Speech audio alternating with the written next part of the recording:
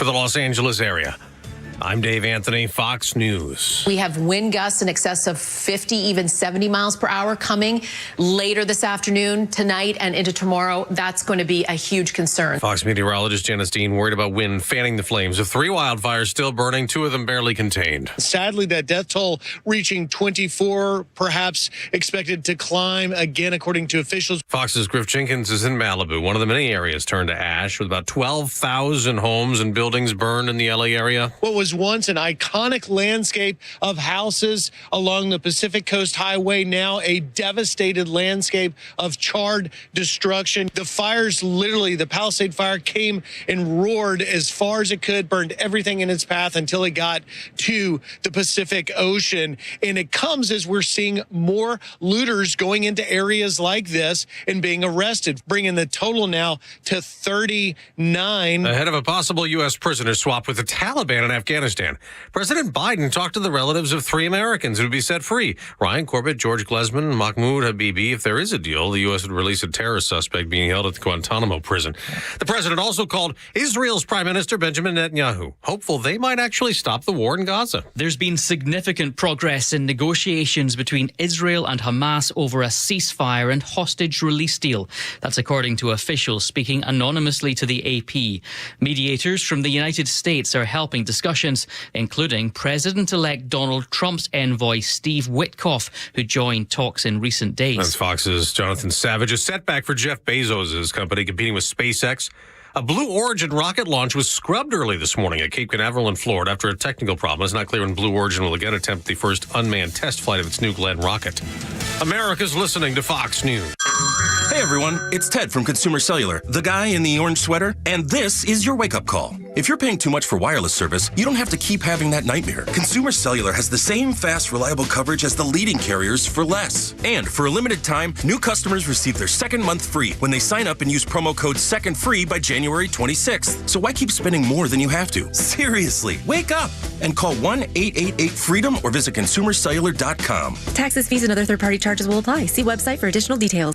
Why pay more for prescriptions? Stop overpaying and start saving with SingleCare.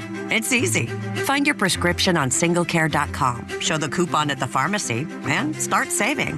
SingleCare works at pharmacies nationwide and is completely free to use, whether you have insurance or not. So the next time you fill a prescription, check SingleCare to make sure you're getting the best price. Take control of your prescription costs. Go to singlecare.com or download the free app today. The Morning Extra, only on Extra 106.3. Morning, y'all. Welcome back from your snow day. This is the Morning Extra. Tuck, Rhino, and Los until 10 here on Extra 106.3. What's up, everybody? How's everybody hold up? Doing good. Yeah, had a great quiet weekend. Yeah, no, me too. I mean, I understand that there were a lot of people that lost power. I was out of town, and so I was just seeing in the news. And we never lost any power in our house. We had some friends of ours that I think they lost it for about 12 hours. Oh, my. Right. So Wow. they had just enough power to put it on Facebook, because that's what you do. That's the only reason we knew about it. We're like, well, your phone was already charged. What a bummer. Yeah. Phone was charged. You ran out to your car to make sure life and important things were still taken care of. Got to make sure to live out loud with that one. That's exactly right.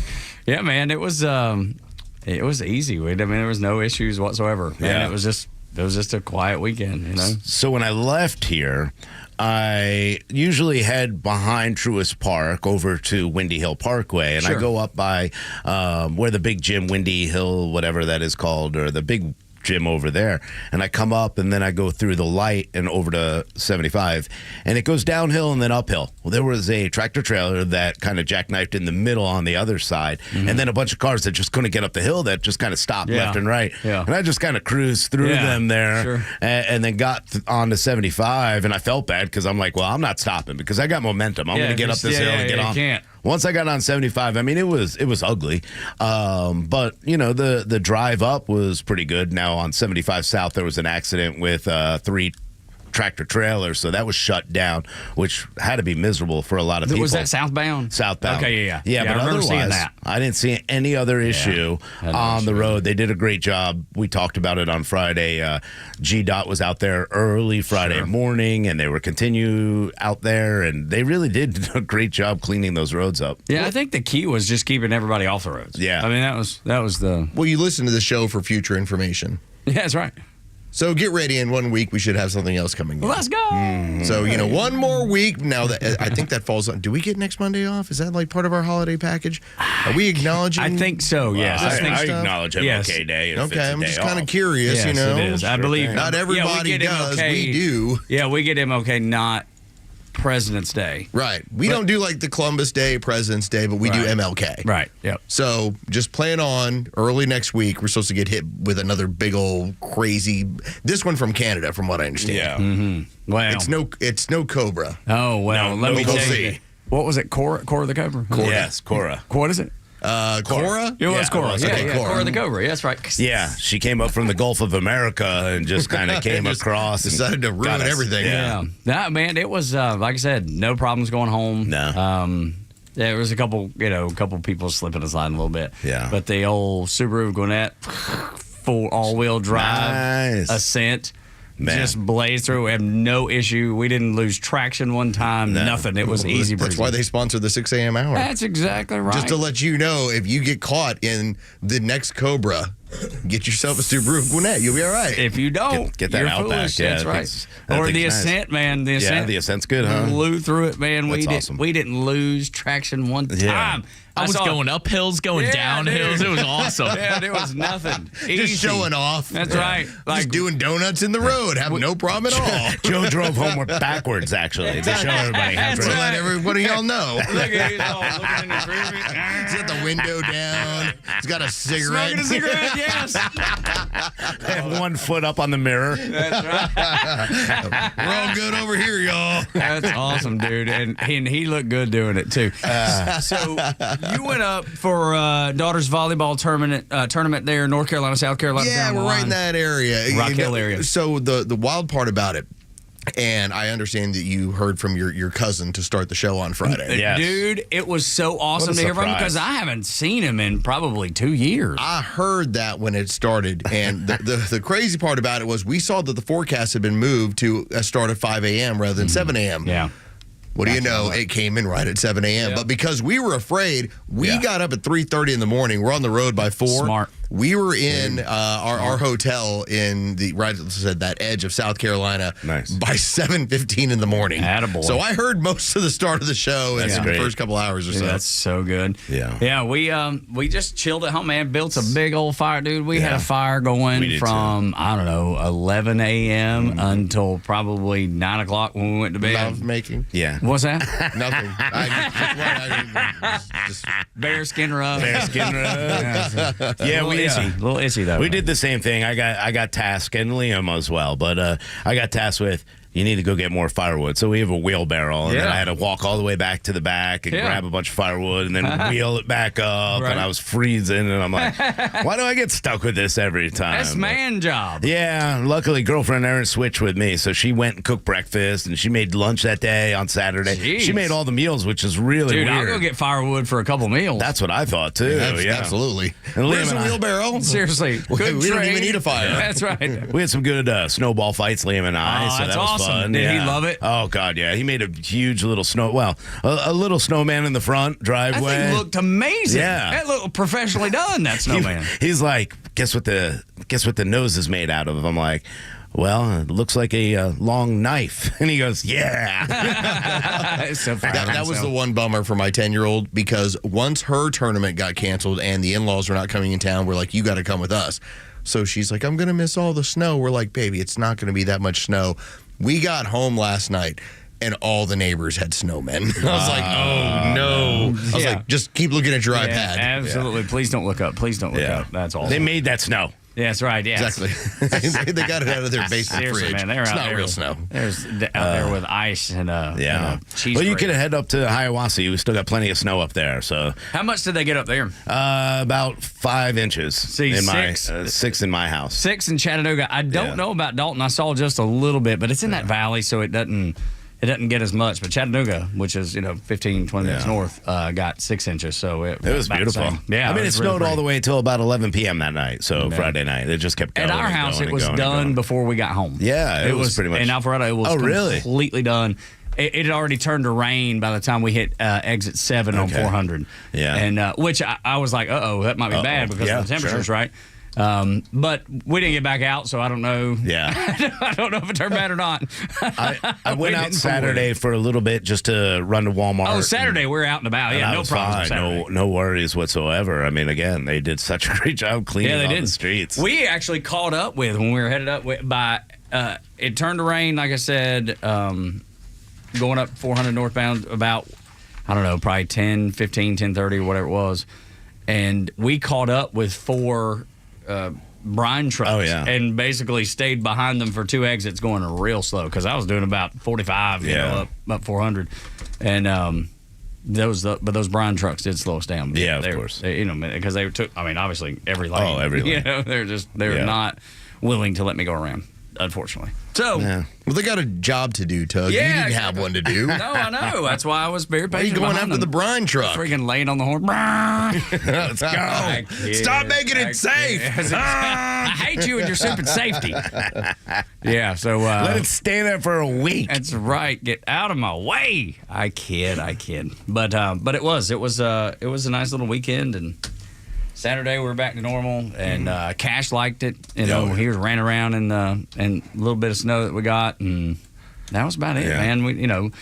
Yesterday I picked up some tree branches that had fallen down in the front yard and in my neighbor's yard, who's an older gentleman.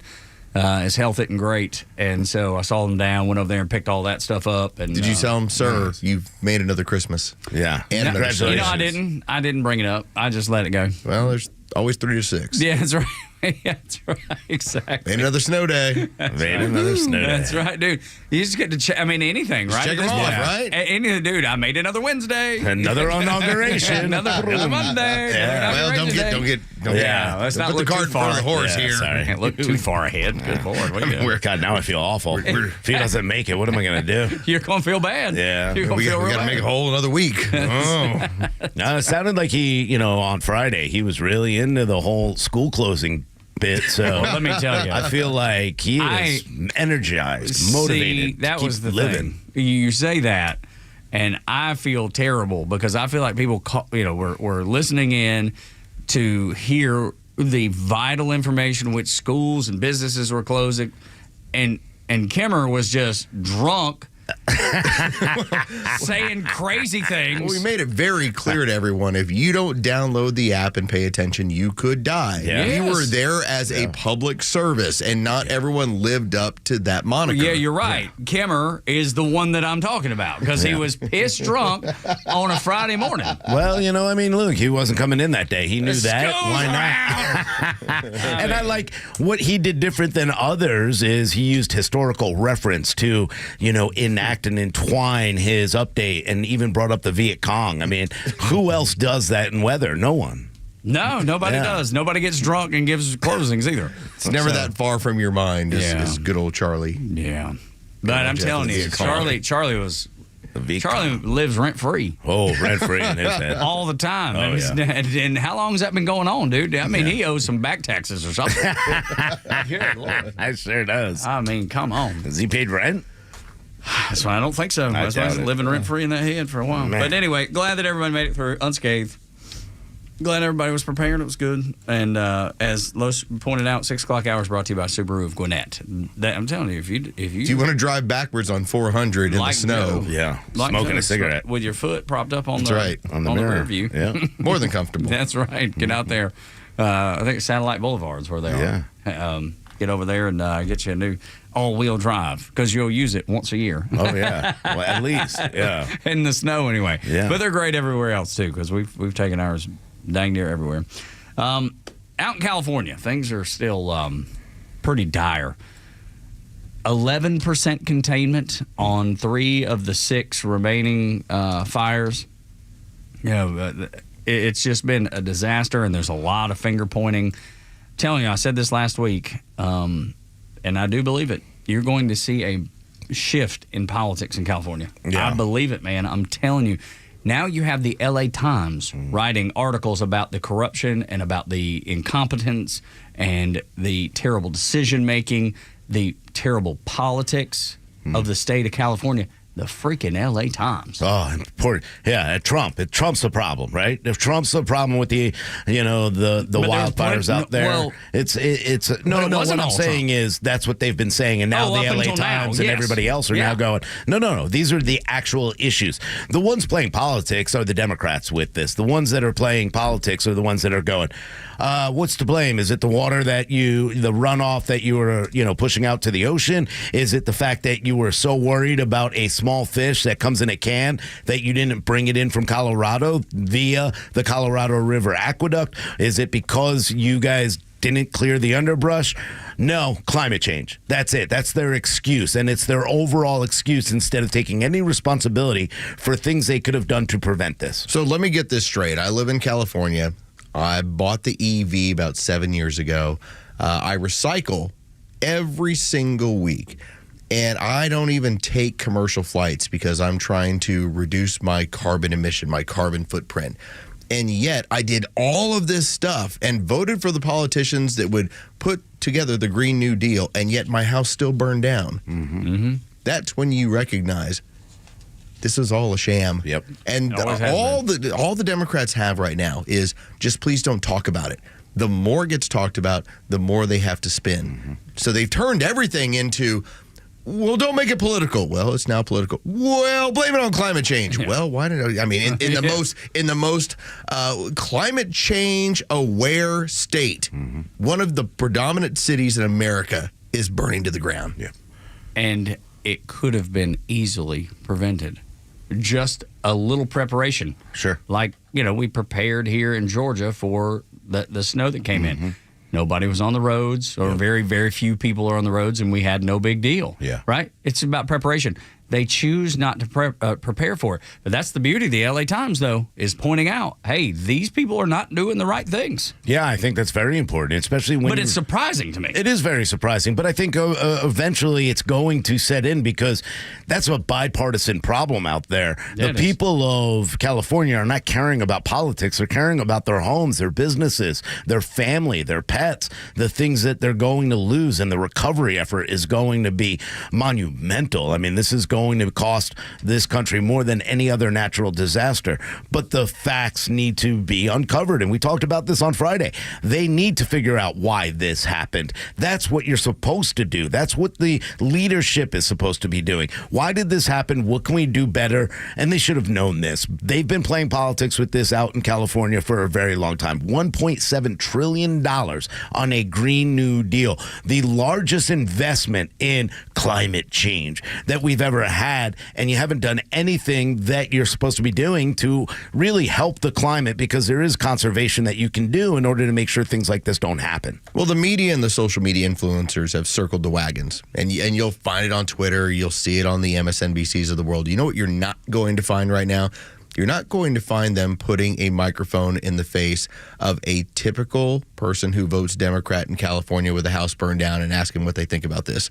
Because I guarantee you, it's going to be a different song than what you hear on social media or in the media. Oh, for sure. You want to hear about turning on, and we haven't even gotten to the point about rebuilding and trying to fight through with insurance companies. That's when you're going to find out where the rubber meets the road, how bad it is for the Democrats. Yeah. That's why I'm telling you, I said it last week, there is a shift, a monumental shift that is going to take place in California. Will it completely go red? I don't know. But I bet it's more purple than it's ever been before. You had a bipartisan vote more than a decade ago to deal with this stuff. And they didn't. On both sides. Yeah. And even though it was voted through, you essentially had the governor and the powers that be decide, I know you voted for this, I know you allocated money for this, but it's my responsibility to take that money and have some other pet projects. Yep. Owner of the LA Times on News Nation, astounded that California continues to elect incompetent people. That's the LA Times, y'all. Yeah. The freaking owner of the LA Times is saying he cannot believe that we're electing incompetent people like we are. There is a change happening. I hate that it took this. It's terrible, y'all, that it took this to. But sometimes it takes something like this to wake you up. Absolutely, it's a punch in the gut, and you go, "Who punched me, dude?" You know what? Going back to the comparison of the ice apocalypse that we had, right? Yeah. We went through that, and then when the threat came this time, most everybody stayed home, and it did not, and it was just fine. It took that gut punch. When we continue, we'll be joined by U.S. Representative Mike Collins to discuss the Laken Riley Act on Extra 106.3. Tug, Rhino, and Los until 10. The legend Neil Bortz is only on Extra 106.3. Hey, it's Tug, and here's what you missed from the Talkmaster. Everybody out there hiding the sad decline of Joe Biden, the President of the United States. They knew about this. They understood that he was in severe cognitive decline. They understood that he was in no shape to be running this country. And understanding that, they had to wonder who is calling the shots. Yeah, the Democrats knew it, but it wasn't their job to report it to us, to let us know. The mainstream media knew it. It was their job to let us know, but they failed miserably and intentionally. Catch Neil's commentary every day on Extra 106.3 or listen anytime on the Extra 106.3 app. As we start 2025, Central Heating and Air Conditioning would like to thank you for trusting them with your heating and air, as well as your home performance needs, and want you to save a boatload of cash if you're in the situation where you need a new air conditioning and heating unit. If you need a new HVAC, they can hook you up. Central Heating and Air Conditioning has the best deal. Save $2,000 with carrier rebates. The best in the business, working with the best in the business, guaranteed the best deal possible.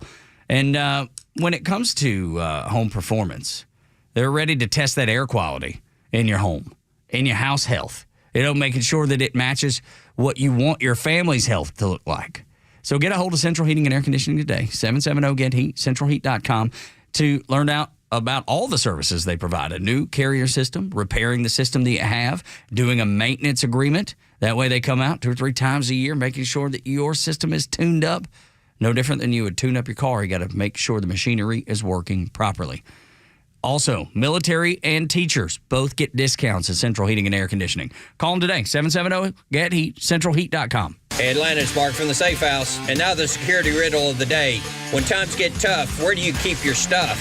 Answer, in a quality safe from the Safe House, of course. Don't go to a big box store and get a fake safe. That would be as effective as Joe Biden's fake border policy. For over 30 years, the Safe House has been providing the best quality safes on the market. Brands like Browning, Fort Knox, and Champion. And with the largest selection of safes on display in Georgia, we're confident we can help you pick the right safe to fit your needs. So drop by our huge showroom or go to atlantasafehouse.com. If better health, more energy, and detoxing your body are some of your priorities this year, get Active Liver today. You can find Active Liver in stores at your local CVS or online at Amazon or NewNordicUSA.com. Election season is here, and regardless of which side of the aisle you're on, we can all experience the stress of uncertainty. Fear of the unknown can cause us to postpone important decisions that impact our lives, especially in retirement planning. Resist hesitation and contact Masterplan Retirement Consultants, a holistic retirement planning firm dedicated to creating a retirement plan to help with all of life's surprises. Through income planning and money management, legacy planning, and tax planning, we create a plan specifically designed for your life to see you to and through retirement. Don't leave your retirement up to chance. Create a plan for your retirement and pursue peace of mind. Visit masterplanretire.com. Masterplan Retirement Consultants. Plan well and prosper. Advisory services offered through Masterplan Retirement Consultants, Inc., a registered investment advisory in the state of Georgia. Insurance, tax, and commodity services offered through Fricks & Associates, Inc., DBA Masterplan Retirement Consultants. The aforementioned are affiliated companies. The stories that matter to you. These are your Georgia headlines. Good morning. Here are your top stories in the state of Georgia for today, Monday, January 13th, 2025. 84 senators voted to allow the Laken-Riley Act to move forward, enabling the bill, also titled S5, to bypass the potential hurdle of a filibuster. The bill, introduced by Senator Mike Collins, will now proceed to a roll call vote on the floor of the U.S. Senate. The vote is expected to take place today at 5:30 p.m. If the bill passes without any further amendments or changes, it could be the first bill President Trump signs upon returning to the Oval Office. As the state of Georgia begins a new week, power restoration efforts continue after Georgia Power crews worked tirelessly to restore electricity to over 340,000 customers over the weekend. Some schools have opted to close or hold virtual classes today, effectively giving students a 4-day weekend. Most of these schools are located in the North Georgia region, including Dawson County, Gainesville City Schools, Hall, Lumpkin, Pickens, Towns, Union, and Rayburn County Schools as well.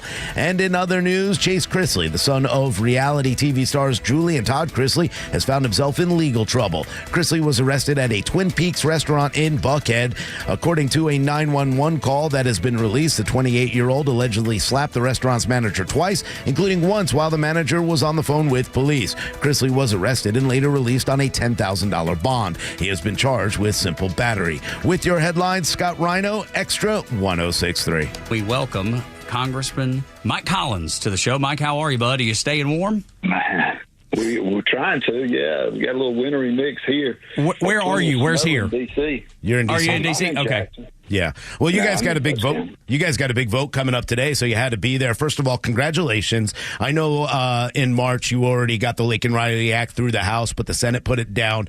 Again, you get it through the House, more people getting involved, and hopefully this will get passed through the Senate. Yeah, we've had a very good week, you know. It's been an amazing ride in Congress. And to bring up the Laken-Riley Act is the first bill that the 119th Congress voted on, and not just voted on, but passed it overwhelmingly, and with more Democrats and bipartisan support this time around than last time. I think people understand this is a bipartisan problem out there. This ain't just a partisan, and this is not just a messaging bill or a political bill. This is a pure good piece of legislation that is law enforcement legislation. So, you know, we started whipping the Senate side as soon as we took the vote on the House. You know, I'm a firm believer, man. The job ain't done till it's signed, till the paperwork's done. Do you feel like, Mike, that Democrats genuinely see the value, and I hope that's the case, or are there some of them that just see the political winds changing in the direction of common sense, and they're like, man, I better get on the right side of this, even if I agree with it or I don't, whatever it is, but politically it's smart for me to do. Do you think that's some of it too? Yeah, I think it's an all-of-the-above approach. I mean, you look at the ones that are up for re-election in the next 2 years, and they wouldn't have anything to do with this bill last year. Told me they wouldn't have anything to do with it. You know, and then look at that this time around. And the thing is, you know, Laken-Riley was February 22nd. And how many more incidences have we had with major crime being committed by these freaking thugs that have crossed our borders illegally? You know, they came over here illegally. We put them. We put a roof over the head. We even sent them all over the place. Gave them travel money. Gave them food. Gave them clothing. And you would think that somebody that you set up fully like that would assimilate to your country. Well, they assimilated all right. They brought their trade with them. It's called criminal trade. And until we get it in our heads that we can't contact ICE until something major happens, you just keep slapping their hand on the back of the hand and give them a citation for shoplifting? No. Why should we as American citizens put up with crime in this country until something major happens, and then we can call ICE? By the way, we had a murder here, or we had a rape, or whatever it is. Yeah. You need to come get them. It's a common sense piece of legislation, and I think it was just an all of the above approach. You know, there's always been a saying, my dad always had, and it's very true. There ain't nothing that happens in that town up there major until the American people demand it. And I've had pastors texting me. They were texting me before that Senate bill Mike, what do we need to do? And I just simply put back, find your U.S. Senator's number and call them and tell them what you want them to do. That's so important here in the state of Georgia, Mike, because, there was a mandate. There was a mandate, and we said we are done with allowing our borders to be open, our American citizens to be unprotected, every single American citizen. We have 2 senators here, John Ossoff, who we might be able to get to actually vote for common sense legislation like this, but the other one in Raphael Warnock, I am really, really ashamed of the fact that these people don't see the importance of protecting their constituents. Well, maybe they're okay with crime happening in their neighborhoods or happening in their state, especially by people that we don't have to put up with it. We ought to be able to call ICE and tell them, listen, well, the guy endangered a minor, now he's down here shoplifting. Pick this rascal up, detain him, process him, and kick him out of this country. But, Mike, I'm confused. And help me understand the thought process of the last 4 years in these sanctuary cities and sanctuary states going and against the will of the American people. That's what elected Donald Trump in a landslide, gave him the entirety of the government in 10 days. I don't understand where they came from ever on this. It never made sense to anyone, and yet the news media ran with it as if it was the right thing to do. And there still are some hangers-on. I think the folks in Denver and in Colorado were saying, we don't care, we're not cooperating, we're not going to do this. You got Tom Homan said, yes, you will. We will find a way to make sure you're cooperating, or we will go around you. Yeah. It never made sense. I don't understand how we ended up here to begin with. Well, they were in a race. Everybody saw the economy going down anyway, but they started this back as soon as Biden took office and reversed all those executive orders. They were in a race against time. They felt like if they could get enough illegal people in this country and then set them up to vote, that we couldn't outvote them. But this time around, and I have said this so many times, the Republican Party was organized from the local, from the district, the state, and the national. We were mobilized, and we got out, and the American people got out and voted. And we made sure that people knew how to go vote, where to go vote, and they couldn't outrun us. And we won the race. We won it overwhelmingly. And the other reason, they thought that if they could win they couldn't win it because we outmaneuvered them and we outplayed them. But they also couldn't outrun this economy. But that was their whole plan. There's nothing that doesn't happen up there without a reason. Yeah, there's a reason behind everything. Mike Collins joining us here on the Morning Extra. With this bill, there's a lot of Democrats that are going out, throwing out these ridiculous statements. Rashida Tlaib, who just gets worse and worse every single day, throws out the example of, well, what if a DACA recipient and a group of friends goes out and one of the kids takes a candy bar? He will be deported and his entire family. Talk about the ridiculous reaction from the Democrats. Look, if we had DACA criminals, you would have already seen that. Those people grew up here. They've got paperwork to go to school, go to work. We know who they are. Mm-hmm. If they get arrested, they should be arrested. They should be cited. They should be charged. They should be and have their day in court. But these illegal the people that came over here illegal, that are committing illegal crimes, that are criminals, we know they're criminals. Heck, when they picked up Iber and his brother, the tattoos even told them. Yeah. Venezuela gang. It's apples and oranges, and people like her. She just needs to keep talking. I hope she keeps talking and talking because they are shrinking in their numbers over there, and the squad's going to be down to one person here, I think, for long. It'd be a lonely squad, a wolf pack of I don't even know how they stay on there. I don't either. Let me ask you about the head of ICE. When the man said that the Biden administration should have been cracking down on illegal border crossing much earlier, they knew it, ICE knew it, and the Democrat Party knew it. Biden and the administration knew it, and I know they did this on purpose. There's no doubt about it. But that's the thing. You have everybody now on record saying that it should have happened. It didn't happen. And Biden acted like he didn't have the power to do it. Then he went and did make some executive changes and executive orders to tighten down the border. And things started slowing down, slightly at least. But they tried to blame it all on Trump for, sinking the Senate bill that was useless and pointless and needless, when Biden could have done this the entire time and chose not to. Yeah, it's funny. You say Biden did this and Trump killed the Senate bill. The Senate can bring up anything they want to. Mm-hmm. They can get around whatever they want to if they need to. But all these people that are coming out of the woodwork now, that's just CYA. Yeah. I mean, this stuff's going to come out. President Trump has already said he is going to release all the info. He wants the American people to know what's been going on in this previous administration and what's been happening to the American people. And I look forward to seeing it. And that's why you're seeing these people, man, we better cover our rear ends right now. Yeah. Well, hopefully he'll do it, because you know what? That's what we've been waiting for 4 years here. And we've known about the Biden crime family and some of the things that they've done. So we do need to have all that. And that's why the Democrats are so afraid. And you know what? Some establishment Republicans should be scared about some of the truths that are coming out.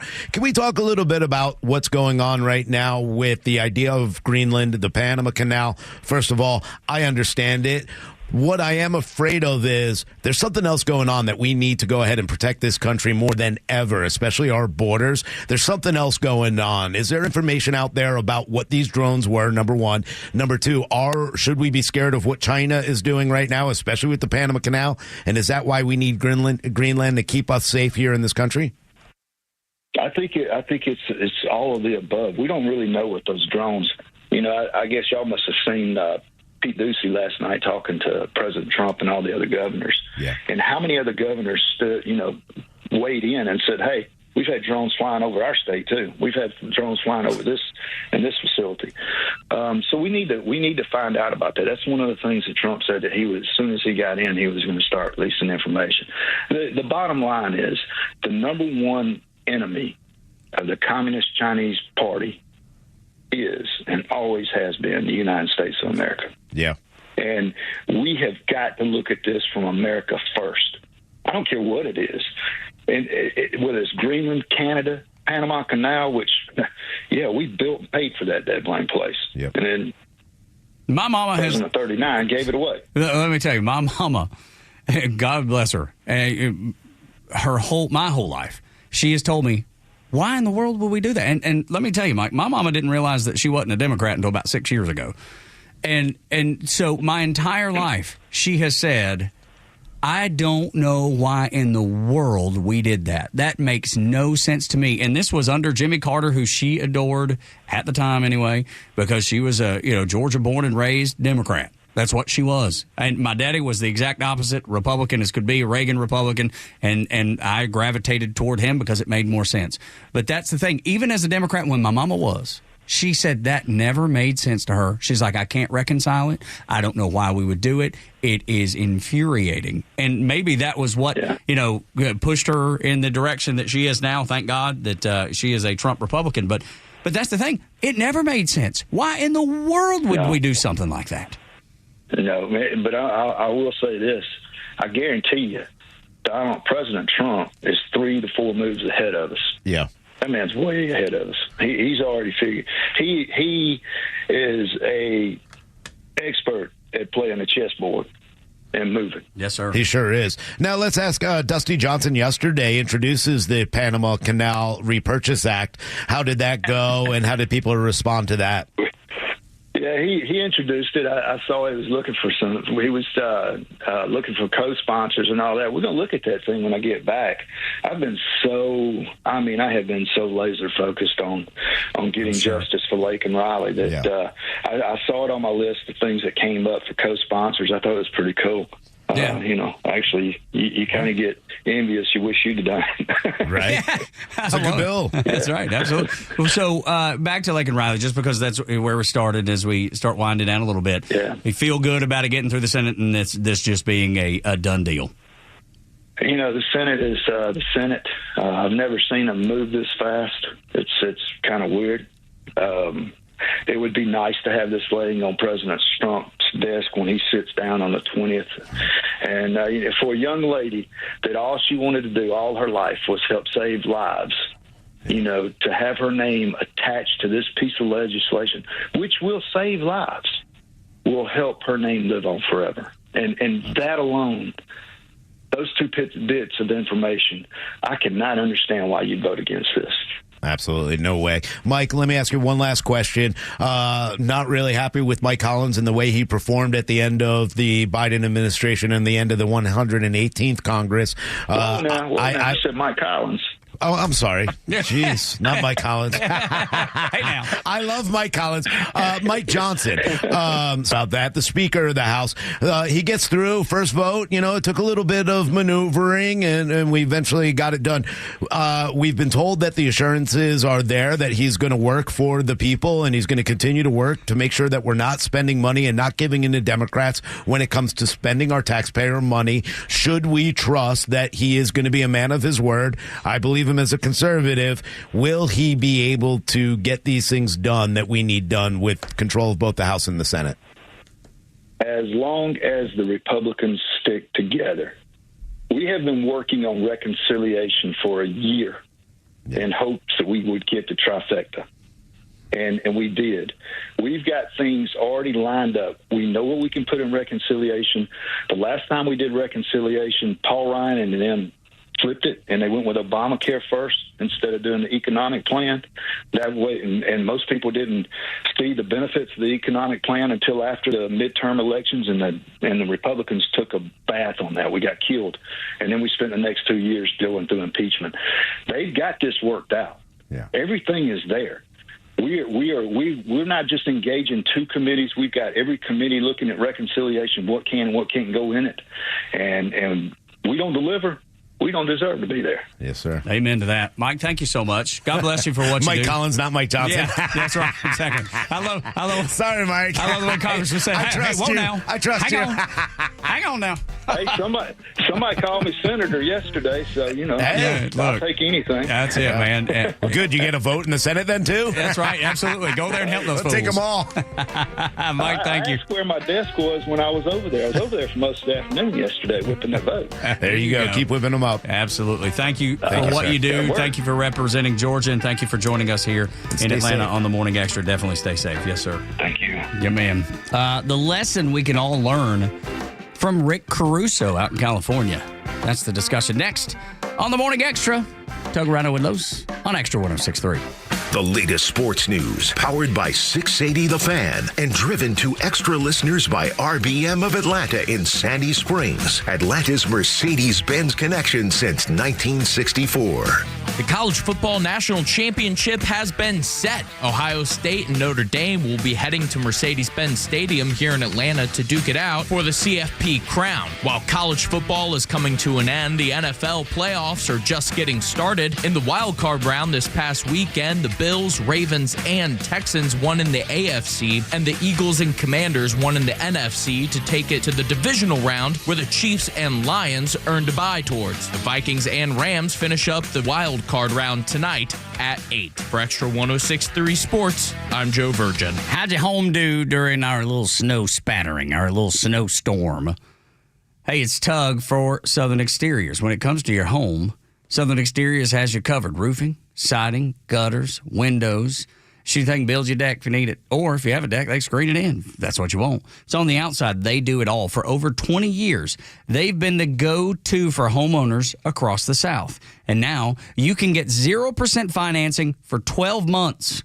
0% financing for 12 months. Or you can go the other way and get 10% off any job. So that's your choices, right? You got this project you want to do. 0% financing for 12 months or 10% off any job. It's up to you. Take care of your home. It's your biggest investment. Make sure it is ready for the worst rain, the worst storms, and Los talking about it earlier, maybe even a little more snow. Don't wait. Call 877-9-SOUTHERN, 877-9-SOUTHERN, or visit southernexteriors.co today. That's southernexteriors.co. Millions of guys suffer from erectile dysfunction. That's 1 in 3 men. And I can tell you, I'm one of them. If you or someone you know suffers from ED, Peyronie's disease, or PE, here's 38-year emergency room doctor and founder of Total Body Therapy of Georgia, Dr. Eric Deal. Patients who enter my office are often frustrated, hopeless, depressed, and embarrassed. I understand the problem, and I'm going to help you fix it. We provide testosterone replacement therapy, the P-shot, and treatment for ED, PE, and Peyronie's disease. There's not just one therapy that can solve these complex issues. When you visit our clinic, you're going to see me. I'll do a complete history and physical prior to any treatment that we use. Take it from me, Dr. Deal. When it's not hard, it's really hard. Call Dr. Deal for your free one-on-one evaluation and resolve your ED, Peyronie's, or PE issues. 404-777-1911. Total Body Therapy of Georgia. 404-777-1911. Online at tbtofga.com.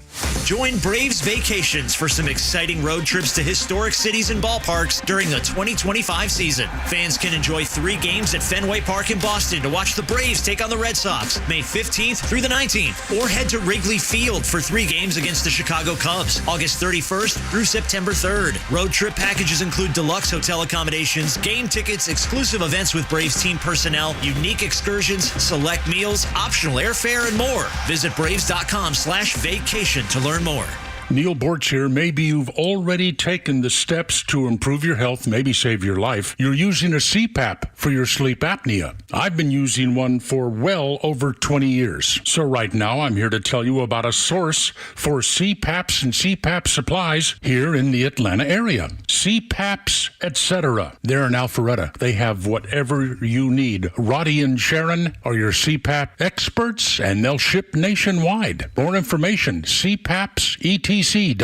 Retired or retiring soon? How much money do you need to live comfortably? Retirement Planners of America is here for you. Would you like to have financial peace of mind? Here's how. Step 1, find out the amount of money you'll need to retire. Step 2, have a plan to get there. Step 3, make sure that plan can take advantage of market gains but protect you from market losses. Discover how to do all 3 with a free consultation at 800-508-6108. That's 800-508-6108. All investments involve risk, including losses. Past performance does not guarantee future results. The Extra 106.3 app is your live connection to the station, streaming free across Georgia. But it's also loaded with all our original shows and podcasts. Listen to exclusive shows from Janelle King, Ben Burnett, and so many more. Grab the Extra 106.3 app now and start streaming. Doug, Rhino, and Los on the Morning Extra until 10. Glad that you're here. 404-741-1230. If you want to get anything off the chest, want to talk about anything, you're always welcome here. At Extra 106.3 across the social media platforms. Available there, too. Listen to us on the app. Traditional ways at 106.3 FM, 1230 AM. Streaming at extra1063.com. I think I got it all covered. Except for Rick Caruso. Because I think there's probably some lessons to learn there. He's a billionaire tycoon. He's run for office, lost out, and had he won, maybe things would have turned out a little different. Yes, because he narrowly missed out on being mayor of Los Angeles. And keep in mind, this is not a Republican. This is a Democrat who, when you look at his business savvy and what he's done, he's largely built it in a way of, I'm going to bet on me, and I'm going to build my empire accordingly. Now, if you don't know the story, when it comes to that one area of Malibu where everything burned down, one of the things that didn't burn down was his shopping center. And why did that not happen? Because the man had recognized years ago the issues when it came from the city, and that if you wanted to protect your personal property, you needed to do so. That man had hired private firefighters just in case something occurred. Mm-hmm. And sure enough, his place still stands. Yep. His entire shopping center, part of his business empire. And so it's a lesson. This is a great lesson. If you're waiting for the government to help you with retirement, it's going to burn down. Yeah. Social Security is not going to be there for you. If a dude breaks into your home and you're waiting for the police to show up, you're going to burn down. Mm-hmm. Every single one of these scenarios, if you're looking to the government to be the answer for you, Rick Caruso, a Democrat, knew that the government cannot be the answer for your possible problems. And again, it's a microcosm of what's going on in America. Yeah, we played the sound of the news station talking about Rick Caruso, the things that he said and the way they kind of trashed him when he said, hey, there is no water in the fire hydrants. Firefighters have been talking to me and everybody else about it. And the news guy said, That's not true. And then they went out to the street where the woman was like, firefighters are saying they have no water. There's no water. This man was proactive when it came to his own business. And that's why you like business leaders, because they usually do think out every scenario, especially if it comes to losing money or losing something, especially their business. So this is somebody who planned ahead. They hired Karen Bass, somebody who is a nurse practitioner, to run an entire city, one of the biggest cities in the country in Los Angeles, with no experience whatsoever in any kind of emergency, except for maybe being a nurse practitioner or a physician's assistant. So these are the kind of things that you need to look in when you're voting. Karen Bass was playing with money and giving it to the homeless, taking care of certain things when it came to drug paraphernalia, those kind of things, instead of taking care of issues that matter to everyone. Well, I think, and we're fortunate enough that we work with enough small businesses. And there's something that you will find nearly across the board when it comes to small business owners. They cannot afford to be reactive. They have to be proactive. Yep. What is going on in the market? What are my customers thinking? What could possibly affect my business 6 months from now, a year from now? These people, the reason why they've had their success is because they're not waiting for the next shoe to drop and go, oh, well, what do we do now? Yeah. That was Rick Caruso. And what the city of Los Angeles decided to do was, when choosing between two Democrats, they went with what essentially is somebody from the teacher's lounge versus somebody who at least had the business savvy. And again, who has their businesses standing and who right now is trying to tread for their political life. Yeah, it's very clear. It's very obvious, the answer. But I would even go a little further into gigantic business owners. It's exactly what Zuckerberg's doing. It's exactly what Bezos is doing. They see the changing tides, the fact that now people are not afraid to say, hey, there's something wrong with our culture. And if you get offended for whatever reason, it does not matter. I'm not going to let you be offended keep me from speaking the truth, because the truth matters.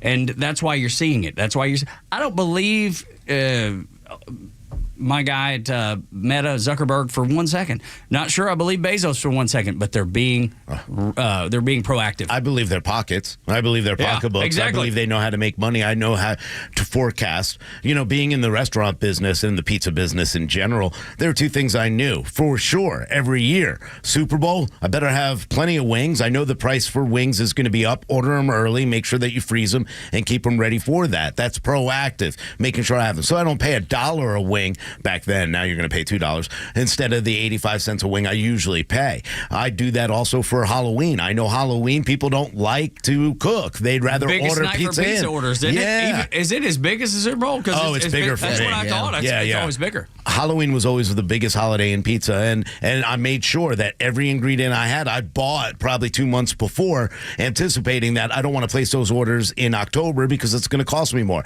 This is all part of forecasting and figuring out what's going to be best for your business. The same thing goes into politics and what's best for your state. You got to look and say, hey, financially, how is this going to benefit us as constituents and us as a state, other than, just playing politics and playing games and making up things like climate change? I'm not telling Democrats to not vote for Democrats, although it'll probably work out better for you. But if you still want to vote for Democrats, all I'm saying is, why not go with successful Democrats? Why not go with people where they have been able to build their own success rather than doing it on the backs of academia, which is just a rubber stamp from one thing to the next? Because now you're seeing the real world consequences. One dude still has all of his stuff, and the Democrats are looking at him like he's the enemy, like suddenly he's this mean Republican. No, he ran as a Democrat trying to get the mayorship over in L.A., and just because his businesses are standing because he was more prepared might be a good suggestion of what he would have done for the rest of you. He beat climate change. Yes, he did. And that's upsetting to them. By making sure to have firefighters. By being logical. But that's the point, right? He went against the narrative that they were trying to push out there, that climate change, we need to put more money in this ridiculous climate agenda. And he's like, no, we don't. We need to put money in the things that will protect us rather than this fairy tale of climate change. He spoke against them, and guess what? He won. Yeah, I got to tell you, man, the change in California, it's not going to happen overnight. Please don't take my words out of context. You're going to see a political change in the state of California. I feel strongly. This is like nothing they've ever seen, or at least seen in the lifetime of anybody that lives out there. I'm not saying you all have to vote for a John Fetterman type. No. let's just find some people that happen to have a little bit more real world experience, because that'll benefit you. If we should ever get back to the era of the blue dog Democrat, I'm not saying somebody who doesn't believe in not spending, but at least somebody who has a sane view of how the world actually works, because that was Caruso and that was rejected. And he's the one who's sitting high on the hog right now. Yeah. A Democrat, by the way. Again, a Democrat. But that's the difference, is that I feel like, Rhino, that we can point out the Democrats that we think do good work. Absolutely. We may not agree with them on 50% of the things. But we can say, you know what, that guy at least... That guy would have done a better job of representing his constituency. You would never see that on the Democrat side. They would never find a Republican. Well, that's why he's the enemy now. That's right. That's what I'm saying, because he looks too much like a Republican. Yeah, we do this when somebody does something right. You know, we talked about John Ossoff and what he's doing with the post office. And, hey, he's doing a good job in certain areas of what he's supposed to be doing. He's going to be a tough seat to get.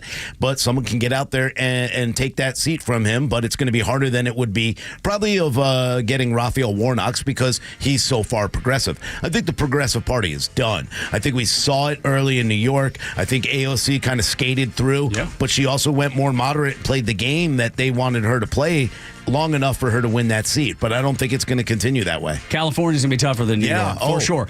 However, California is going to be hard. Oh, dude, but I'm telling you. But you're going to see it. You are. You're going to see people go, you know what? I'm here for the constituents. I'm not here for the foolishness. They may not vote Republican, but they'll vote more common sense. I'd hope so. Yeah, I mean, they have to. Otherwise, they get more of this. I think you're going to see it, man. When I was reading the LA Times and they're bashing people for being incompetent, that's when I was like, wow, that's different. I've never seen that out of a liberal rag before.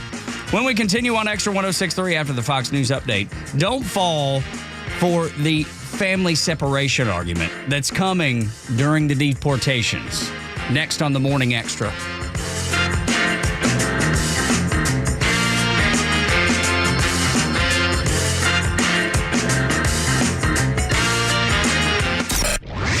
Hey, it's Tug. The Morning Extra has you covered from 6 to 10, and Kimmer's got you on the ride home. Basically speaking, I'll bet you that in most neighborhoods, kind of neighborly areas in most parts of this country, there's usually one old fart who's kind of an old guy, and he's kind of a funny guy in the neighborhood. He may be an old geezer, or the people kind of talk about him, or it's just, you know, somebody's an old coot, maybe a nice old guy, but he's just kind of, that's me.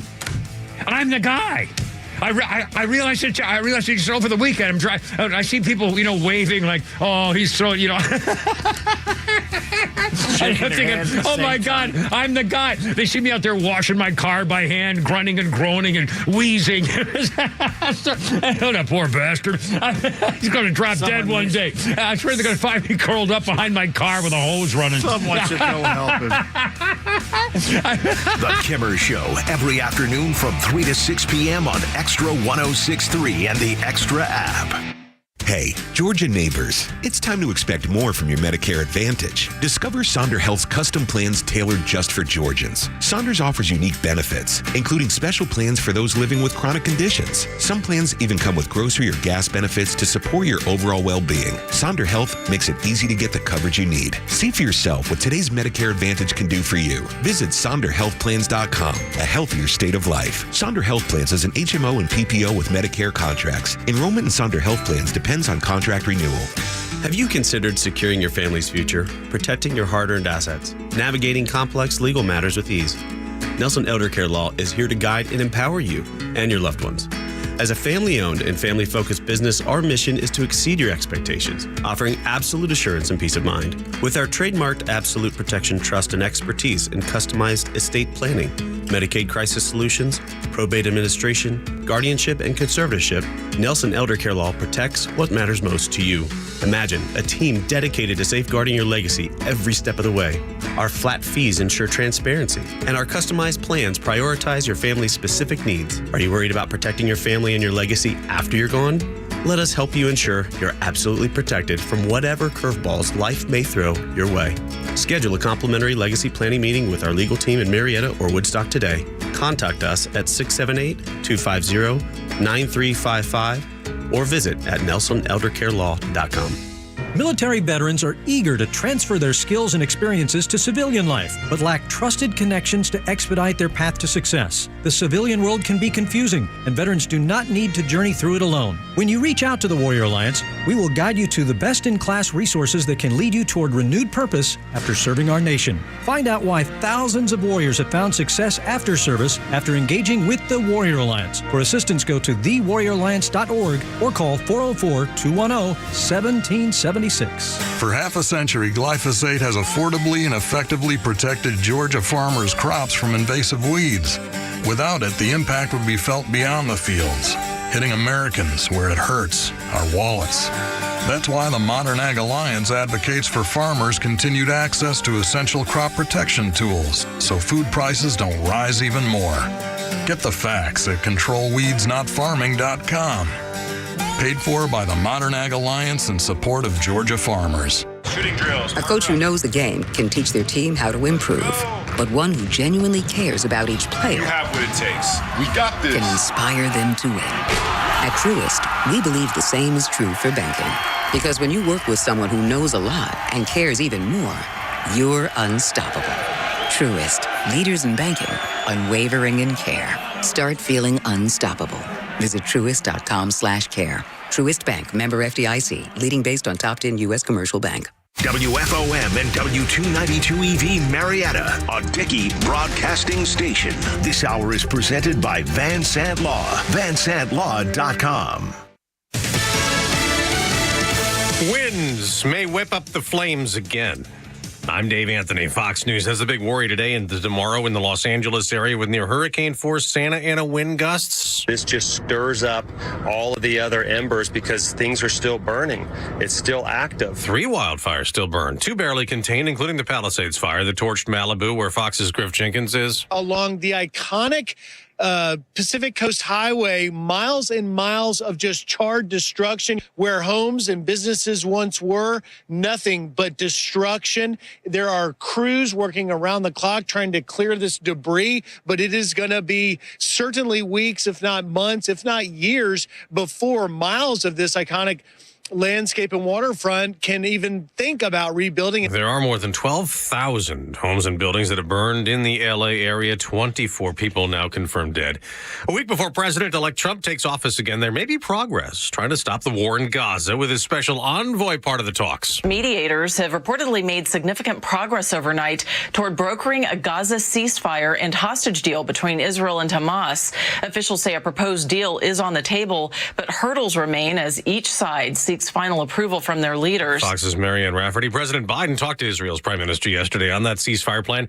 He also spoke to relatives of 3 Americans detained in Afghanistan on a deal being worked out with the Taliban trying to free them in exchange for a terror suspect imprisoned at Guantanamo. Today, we'll hear from the president touting his foreign policy. The president will be speaking at the State Department. He's expected to talk about his legacy when it comes to efforts to expand NATO, to rally dozens of allies to help Ukraine in its fight against Russia, as well as producing an historic security agreement between the U.S., South Korea, and Japan. Fox's Jill Nato. This morning, the Biden administration announced new regulations involving computer chips and AI. America's listening.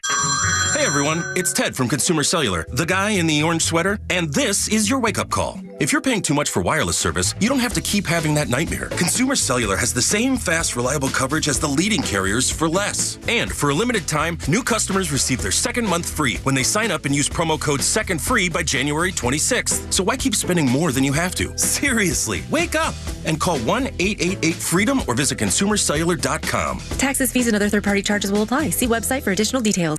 Why pay more for prescriptions? Stop overpaying and start saving with SingleCare. It's easy.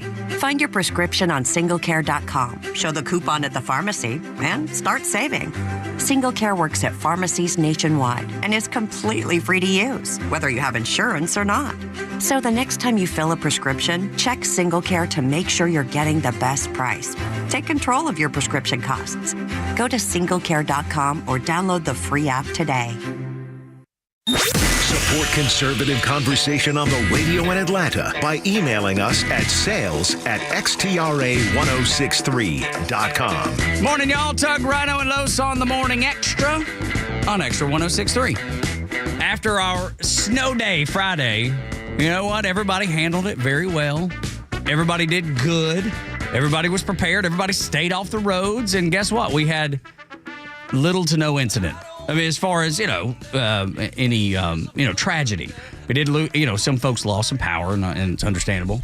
We were driving to church yesterday morning, and, because all that ice had frozen on trees and power lines and whatever, we were driving to work, and all of a sudden this huge piece of kind of slushy ice fell off of. We're on Old Milton headed toward Johns Creek, where we go to church in Perimeter, and this gigantic slush just fell down and hit the windshield, scared the daylights out of us. But you could see it everywhere. It was almost like it was raining ice. Yeah. It was because, it heated up to like 42, 43, 44 degrees, and it was just dripping down everywhere, but absolutely beautiful too. Yeah. When we came to the bottom of the hill, going out onto Webb Bridge Road from our neighborhood, the way the trees were situated and the sun was beaming through them, and it's like it glistened. It looked like some sort of Christmas photo. You're right, like a Christmas fairy tale movie. Yes, it was beautiful, dude. Yeah, Liam did the same thing. He grabbed his camera. He's like, Dad, can you stop? And jumped out because of the way it was looking. And I mean, you could see the prisms from, obviously the rainbows that come through the water. And it was pretty cool. I mean, it was beautiful. That's the one thing I love about snow. I love when trees are covered with it. I love the ice until it gets too heavy. But that wasn't such a heavy ice, Yeah, there was people that stopped in front of us. That's awesome. We're trying to get out of our neighborhood, and they were stopped physically taking pictures. And I'm like, what are y'all doing, man? So they're both really into looking at snow and trees, huh? Yeah. Yeah, it was beautiful. You don't dig it at all? You don't think it's pretty? It just makes me ask the question. Yeah, well, then yes. I guess the answer is yes. But yeah, it was just marvelous. Why are you gay?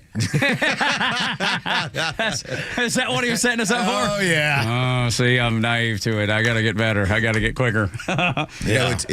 It's just water frozen. Yeah, but it's beautiful. It is. And I don't like snow. I don't like the cold. Did you see it and then go home and bake a cake? Oh. My wife baked cookies. Does it count? Did you kind of help? Does it count? Did you help? No, I didn't. Okay. No, I'm not. You're not quite there yet. No, I don't remember what I think. You went home, you threw the apron on, you're like I'll help you. Dude, we need more sugar. That's right. No, Laura did, but I made the fire. I mean, I felt like there you go. Okay, that's manly. That was a tandem kind of thing. I went to get it all in. I stood at the window doing dishes with an apron on, going, "It's so beautiful outside." That's right. Yeah, that's right. Yeah, I'm not gonna lie. I like to imagine Tug put on the face paint. He put the streamers like the Ultimate Warrior, and he went out and got the firewood. I was shaking the firewood first. That's what I did. Just carrying it in both arms. That's right. Who needs more fire? That's right. I had gloves on, everything, man. I'm telling you. The Ultimate Warrior. When's the last time you heard somebody mention the freaking Ultimate Warrior? That's a pull there, I love dude. him. Me too. I used to love his skin. Yeah. Y'all remember him? It's like leather. Well, but it looked like it was going to tear at any point. Yeah, He's so much and he had a hint of purple. Yes. From all the suntan. Dude, for sure. Man, what a... that was the thing about and I loved the wrestling when I was a kid. But the WWF at the time, now E, it was more of like these big, larger than life characters, right? Yeah. And wrestling in the South was more like brawling. We're gonna fight in the backyard kind of deal. You know what I mean? It was two different styles. Both were exceptional. Both were great. Obviously, WWE wins out because they buy out NWA and WCW, but it was so much fun. WCW was amazing. Dude, we used to call it basement wrestling because it was like just a bunch of guys who would come out and basement wrestle. It was kind of because it was at center stage, right? Sound stages, yeah, for sure. But it became such a huge, Monday Night Nitro became so huge, and then all these WWF stars started moving down to WCW. But I think WCW was always a better product. I loved it. Yeah, NWA was where I was. By the time it got to I was phasing out. NWA was great. By the time it was getting there, but I loved the Mac and Dream, Dusty Rhodes. Yeah. You pronounce it correctly, by the way. You got to, man. You got to say it right. People look you down mean on American Dream? No, American Dream. Mac and Dream, Dusty Rhodes. Dude, there's a great Twitter follow. I don't know if you found it, maybe, and it's like Dusty out of context. And they set up, they give you the scenario in the text, and it's just Dusty Rhodes, like bits of his interviews that go along with whatever the scenario they've laid out. I mean, it is hysterical. I sit and, when I am bored, I'll just go to that and listen and giggle because Dusty Rhodes interviews were the greatest of all time. Family separation will be something that you're going to hear a lot about. You've already heard about it. when people talk about deportations. Well, you're going to separate these families. You've heard Tom Holman talk about it. J.D. Vance actually brought it up, too, on Fox News Sunday. And it was pretty much the same thing Holman said, but it's worth repeating. Listen to this. To our humanitarian activists and others who are worried about these deportations, saying families are going to be separated, people are going to be put in tents and in terrible conditions. They have real concerns about the way you plan to actually meet out those things you're planning to do. Yeah, so this term is something you're going to hear a lot in the next couple of months, the next couple of years, Shannon. Family separation. I think it's important. That's a euphemism. That is a dishonest term to hide behind the fact that Joe Biden has not done border enforcement. If you say, for example, in the United States, we have a guy who's convicted of a violent crime and has to go to prison. We want that guy to go to prison. But yes, it does mean that that guy is going to be separated from his family. That is the consequence of committing violence upon your fellow citizens. If you come into this country illegally, you need to go back home. You need to have basic law enforcement. And what the Democrats are going to do is they're going to hide behind this. They're going to say that this is all about compassion for families. And this is the same people that lost 300,000 children. Yeah. Have no idea where they are. Oh, they're just misplaced. Yeah, well, Misplaced. right. But that's the compassion that the left talks about. You know, you can't separate families. Where are the 300,000 children? Yeah, this is a joke, and this is a virtue signal to say blah, blah, blah, blah, blah. But, you know, I think Tom Holman did a great job with AOC when he said to her, he goes, yeah, well, guess what? Even if you're an American citizen and you break a law, let's say you murder someone, rape someone, you're going to be separated for your family to serve your time. If you break the law, that's what happens. So, yeah, but the reality of it is this. They don't have to be separated. They can all go back together if they'd like. You don't have to be separated. You make that choice. It's going to be a virtue signal that Democrats are going to rely on. I think most of Americans, common sense Americans, will see through it. Well, all of these things are poll tested, and they're not just poll tested for their own side. They're poll tested for the middle.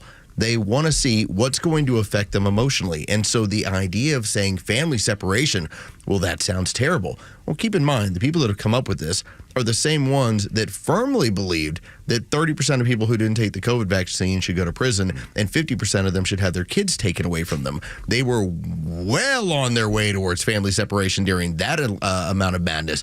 But again, this is what they've now poll tested to feel like this is going to be the most effective way in order to attack this is with language. Yeah.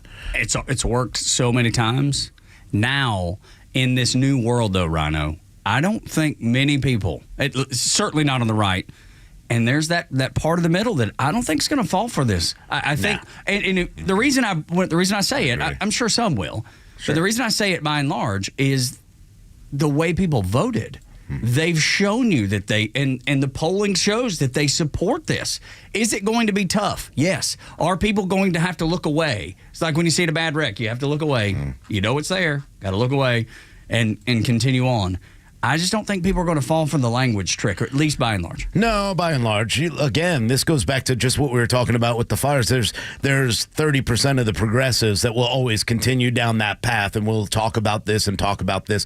But the ones that are being more or becoming more moderate, the Rick Carusos of the world, the Joe Manchins, Kirsten Sinemas, they understand the importance. And anytime something's highlighted, especially Laken Riley Act, which is going to go to Senate today, when these things are talked about, the crimes that happened, the things that have happened to children, it does soften that blow of the virtue signal of family separation. Yep, some people are going to be separated. Yep, it's going to be ugly for some, but again, we're removing criminals. We're not going to fall for the ridiculous jokes of Rashida Tlaib that if your kid is a DACA recipient and takes a small Snickers bar from a convenience store, that he's going to be taken out of this country by himself right away. There is common sense legislation that goes into this. Well, this is about denying the extremes, and that's what it's going on right now. You have an entire party that is trying to feed you the extreme when all that's been put forth so far from this administration is violent criminals, these are the people that have to go. If you're causing mayhem, because let's be honest about it, cheap labor is beneficial to the establishment of both parties. And it's not good for regular Americans, but it's beneficial to both parties. So they're not talking about the cheap labor, the people that are minding their P's and Q's. They're talking about the people that are causing problems. Now, does it get around to the cheap labor? We'll see. I have my doubts. But that's the way that the Democrats are trying to spin this as of right now, that everybody's on the chopping block. And the arsonist, like this is one of the people that would be deported first, the arsonist that was not going to be charged, apparently, in the United States illegally from Mexico. His name is Juan Manuel Syria. Goodness, I'm butchering this guy's name, regardless. He's protected from ICE deportation. He was the one that was caught in L.A. with a blowtorch trying to start more fires. Yeah. This is the type person that has to go. Mm-hmm. I bet the people in California would like to see him go, knowing what was going on with them for the past week or so. No, Democrats want to give them more access to more, blowtorches is their ideas. But yeah, I think a lot of people see this, and a lot of people, again, once you go to the worst of the worst, and that's what you need to do first. All the criminals, all the ones that were convicted at home and then here as well, they all need to be gone. Bye. We're not talking about people who came across the border, mothers and children trying to get away from something and crossed illegally. They may get caught up, like Carlos said, later on. But I think what we can do responsibly is get rid of all the high-level criminals, all the really bad cartels, all those members, all the ones with the gang tattoos on. Bye. If you broke the law, you're out. The workers that do need to be here, there is a way to make these work visas happen. The H-1B, we talked about that and the rules that go into keeping people from other countries coming in for jobs. There's a way to work with that in order to make sure that it's fair for everyone. But you can't have a criminal record where you're raping women, doing drugs, bringing drugs, trafficking them, or trafficking children. A few different protests yesterday in California as the state burns down, or at least the big part of L.A. and that whole area, which is, the heartbeat of California. There are activists out waving Mexican flags, stop deportations protests in California, Bakersfield specifically. But this is as the city burns down. Well, how about no? Yeah, no. Right. Absolutely. How about you lost? This is what's going to happen. The will of the American people is being followed. As much as inflation played a major role, immigration played just as big of a role, just depending on where in the country you were. This is what the country wants. Yep. And I hope they get it. I think they will. Me too. It's going to be a rough road. See how much money we save getting rid of just criminals first. I'm telling you, it's going to be a rough road, but it's going to be a road that is necessary to take. Buddy Carter introduces the fair tax bill, and I look forward to hearing what Neil Bortz has to say about this tomorrow, Rhino. Yeah, there's going to be a lot of questions about this bill. I've read through about half of it so far, and so far so good. And what this does is basically puts a flat tax, a 23% flat tax on consumption of taxable property or services, which would be, lined out in the new tax code. This would be the Fair Tax Act of 2025. Again, this would repeal the income tax, the payroll tax, estate and gift, which is very important for farmers and small businesses, and then abolish the IRS. Could we ask for anything more? Let's freaking go. Look, I love it. And it enacts a national sales tax, and like I said, 23% starting in 2027. It also talks about how the 16th Amendment should be repealed as well. This is very important. I think it's a great first step. We know that the government, Republicans and Democrats alike, are going to balk at this because it doesn't allow them to double tax, triple tax, and continue to tax you the way they have to. I would love to hear it from the horse's mouth. I would love to hear Buddy Carter explain how this is not a tactic to try and put himself back in the good graces in terms of voting for as many spending bills as he's been a part of to now propose, okay, what's popular in the state of Georgia? What are people into? What have they been exposed to via Neil Bortz for the better part of 30 years? It's the fair tax. Well, I know this legislation won't go anywhere, but I need to get myself back in the good graces. Here's what I'm going to do. Well, now, I'd love to hear the explanation. Yeah, I would say, well, in fairness, he did this before 2022, and he had it all put together. So he loves to spend money, though. So, but yeah, how does that all work now? And again, they're going to get their money through corporations and through other ways on this consumption tax. But I think it's more important that we look at the elimination of certain taxes, especially the estate and gift taxes. Sure, those are great. Because that's where the farmers are losing their land. That's where small businesses are uncompetitive when it comes to these big companies like Amazon and everybody else because of all the crazy taxes they have to pay in addition to what we see going on. So I'd love to see some of this. I think it needs a lot of work, though. But don't be naive. Yeah. All right. The fair tax, by and large, is a road to nowhere. It never goes anywhere. It's fun. It's a cool book. It's pie in the sky. We would all love to have it, but you're asking government to give away their power in droves, a massive amount of power giveaway. Yeah. So what do? Every few years when you need the cover, dangle the carrot. Hey, I'm going to propose the fair tax bill again. And I'm going to send $1 bazillion to Ukraine. What do you think? Yeah. Well, I mean, we need to. Don't be naive about this. It's a game. It might be a game, but I think it's a. Do you buy? You think Buddy Carter's legit in this? It's a genuine question. I think it's a well-written bill. I think it's a very thought-out bill. I thought the bill was a common-sense bill. Again, you got to remember that the Internal Revenue Code was written in 1986. That's not that long ago. It was rewritten in 1986. Can it be rewritten again in 2025? Yeah, it could be. Do I think that we're going to get a fair tax? No. I think there are too many politicians whose pockets are lined that they're going to fight this tooth and nail. I would love it. The American people would love it. And maybe because we got a mandate, Donald Trump would be able to push this and continue down the path of a really good fair tax. It would save a lot of money for the American people, and it would really benefit the country. Which is why it won't ever pass. Exactly. Hey, everybody. I don't know if you've seen over in my office, I got a bill right here to cure cancer. Yeah, that's right. I'm going to propose it next week. What do you think? Yeah. Do you think Buddy's genuine? Oh, yeah. I think Buddy's genuine in it. I got a bill to revive Papa Smurf. He's over here doing chest compressions. I don't know, man. I want to believe he is. I don't know. I got a bill to breed more puppies, and everybody gets a puppy. Yeah. I want to believe in him. I just don't. I struggle. Yeah, I don't think you do all that research and do all you did in 113 pages to not be serious about it, rather than just saying, this is what I'm going to introduce. The fact that there was thought process put behind it, there was a lot of reference in it. He seems to be serious. Otherwise, if he were just to say, hey, I'm going to bring it up, then I wouldn't trust him. I would like to believe this. What I would say is you tell a staff member, listen, I need a bill. It's 113 pages. Go. Because that's how DC works. When we come back on Extra 106.3, the anti-Trump left now admits we are seeing Donald Trump at his peak. Next on the Morning Extra, we'll hit headlines too. This is Extra 106.3. The Kimmer Show is only live on Extra 106.3 every weekday afternoon on your drive home. Speaking of which, I went to Walmart last night. I love the music, the odd couple there. And I sent you a picture. You're such a mashed potato guy. Yes, you just found out the Idahoan. Yeah. Idahoan has got together not only with Tapatio to get hot mashed potatoes. I can't believe it. There's 4 different flavors, by the way. That's unbelievable. The Kimmer Show, every afternoon from 3 to 6 p.m. on Extra 106.3 and the Extra app. Hey, it's Rhino, and let me tell you what I did this weekend. I went through and I organized all of my heirloom seeds, because I want to make sure that in case of an emergency, I have everything I need to grow food and take care of my family. The one place that I can trust, that I know will have me prepared, True Prep in Marietta on Cobb Parkway.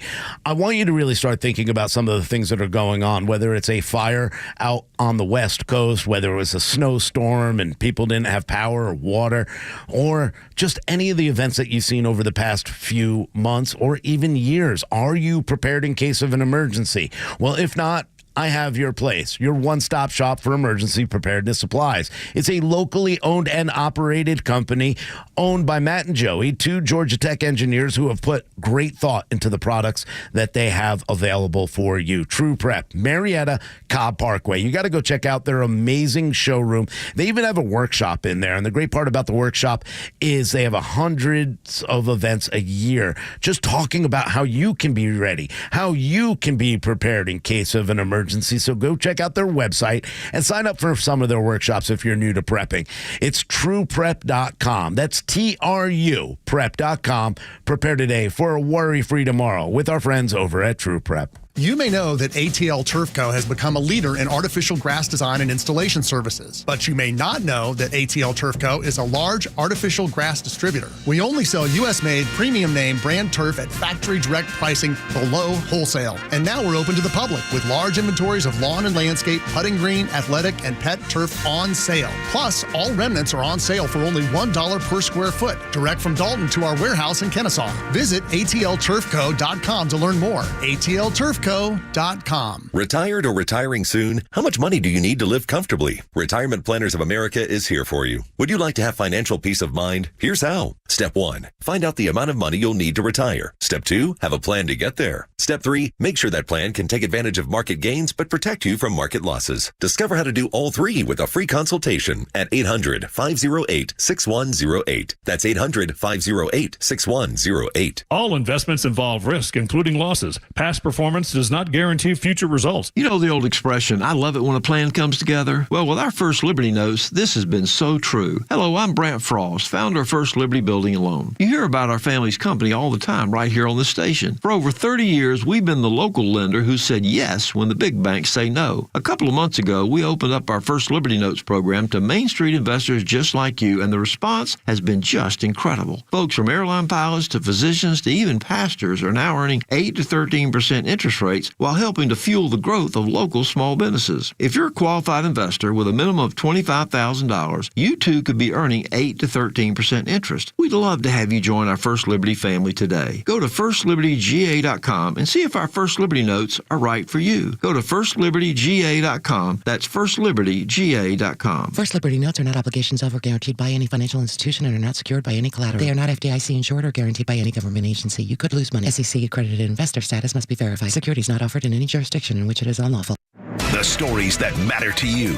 These are your Georgia headlines. Good morning. Here are your top stories in the state of Georgia for today, Monday, January 13th, 2025. 84 senators voted to allow the Laken-Riley Act to move forward, enabling the bill, also titled S5, to bypass the potential hurdle of a filibuster. The bill, introduced by Senator Mike Collins, will now proceed to a roll call vote on the floor of the U.S. Senate. The vote is expected to take place today at 5:30 p.m. If the bill passes without any further amendments or changes, it could be the first bill President Trump signs upon returning to the Oval Office. As the state of Georgia begins a new week, power restoration efforts continue after Georgia Power crews worked tirelessly to restore electricity to over 340,000 customers over the weekend. Some schools have opted to close or hold virtual classes today, effectively giving students a 4-day weekend. Most of these schools are located in the North Georgia region, including Dawson County, Gainesville City Schools, Hall, Lumpkin, Pickens, Towns, Union, and Rayburn County schools as well. And in other news, Chase Chrisley, the son of reality TV stars Julie and Todd Chrisley, has found himself in legal trouble. Chrisley was arrested at a Twin Peaks restaurant in Buckhead. According to a 911 call that has been released, the 28-year-old allegedly slapped the restaurant's manager twice, including once while the manager was on the phone with police. Chrisley was arrested and later released on a $10,000 bond. He has been charged with simple battery. With your headlines, Scott Rhino, Extra 106.3. Impossible. I call BS.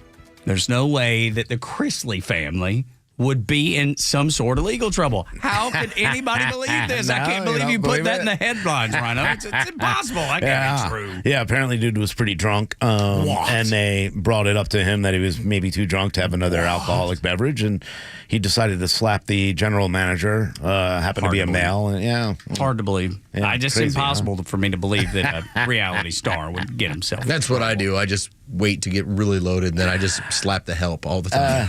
Right? Like good old days. Anywhere. Why not? Anywhere.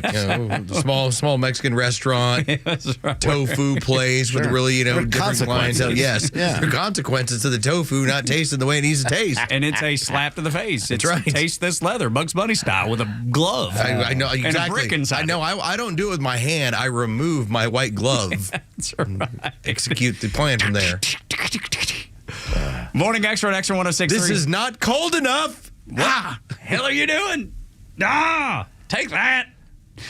7 o'clock hour is brought to you by Van Sant Law. If you're in an accident, make the right call. VanSantLaw.com. I almost fell out. You could have knocked me over with a feather on Meet the Press. When Stephen Hayes, he's the CEO and editor of The Dispatch, which is a lefty-loony outlet, and obviously Meet the Press is a lefty-loony outlet.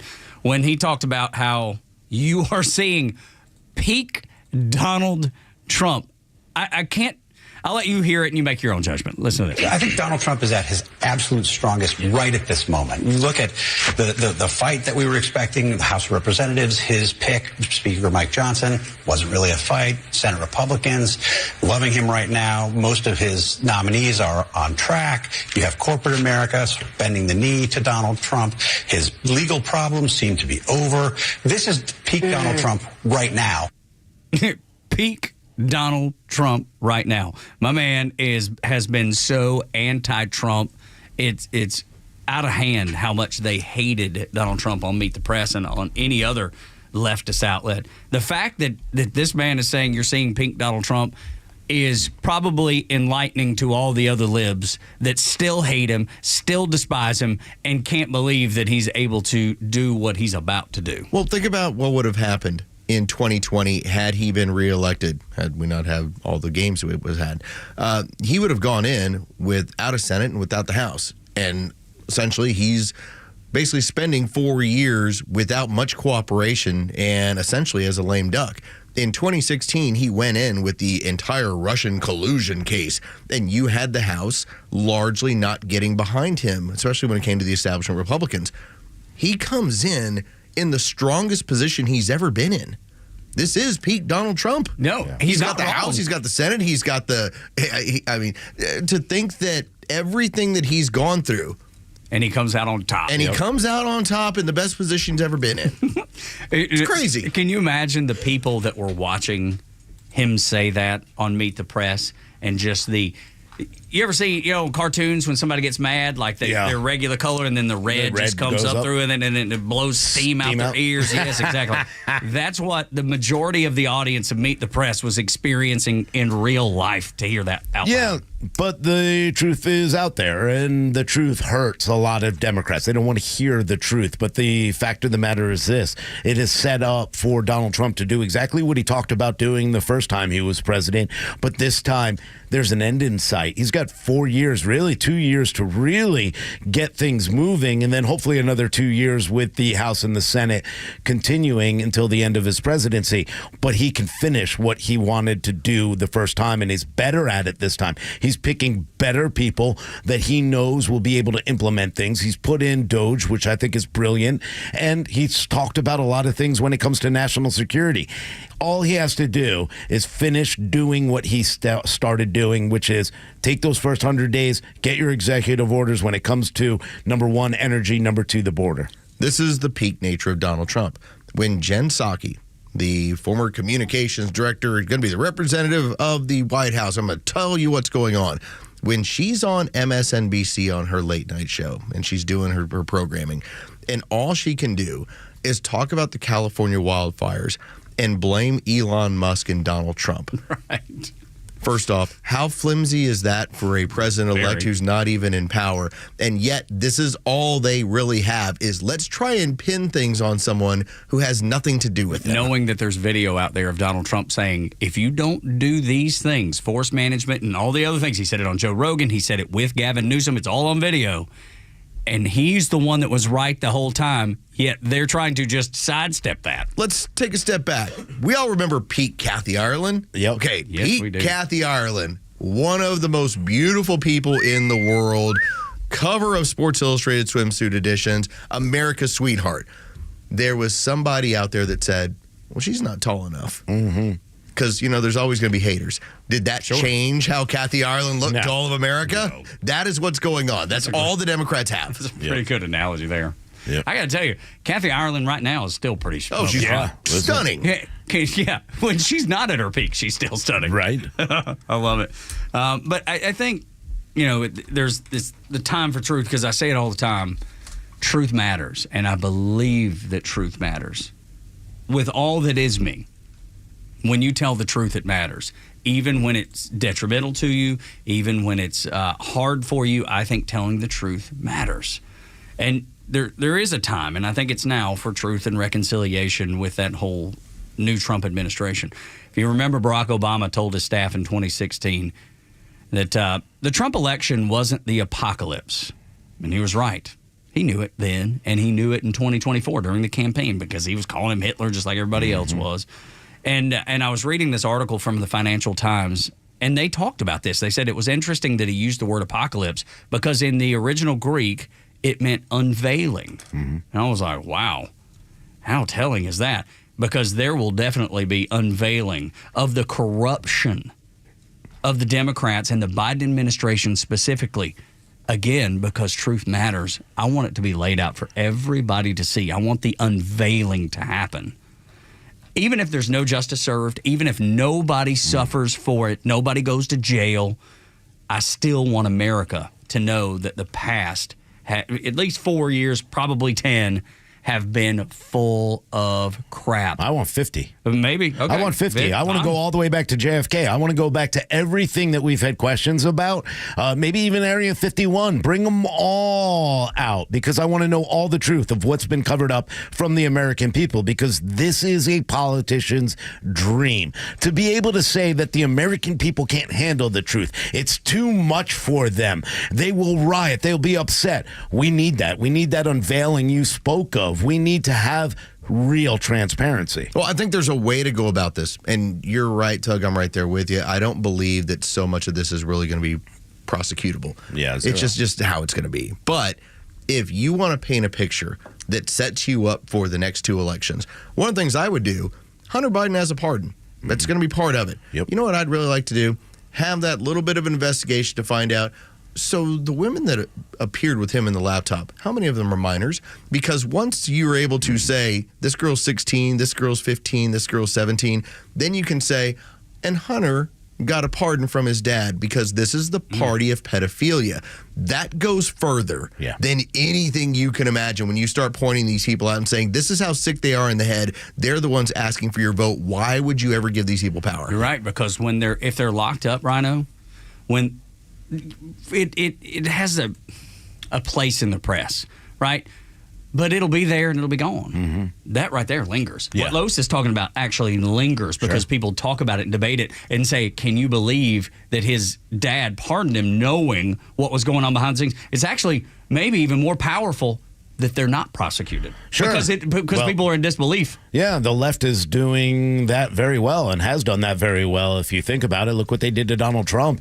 They knew that they would never actually get convictions on these, but it was the power of getting it out in front of the people and letting that forum of social media in general, your mainstream media, being able to use that to influence the thought of people. So I think it's very important to throw facts out there and the truth out there. The problem is a lot of people throw out misinformation, but that's my job, as a human, if I want to care about something, to do that investigation. Same thing. I want full transparency. I want to see Jack Smith's actual unredacted report. Why? Because I think it's BS. I think it's a bunch of hearsay. And that'll prove it. And I think that'll prove it. I believe in full transparency. That's why I want to see the JFK files. That's why I want to see the COVID files. I want full transparency. There may be things that Carlos, myself, you all got wrong, but at least we'll know that now. And you'll absolutely be, I think, you'll be vindicated in what you believed. Exactly. I think you'll absolutely because I don't think we were wrong. And here's the other thing. I don't think you should wait. That's the beauty of Donald Trump saying that he's going to lay it all out, and I hope that he does. You don't have to wait 50 years. You don't have to wait 75 years or 100 years like we've been waiting on the JFK stuff just because Rhino brought that up. There shouldn't be a wait period for the COVID thing because it needs to be laid out and the American people need to know exactly what happened. That way they never fall for the same crap again. See, this is different than John Wilkes Booth of the Civil War era with the assassination of Abraham Lincoln. The long belief when it comes to people that are the conspiracy theorists, and I'm right there with you, when you had JFK killed in Dallas in the early 60s, a lot of people looked at it like that was the end of this innocence of America, that if the government was involved in it, then you recognized your government had gotten too big, too strong, too powerful, and how dirty they were in order to facilitate a war in Southeast Asia. Yep. If that happens to be the case, lay it on out there because we, as a society, have established within this government that we can remake it as we see fit. And if that ends up being that point of saying, this is how broken it's been from November 1962, 63, moving forward all the way into COVID. This is what we're changing with this administration. I want to see the 9/11 files. I want to see if Bush and Cheney were guilty of things, then I want to see it.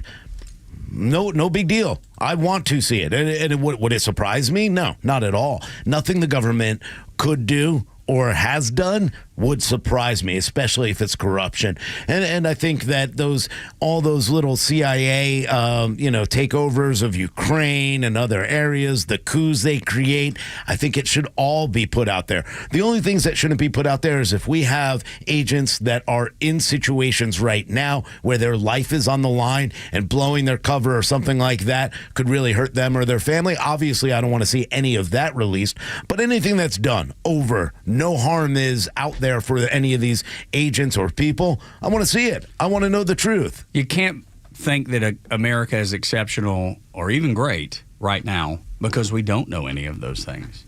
Yeah. You've been kept in the dark for so long.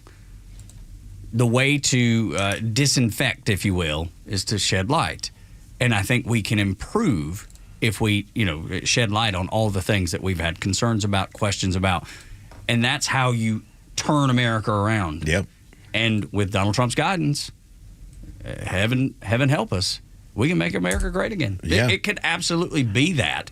But right now, we're like kicking and sputtering and spinning our wheels. Well, the one that we have not brought up is make America honest again. Yes. Yeah. Oh, yeah. Because M-A-H-A, Maha. Well, it would be the same. We already one. got that one. It's like, making it healthy again. How about Truthful. How about we think Mata? about being How about we think about being honest again? Yeah. Is that possible? Now, I get national security. I get the fact that we have to do a lot of cloak and dagger stuff. I know that we have people around the world that are our enemies, and we're going to have to deal with that. But if you're just talking about, let's be honest about something like, I don't know, it came out of a wet market. Right. It was a bat. A bat crossed over to humans. Yep. Just let's be honest about it. We funded it. We created it. It got out. We need to be honest about everybody. Not everybody's great. Not even on our side. If Matt Gaetz is a creep, I want to know about it. I want to know what he did. I want to know his creepiness, especially if it came to human trafficking or child trafficking. I want to know. I don't think he's great because of that. Yeah. And everybody else too, though. Yeah, that's the thing. Everyone, everybody. Let's make the playing field even. Yeah, let me see those Clinton files. Absolutely right. And the cigars. I'm fine with seeing all of them and letting you make the decision on what you think about people, not me telling you. When we come back on Extra 106.3, a Kansas senator says they have the votes for all of Trump's nominees. Next on the Morning Extra. The latest sports news, powered by 680 The Fan, and driven to extra listeners by RBM of Atlanta in Sandy Springs, Atlanta's Mercedes-Benz connection since 1964.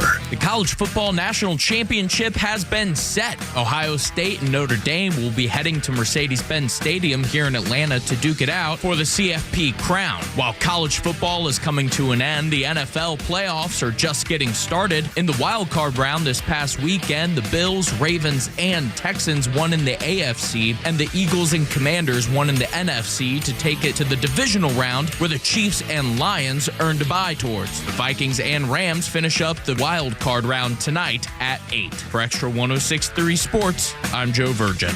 Who doesn't want a great smile? The world seems brighter because it is. Hey, it's a Kimmer. How's it going? That's only one reason to see my dentist, Dr. Dina Giesler at Atlanta Smiles. The other reason, of course, is to take care of your teeth if they're going to make your life miserable. We all know that. But when's the last time you were smiling before you walked in the door like me? Because I know Dr. Dina and her staff are the happiest Kimmer babes you ever saw. We're going to fix me up, and I always take the gas. They tell me my best stories come out that way. And you can actually get a doggy right there napping in my lap, a little doggy. I said, go ahead, work away. Dr. Dina's a Navy vet, ranked a master dentist, which only 1% can say. She's been doing veneers since before anybody even knew what that was. My first visit was 30 years ago. Cosmetic dentistry, cleaning, bridges, crowns, especially keeping your teeth and gums healthy to last as long as you do. Veterans automatic 10% discount. Just tell them when you call. Atlanta Smiles, 404-262-7733. It's atlantasmiles.com. Your new smile's waiting for you. atlantasmiles.com. Tell them the Kimmer sent you. Ask for the doggy. atlantasmiles.com. I enjoy a good night's sleep, and I like to breathe while I'm sleeping. My wife appreciates that, too. That's why I wear a CPAP. You want the right machine. You want expert advice. You want all the supplies that go with it. You get it all at CPAPs, etc. in Alpharetta. Machines, masks, tubing, filters, cleaning supplies, all of it, and they ship nationwide. Walk-ins, by the way, are welcome. CPAPs, etc. Alpharetta, CPAPSETC.com. Are you the type of consumer that likes to do your research before you choose a company? Well, then you need to join Dan Watkins, Chris Lolamy, and myself, Jim Niarchos, every Saturday morning at 9 for the All Four Seasons Home Show. We only vet local businesses with a proven history of integrity, competence, and solid customer service. The All Four Seasons Home Show helps you make a good consumer decision, save money, and not get ripped off. You can also follow our podcasts on Apple, Google, and Spotify. The All Four Seasons Home Show, Saturday mornings at 9, right here on Extra 106.3. Hey, Georgia neighbors, it's time to expect more from your Medicare Advantage. Discover Sonder Health's custom plans tailored just for Georgians. Saunders offers unique benefits, including special plans for those living with chronic conditions. Some plans even come with grocery or gas benefits to support your overall well-being. Sonder Health makes it easy to get the coverage you need. See for yourself what today's Medicare Advantage can do for you. Visit SonderHealthPlans.com, a healthier state of life. Sonder Health Plans is an HMO and PPO with Medicare contracts. Enrollment in Sonder Health Plans depends on contract renewal. Securing America. President-elect Trump has surprised some by declaring that he wants to retake control of the Panama Canal and perhaps annex Greenland. Incoming National Security Advisor Congressman Mike Waltz said Sunday on ABC's This Week there are practical national security reasons why the moves make sense. The general in charge of our Southern Command, Laura Richardson, testified last year about Chinese state-owned enterprises bidding and buying up portions of the canal, the ports on either side. Waltz says 70% of U.S. shipping goes through the canal, including important military supplies.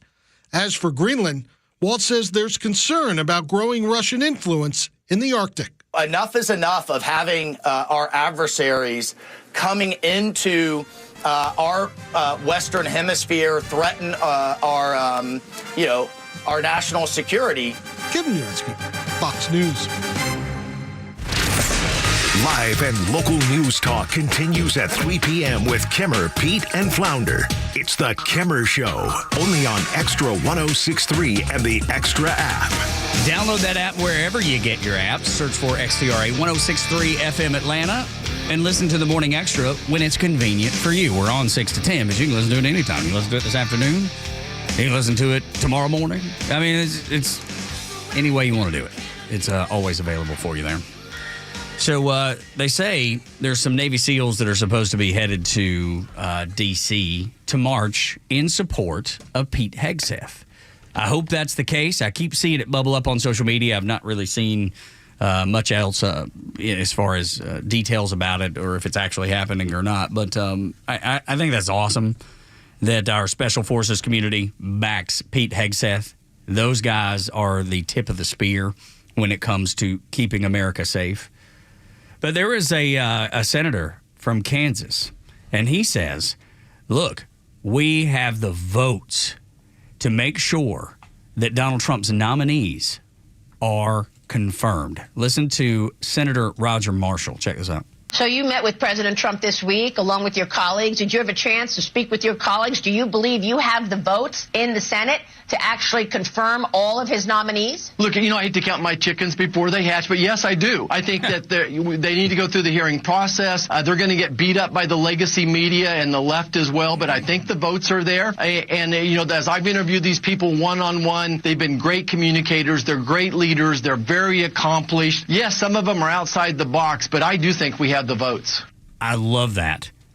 Knowing that the Democrats are going to kick and scream, the mainstream media, which most people aren't paying attention to anymore, are going to kick and scream, and it's not going to matter. It's going to be like when the tree falls in the forest and there's nobody around to hear it, does it actually make a sound? That's what the mainstream media is like right now.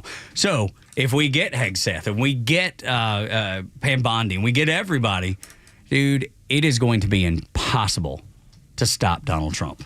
And I can't wait to see it happen. I hope so. I hope it is because, they're coming up with ways, and right now getting around the filibuster in the Senate is going to be important. That's what's going to happen with the Lake and Riley Act today, is that they got enough people to vote on it in the Senate to say, hey, we'll be able to get this through. Same thing with the confirmation. The Senate needs to make sure that they're all on the same page. Donald Trump's done such a great job. He brought all your House members, brought all the senators down, and they brought the governors, the Republican governors, to Mar-a-Lago to have strategy meetings and talks about why these things are important. And I think that kind of transparency with the people who are going to vote on these confirmations is very important. I think a lot of these things, too, that we saw with Kash Patel and the New Orleans terrorist attack really brought awareness to why we need strong leadership. Well, it inspires a level of confidence in how this administration really is different from the last time around. The drama is entirely made up media drama. It appears that what's going on right now when it comes to the Senate, we're on board with all of this. The ducks have been in a row. The information is laid out. Here is the agenda, and it appears that both houses of Congress are completely on board with implementing as much of this as possible. And to hear that Donald Trump has explained how they would like the agenda laid out, and here are the steps. It seems like that's the organization that's gotten people excited. Then again, a lack of drama. And I think John Barrasso, who is a Republican from Wyoming, when he says prepare for shock and awe and a blizzard of executive orders, he knows that they have the votes. He knows that they're going to get this thing through. And so does everybody else. And I look, you're going to hear just all the craziness in the media. Turn it off. Don't pay attention to it. They mean nothing. They have no bearing on anything. They have that self-importance that you're supposed to listen to them. Don't. No. It's as simple as that. Do not listen to them. Kind of like when we talked about last hour, Rhino, with the whole separating families. Yeah. They're going to try to play your emotions against you. Don't fall for it. Yeah, Elizabeth Warren's been all over Pete Hegseth and spreading misinformation about him and his history. They're going to continue to do that, and especially on social media. You're going to see with all their little Harry Sisson and all their little, paid for people. They're all going to come out, and this is the one virtue signal and narrative that they're going to continue to say. This, these people are bad. This person's dangerous. This is a Trump, conservative and extremist, a MAGA extremist. These are the, I guess, buzzwords that they'll use, or the trigger words for their people to create this outrage. Ignore it. Let the work happen. Let the senators, and if you want, and you want to get involved, then make the phone calls to your senators. Make it the phone calls to the office and say, hey, this is the way we voted. This was the mandate we sent, and this is why we want Kash Patel, Pete Hegseth, Tulsi Gabbard, all the people, Pam Bondi, all of them confirmed so that we can get the work done here in this country. I love feeling confident, Los. That's the thing that I think is the most appealing about this, is that I feel confident in what Trump is going to do, like with what he's laid out. Is it going to be perfect? No, nothing is perfect. And I'm not trying to say it's going to be perfect. I don't worship at the altar of Trump, but I do have confidence that the Senate will get his confirmations done, the people that he wants in place. And then when he hits the ground, because they've been preparing since before November, to have a plan in order. It's all about preparation. I was expecting total mayhem all the way to Inauguration Day. And the left has essentially tried in their own little way to do it without really getting into policy. Why is that? Because their policies are terrible. Largely the reason why they took this giant bath around the country where they try to act like, well, Donald Trump only won by about 1.2%. He swept these 7 swing states, okay? Yeah. He bludgeoned the entire administration. He took everything that Joe Biden and Kamala Harris were doing and slaughtered it. Yep. And so you don't really have a leg to stand on to go out there and try and create this resistance or this mayhem, because you are essentially trying to root for a loser. Winners don't have to explain themselves, like I tell you. Donald Trump's a winner. No, yeah, Donald Trump's a winner, and he needs to just get it done. And that's why it's important to really get the Senate all on the same page and the House all on the same page. I feel more that the House has kind of come together. I know there's still some detractors from what, Trump is trying to get accomplished, because there's always going to be the establishment. But overall, I think the party has been united and is really focused on delivering for the American people. I think all of them understand at this point, energy, Number one issue, we really got to make sure that the dollar stands up. Number two is really protecting the sovereignty of this country. We got to get away from some of the distracting things that we don't need to work on right now. Look, we all joke about the Gulf of America. Silly. We all talk about Canada. Of course, we love it, but we got to focus on the actual issues at hand, especially over the first 100 days. Yeah, no question. Elizabeth Warren has led the charge against Pete Hegseth. And I don't know if y'all noticed. If you watch the Jimmy Carter funeral, remember she talked about his tattoo being a Christian nationalist tattoo, and he could be an insider threat. It's the one that he has on his right chest. If you watched the Carter funeral, did you notice on the floor of the National Cathedral that exact tattoo laying under the casket of Jimmy Carter? Where was Elizabeth Warren? Surely she noticed that. Surely she would be concerned about Jimmy Carter being a white nationalist, a Christian nationalist, if they would put that on the floor in the National Cathedral and then lay his casket over top of it. Goodness. Where is she? Oh, that's completely made up. Got it. Another reason, another obvious reason that you should pay no attention to the mainstream media, because they lie to you and always have. All she has is complaining about tattoos. But that's all she has is complaining about all these issues. This is it. This is where it is. These are the salad days. We haven't had a misstep. They tried to turn the idea of acquiring more property in this world as somehow, dictatorship, elitist. Look what Donald Trump's doing to do. And then you have countries going, well, that doesn't sound so bad. Right. We'll kind of see what goes on here. That's right. I love it, man. I love it. It's fun. For me, the fun part is watching them unravel and have nothing to complain about. So they're grasping at straws, just like Elizabeth Warren and the tattoos. Mm-hmm. They've got nothing. They've won nothing. And they mean nothing.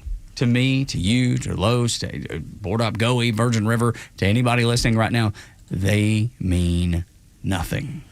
And that is a settling thing for me. They're like a bad cornerback. They're there to create any kind of disturbance, and it might be interference in one way or another. They know that they're going to get beaten downfield, and they're going to get beaten when it comes to the votes from the Senate and the House. So they're going to throw anything they can to stop it. And it may be penalizing to them. It was in this election, and it might be again in 2 years if Trump gets all these things accomplished. And I think he's going to. What do you think? 404-741-1230 at Extra 1063 across the social media platforms. Love to know what you think about this. The fact that Trump, we think, has all the votes he needs to get all of his nominees done. Will it be a breeze path? No, it'll be bumpy. It's like everything else in life. That's something that I feel like I'm going to do better in 2025 is embrace the bumpiness. Embrace the struggles. That's what the good book tells me to do. And I'm finally, after almost 48 years of life, finally going to embrace it and do the right thing. All right, when we come back, after a Neil Bortz report and a Fox News update, you and I are going to pay for California's voting record. Next on the Morning Extra.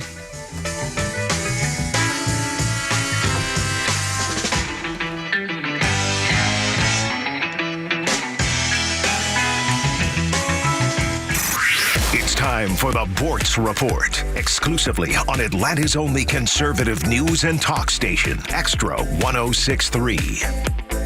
With the California wildfires going on, football playoffs, bread and circuses, you probably don't remember that Justin Trudeau, the childlike prime poobah of Canada, has announced that he's going to leave office. You're probably not interested in why, but let me share a few things with you that might give you a hint of what to look for in our own sinking ship of state. In short, Trudeau was a woke weenie. During the Trudeau years, business investment in non-residential structures, machinery, intellectual property, equipment, you name it, was down by over 8%. In the United States, the same period, it was up by 34%. This little statistic is very telling. The Trudeau years, private sector employment, including self-employment, rose by only 12%. Government employment rose by 43%. But did I happen to mention that Trudeau was woke? get this. The recent operational performance of Crown corporations, those are businesses owned and operated by the Canadian government. Well, their performance was abysmal. Government services headed to the trash pile across the board. But Trudeau was at work. For instance, he passed an initiative that required employers at all federally regulated workplaces to provide free menstrual products in all washrooms. That included men's washrooms. This was all in the name of washroom equity. So he's on his way out, folks, and I hope it's a long time before we have somebody like that in powerful positions again in the United States, but inevitably it'll happen. Neil Boortz Extra 106.3. Who doesn't want a great smile? The world seems brighter because it is. Hey, it's Kimmer. How's it going? You know, that's only one reason to see my dentist, Dr. Dina Giesler at Atlanta Smiles. The other reason, of course, is to take care of your teeth if they're going to make your life miserable. We all know that. But when's the last time you were smiling before you walked in the door like me? Because I know Dr. Dina and her staff are the happiest Kimmer babes you ever saw. We're going to fix me up, and I always take the gas. They tell me my best stories come out that way. And you can actually get a doggy right there napping in my lap, a little doggy. I said, go ahead, work away. Dr. Dina's a Navy vet, ranked a master dentist, which only 1% can say. She's been doing veneers since before anybody even knew what that was. My first visit was 30 years ago. Cosmetic dentistry, cleaning, bridges, crowns, especially keeping your teeth and gums healthy to last as long as you do. Veterans automatic 10% discount. Just tell them when you call. Atlanta Smiles, 404-262-7733. It's atlantasmiles.com. Your new smile's waiting for you. atlantasmiles.com. Tell them the Kimmer sent you. Ask for the doggy. atlantasmiles.com. Are you the type of consumer that likes to do your research before you choose a company? Well, then you need to join Dan Watkins, Chris Lolamy, and myself, Jim Niarchos, every Saturday morning at 9 for the All Four Seasons Home Show. We only vet local businesses with a proven history of integrity, competence, and solid customer service. The All Four Seasons Home Show helps you make a good consumer decision, save money, and not get ripped off. You can also follow our podcasts on Apple, Google, and Spotify. The All Four Seasons Home Show, Saturday mornings at 9, right here on Extra 106.3. And if you really think about it, technically, corn dogs are just beef Wellington in a different tax bracket. Beef Wellington. Well, kind of. Think about it. The Kimmer Show every afternoon from 3 to 6 p.m. on Extra 106.3 and the Extra app. WFOM and W292 EV Marietta, a Dickey broadcasting station. The 8 a.m. hour is brought to you by Central Heating and Air. It's just what the Los Angeles area doesn't need. I'm Dave Anthony, Fox News. Santa Ana winds will be whipped up again to near hurricane force gusts. It's so dry because of these winds that the brush or fuel, if an ember lands on it, has a 65% of ignition. So we're chasing fires. LA Fire Captain Eric Scott. 3 wildfires still burned, 2 barely contained. Connor Henson with Fox Edge is out in burned out Pacific Palisades. Right now they're concerned about Brentwood. That's another highly populated area. The Mandeville areas where we're seeing lots of airdrops, water, different fire retardant being dropped there to kind of create a barrier. But of course, the big concern is strong winds coming back later today and getting even worse tomorrow. Well, the fires are blamed for at least 24 deaths, with more people unaccounted for. More than 12,000 houses and buildings have burned. Jake Steinfeld of Body by Jake tells Fox. I lost my home. It's the strangest thing to even talk about. But we are going to rebuild. The earth just quaked in southwest Japan, a magnitude 6.9, ground shaking. No word yet on damage. There is a tsunami warning. President-elect Trump returns to the White House in a week, and he's warned if there's no peace deal to stop the war in Gaza, he'll unleash hell. Now there are reports of ceasefire progress in talks that include Trump's envoy Steve Witkoff, who joined talks in recent days. It's reported delegates from Qatar are pushing Hamas to make a deal. Witkoff said to be putting pressure on the Israelis. Fighting in Gaza has been going on for 15 months, and Hamas still holds 98 Israeli hostages, 36 of whom have been declared dead. Fox's Jonathan Savage. President Biden remains involved. He talked to Israel's prime minister yesterday. This afternoon, he'll give a speech touting his foreign policy. A rocket did not launch this morning as planned at Cape Canaveral in Florida. Blue Origin had to postpone its first unmanned test flight after a technical problem, a setback for Jeff Bezos' company trying to compete with SpaceX. America's listening to Fox News. Hey everyone, it's Ted from Consumer Cellular, the guy in the orange sweater, and this is your wake-up call. If you're paying too much for wireless service, you don't have to keep having that nightmare. Consumer Cellular has the same fast, reliable coverage as the leading carriers for less. And for a limited time, new customers receive their second month free when they sign up and use promo code SECONDFREE by January 26th. So why keep spending more than you have to? Seriously, wake up and call 1-888-FREEDOM or visit consumercellular.com. Taxes, fees, and other third-party charges will apply. See website for additional details. Why pay more for prescriptions? Stop overpaying and start saving with SingleCare. It's easy. Find your prescription on singlecare.com, show the coupon at the pharmacy, and start saving. SingleCare works at pharmacies nationwide and is completely free to use, whether you have insurance or not. So the next time you fill a prescription, check SingleCare to make sure you're getting the best price. Take control of your prescription costs. Go to singlecare.com or download the free app today. No traffic, no big deal. It's the Morning Extra on 106.3. Tug, Rhino, and Los until 10 on Extra 106.3. Thank you for being here. It's always a pleasure to have you. I mean, it would be pointless to do the show if we didn't.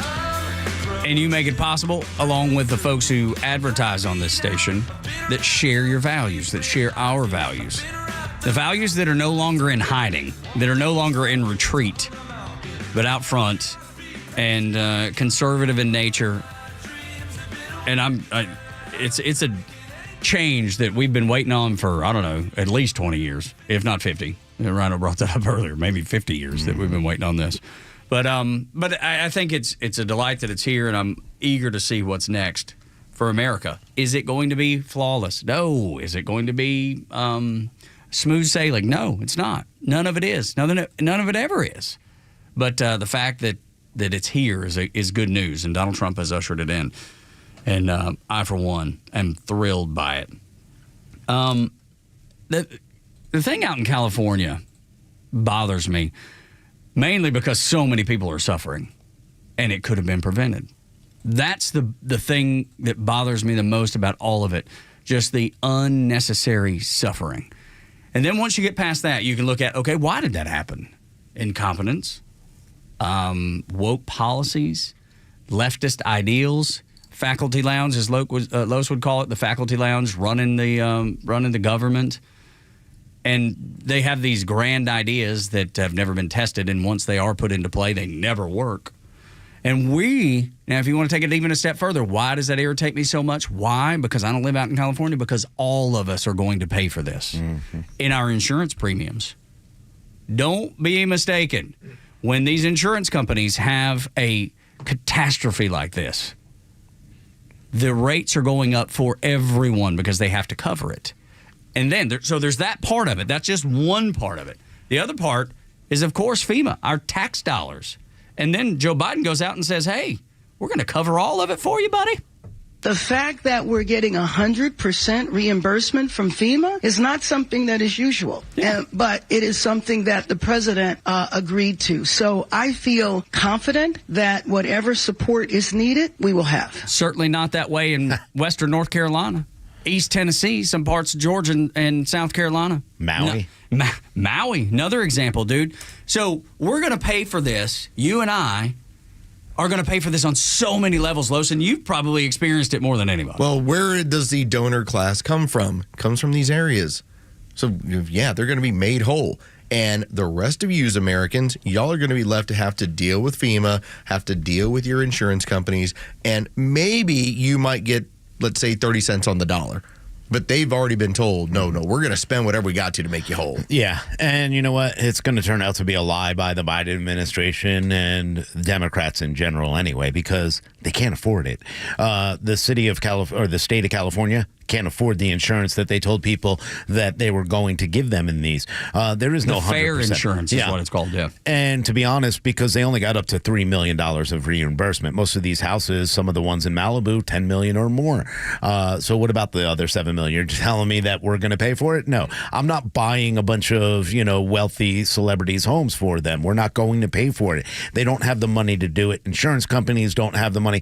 This is going to be a complete disaster, a complete mess among the disaster, because I don't know how they're going to figure out how to fund it unless they actually tax the people more. I was thinking about how funny it is when Kamala Harris, back during the summer, was talking about how, well, I'm going to limit what things are going to cost. We said, well, this is a terrible idea. The Russians tried this in the early days of the Soviet Union, and it caused famine. It caused all sorts of issues with being able to just afford regular things because the government was deciding to price fix. Think about what's happened in California, where you've had legislation passed that was there to protect the consumer, which basically said insurance companies can only charge you so much.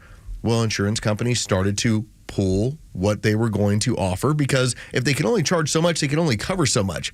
So a lot of it came down to your fire coverage. If I can't charge you what I need to charge you to cover a $10 million home, then I'm not going to cover the full price of a $10 million home. It's impossible. Because the state has put mandates in which I cannot charge you what is legally necessary, what is necessary to cover your property. Another thing that's fascinating is that they spent, and we didn't get to it last hour and had hoped to, but California spent $23 billion taking care of illegal aliens. $23 billion. Then they set aside $25 million to fight the Trump administration. That's what they were focused on, all while not paying attention to the things that mattered. Like, how do we prevent forest fires that we have every year? This is not like a new thing. This is not a new phenomenon. This is not climate change. Right. This is something that happens over and over and over again. No, we're not going to spend money to fill the reservoirs so we have enough water to put out fires. We're not going to do any of that stuff. We're not going to route the snow that melts up in in Northern California and direct it toward those reservoirs. No, we're just push that right out in the ocean because that's what we need to do because of climate change. And then when the rubber meets the road and real things start happening and real loss starts happening, they have nothing. They have nothing. And you and I are going to pay for it. It's going to be reflected in our insurance. And then our tax dollars like FEMA is going to, according to Joe Biden, fund 100% of it. Yeah, that'll get blocked. Yeah, I can't imagine how that'd be the case. However, those people scream loud, big megaphones. We'll see what Donald Trump does because I don't know how Donald Trump handles this. I really don't. I don't know what he's going to do. He's going to have to rebuild California along with Gavin Newsom. But that's 100%. That's part of it. Well, I mean, he's got to rebuild California, but not with 100%. He's got to find a way to do it without putting it all on the taxpayer. It's not, something that we need to be dealing with here. Agreed. So that's going to be a struggle for him and House Republicans and Senate Republicans on how much they can give. Remember, a lot of Democrats voted against funding for Hurricane Helene. Oh, I do. Okay? So this is something that is going to be tied up between our House and our Senate. It's going to be a battle, and it's going to be a battle done in public because Democrats and all their mainstream media I can't believe Trump doesn't want to do this. He doesn't want to pay for this lavish mansion on the side. You keep talking about climate change. No, I'm not going to build your mansion back on the side of a cliff, right? Because of your climate change ideas. So we're going to have to make this work. But he's going to be attacked, and it's not going to happen. This is this is decades worth of fighting to get LA and all these places out in California rebuilt, and it's going to have to really, once again, you're going to have to be tough about it. Well, why don't we just act the way that the communists do? Let's protect the party. It's going to cost substantially less to go out to the Carolinas and say, what's it going to take to rebuild these communities versus what's it going to take to take care of this 5-6 miles of California on the Malibu coast.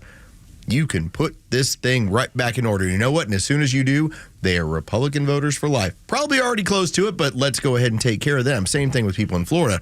Why not play the game as it's been played against us? Yeah. It's just politics. politics, you got to be strong that way, right? Because here's what's going to end up happening. They have the voice of Hollywood. They have the voice of the celebrities that'll be all over the media calling for attention to California, whereas to them, North Carolina, Georgia, and Florida are just a bunch of rednecks that don't need it. The same way they treated the people of East Palestine that are still struggling up there. It is quiet because, well, they're just a bunch of rednecks that voted for Trump. They're just a bunch of extremists, and that's not necessarily the case. There are plenty of people who voted for probably Kamala Harris and Joe Biden that need the help too. but it's the louder ones that are going to, or what's it, the squeaky wheel that gets the oil? Yeah. Hollywood is going to be all over this about, I lost this mansion. Look at the video of my house and this. They're going to garner all of it. Yeah. Not the shacks. They don't care about the shacks down there. There was no David Muir in a fake fireman's jacket in Western North Carolina, but they sure as hell was out in California. I'm telling you, I will give you free advice. It'll go so much further. Don't talk about your mansion. Don't talk about what that's going to be. If you want to start putting together documentaries on how California failed you, that's what they're afraid of. They're afraid of that shop owner who's had a shop for 20 years where it's a convenience store and it's been within the family. That thing burned down. That's what's going to get people angry. It will. It's It will be on social media everywhere. It will be Hollywood telling the stories of the regular Americans working in that area and who lost it. It's not going to be about the dude who ended up with the $8 million, the $28 million home that went up in flames. That's not going to work. It's going to have to be telling the story of the regular people who work in the area. And those are the people I want to hear the stories Yes, of. right. But that's how Hollywood will make it work to be like, where's the funding? Yeah. Why didn't you take care of me? Yeah. Because I despise Hollywood. Y'all know that. Remember when we had COVID and we had the loan program that went out? Who took advantage of that? Millionaires and billionaires. They were the ones that were like, well, I'm going to go ahead and draw on this loan and I'm going to make sure to keep my staff and I'm going to go ahead and make sure that this turns into a grant by following the rules accordingly. And we never questioned it. Nope. Hollywood is looking at it as if we can get regular help for regular Americans. Or what appears. It'll also come my way too. And it'll require a lot more help to help me. But let's get it going to where public sentiment says we need to help everyone. I feel for the people of Western North Carolina, East Tennessee, man, because they have no voice and they have been left to languish in whatever this is that they still are dealing with. Oh, like the people of Asheville, it's so unfortunate that they said, hey, guess what? Your property taxes are still due. Those are Democrats, by the way, saying, hey, you still need to pay your property taxes. Pay it. And the deal is Asheville. Due by midnight. I mean, you got it's a relatively progressive little town. And I don't mean progressive in politics, but I mean just the fact that it's built out. The rural parts of East Tennessee and Western North Carolina that are not, that are just regular folks living in valleys, living on mountains, that doesn't have the attention of even an Asheville. Nope. That's the people that I feel for the most. Well, they're all going to get hurt by the same thing. And they've been left out. They've been looked over. They've been discounted. No one cares about them whatsoever. Mainstream media, government, all of them. Yeah. They've left them out completely. Hollywood is going to get a life ring, and Western North Carolina will still be waiting on one. Yeah, and it'd be nice if, some of the Hollywood types that are here in Georgia were doing documentaries about what's going on in North Carolina, Valdosta, and other areas, but they're not going to do that. Now they got something they can really talk about. Oh, my God. And when you think about the death and the amount of people who died in North Carolina and all these, Hurricane Helene, it's a lot more than what's died in the fire so far. So if you want to compare, and it's apples to oranges in a lot of ways, but when you look at the death, the destruction, and the ability to rebuild, it's a lot harder in North Carolina, and they don't want to take care of them. I'll tell you, when it comes to legacy, I've talked about Joe Biden's legacy just being crap. This will be part of his legacy. The failures, the leaving people in disarray like they have in North Carolina. But Carter's legacy is not getting protected either, because Carter's legacy is just as bad. Yeah, Carter's legacy is a few things that Trump has talked about campaigning for presidency that we need to abolish. And a lot of the Doge idea is to get rid of places like the Department of Education or the Department of Energy or even ANWR, and talking about ANWR. These are things that President Carter created that have been nothing but a waste of money, and Donald Trump is talking about overturning them. Well, I think when you look at the math and science scores, and this goes right there with the idea of bringing in workers and the visa program that we currently have. If you look since the adoption, since the creation of the Department of Education, our math and science scores have continued to fall. It has happened for the better part of 50 years where we are no longer at the cutting edge. Now, we've got the number one tech companies throughout the entirety of the world. But we're having to go find workers in order to fill some of these spots. And so if you want to tell me that what is one of the legacies of Jimmy Carter, creating a Department of Education in which the government got involved in your everyday school life and it drove down the intelligence factor within our society. Tell me one place that government's got involved and things have gotten better. The mail, it's awesome. Yeah. Oh, well, no. Amtrak is sweet.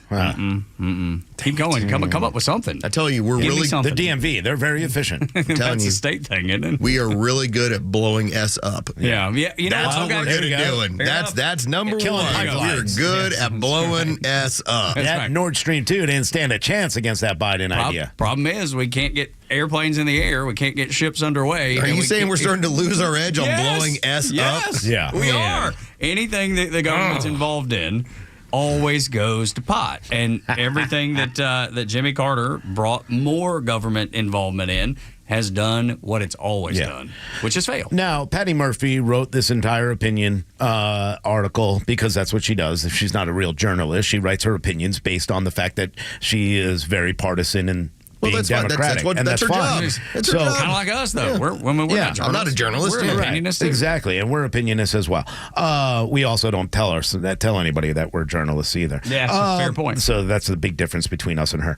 The reality of this is that this is the deep state that Carter created, and the Department of Education, you brought that up, the Department of Energy. And when it comes to ANWR and the drilling and the ability that we have to create energy, it's very important. So Chris Wright, who is Trump's nominee coming in, this is something that he's going to focus on, is how do we handle energy in both areas. By the way, we're going to still have EV, but also oil production, because we're going to need it. We can't get rid of oil production, but we got to get rid of all those cumbersome restrictions that we have on doing the things that we need to do, like bringing water into California so that we could put out fires. There's a lot of things that are going to be done. Not everything that Carter did, by the way, is going to be overturned by Trump, because there are some good things when you think about things like the Camp David Accords. That's something, when it comes to fighting telecom and transportation industries, is probably good and Trump agrees with. I think this is going to be very good to get rid of some of these things that Carter brought in. Ronald Reagan, Bill Clinton, Donald Trump. If you want to tell me about people that avoided growing the size of government in terms of creating government institutions, the Department of Education is what you have with Jimmy Carter. When you look at Barack Obama, you handed over Obamacare. You had a crazy vaccine program that was done by the Biden administration. When you start implementing big government, George W. Bush decided we're going to expand Medicare and Medicaid. When you get into that, that is when it starts to screw up things that are interacting with your life. And every single time a president tries to grow the size of government by creating another big institution, it backfires on the American people. And that's important. The big difference is Carter believed the government should be helping people and doing things for people. Trump believes that the government is the problem and they should be listening to the people. And you know what? The way the country was founded, Donald Trump is correct. And that's why I voted for him, for that reason right there. I think government is the problem. And the smaller the government, the better. Make it smaller. I want it to be challenging for people to serve in the government, so they have to want to. I want them to have to want to be there. Not because they're getting paid millions or have the ability to trade on the stock market with insider information that other people don't have to make billions of dollars. I want it to be a challenge. I think we cut their pay. Dude, I'm in favor of all of it. Any way that we can shrink the government, I'm in favor of. 8 o'clock hour is brought to you by Central Heating and Air Conditioning, your Atlanta carrier experts, 770-GET-HEAT, When we come back, Georgia's Attorney General, Chris Carr, joins us after headlines on Extra 106.3. From the latest breaking news to the conservative voices you know and trust, your best new follow on social media is Extra 106.3. We're at XTRA 106.3 on Twitter, Facebook, TikTok, Threads, and LinkedIn, and pretty much any social media you scroll through every day. And we drop exclusive giveaways, new daily content, and the latest breaking news from Georgia and across this great nation. Interact with your favorite Extra personalities. Get the latest on our live events and so much more. Follow at Extra 106.3 across all your social media and keep up with Atlanta's only conservative voice. The one thing I kept hearing this entire weekend was make sure that you grab a bag, make sure you grab everything that you need, and evacuate. Get out as soon as possible. And that happened in L.A. all weekend long. And a lot of people are like, what bag? What bag? A bug-out bag, a get-home bag with the essentials that you need. Do you have one? I hope so. If not, well, I got the place for you. Your one-stop shop for any kind of emergency preparedness. And that's True Prep in Marietta on Cobb Parkway. They even have classes, workshops that you can sign up for, how to put together a get-home bag or a bug-out bag so that in those kind of emergencies, if you do have to evacuate, you have everything you need. And what about all the looters, the people that have been arrested? I heard there's over 200 arrests already out in California for people who are looting people's homes. There are people there in those homes, and they're scared, and they don't have protection. Do you have protection for your family? That's the one great thing about True Prep. They have your freeze-dried food, your water filtration, your first aid kits in case of an emergency, and your AR-15s, your firearms, firearm accessories, and ammo. And they have it all at the lowest price around. They're locally owned and operated. You got to go check them out. Marietta, Cobb Parkway. Check out their store, make a list, figure out what you need, or get started by going to one of their workshops, like their Intro to Emergency Preparedness or the Get Home Bag, the Bug Out Bag class. And you can find those at trueprep.com. That's TRU, prep.com. Prepare today for a worry-free tomorrow with True Prep. Hi, my name is Steve from Marietta, and we hired ATL Turfco to build our dream backyard golf setup. They installed a large 4-hole putting green, a sand bunker, a short game area, and did a full conversion to artificial grass around the pool with decorative retaining walls. ATL Turfco was really creative. They were efficient. The installation was a breeze. Price was completely reasonable, and I definitely appreciated their communication throughout the project. I would definitely recommend ATL Turfco to anybody thinking about doing a backyard makeover. You can check them out online right now at atlturfco.com. Have you thought about securing your hard-earned assets? Do you have concerns about the future? Protecting assets is crucial, and that's where Nelson Elder Care Law excels. As a family-owned and family-focused firm, we provide absolute assurance and peace of mind through our trademarked Absolute Protection Trust, tailored services in estate planning, probate administration, Medicaid crisis solutions, guardianship, and conservatorship. Our goal is to exceed your expectations and empower informed decisions. Visit NelsonElderCareLaw.com for asset protection and peace of mind. You know the old expression, I love it when a plan comes together? Well, with our First Liberty Notes, this has been so true. Hello, I'm Brant Frost, founder of First Liberty Building and Loan. You hear about our family's company all the time right here on the station. For over 30 years, we've been the local lender who said yes when the big banks say no. A couple of months ago, we opened up our First Liberty Notes program to Main Street investors just like you, and the response has been just incredible. Folks from airline pilots to physicians to even pastors are now earning 8 to 13% interest rates while helping to fuel the growth of local small businesses. If you're a qualified investor with a minimum of $25,000, you too could be earning 8 to 13% interest. We'd love to have you join our First Liberty family today. Go to firstlibertyga.com and see if our First Liberty Notes are right for you. Go to firstlibertyga.com. That's firstlibertyga.com. First Liberty Notes are not obligations of or guaranteed by any financial institution and are not secured by any collateral. They are not FDIC insured or guaranteed by any government agency. You could lose money. SEC accredited investor status must be verified. Securities not offered in any jurisdiction in which it is unlawful. The stories that matter to you. These are your Georgia headlines.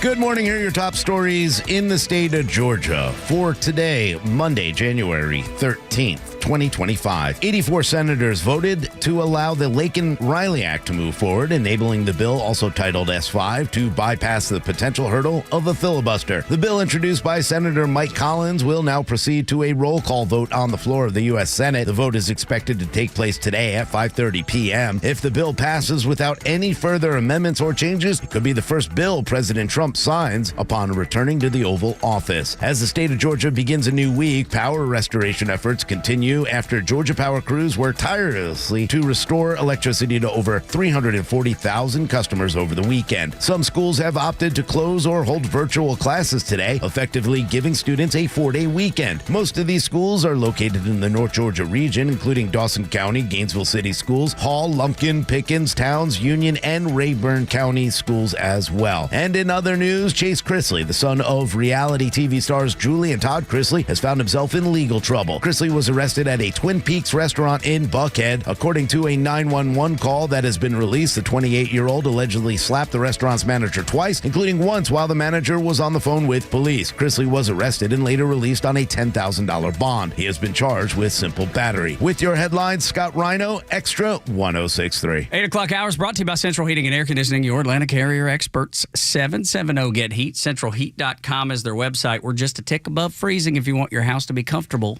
all year round, whether it's freezing outside or scalding hot outside during the summer. Call them at 770-GET-HEAT, CentralHeat.com. Chuck and his team will take care of you. We welcome Chris Carr to the show, Georgia's Attorney General, and the first person to announce his candidacy for governor of the state of Georgia. Wow, there we go. That, Chris Carr, how are you, man? Good morning, gentlemen, and Happy New Year. It's been a while. It has been a minute. So what was it? What was the desire to announce before anybody else? Is it fundraising, just getting out in front of it? What made you to announce so early? Yeah, pretty simple, guys. I intend to win, and this is a big state. And when you've got 12 million people and you've got 159 counties, you've got to be able to organize and capitalize. And I mean, look at what we've done in this state. I truly believe that Georgia's the model for the nation. And look at what Governor Kemp in particular has done over the last 4 to 6 years. He just transformed economic development and focused on keeping people safe. We need to continue to do those things that are going to keep us successful. And you got to get out early and you got to start. And here's another thing that's important, guys. We got to keep Georgia red. That's critically important. So, look, it's a big – anytime you're running for statewide office, but particularly when you're running for governor, people need to know who you are and what you stand for, and I wanted to get out early and do just that. Now, I think with Donald Trump and the mandate that was sent with this election, I think it favors a lot of conservatives out there. I think Burt Jones might jump in on the race as well, so you'll be battling, and there was a little bit of a battle back and forth the last week between the two of you and your ideas, but, this is what we like, is that even though there's unity, there's still going to be a difference of opinion and a direction for this country and for this state in general. What do you think is your biggest issue and really your record that shows that you should be the next governor of Georgia? Yeah, well, look at two things, guys, whether it's the state or look at the mandate. I mean, look at why President Trump just won. It's plain and simple, because the American people trusted him on jobs in the economy, on keeping people safe, and on securing the border.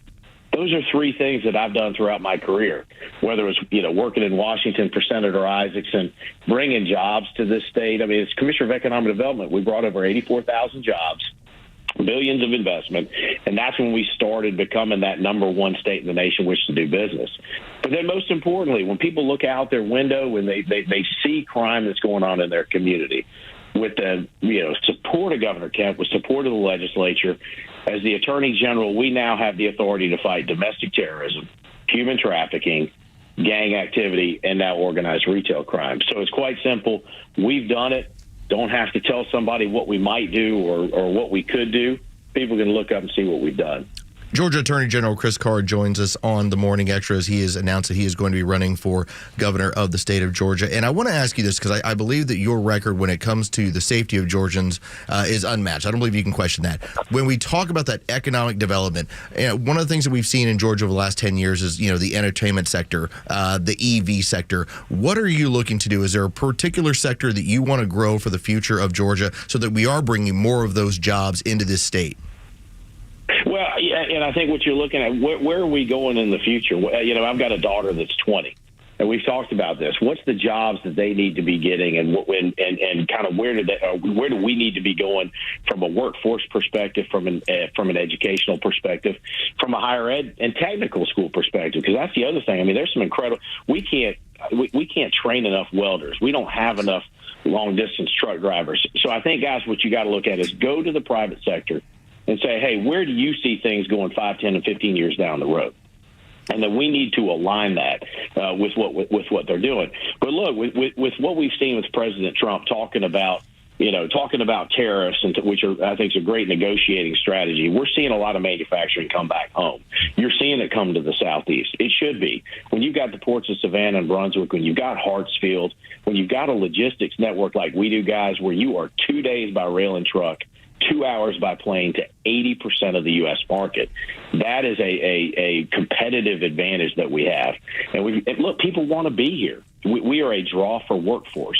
So I think it's looking at the fundamentals of what people need in the future and going where the jobs are going to be. Georgia's Attorney General, Chris Carr, also now a candidate for governor here in the state of Georgia. What's your relationship with Donald Trump like, Chris? Well, again, we had a little bit of a difference of opinion back in 2020, but let me tell you what I'm excited about. He wants to lower the cost of groceries. He wants to lower the cost of milk. He wants to lower the cost of bread. He wants to make sure people can buy a house. He wants to make sure that gas is lower. He wants to make sure that people are safe, and he wants to make sure the border is secure. Guys, that's all stuff that I want to do. Those principles are the exact same thing. So I've got a lot of good friends, a lot of good relationships all across the political spectrum. But at the end of the day, this is going to be about what's best for America and what's best for the state of Georgia.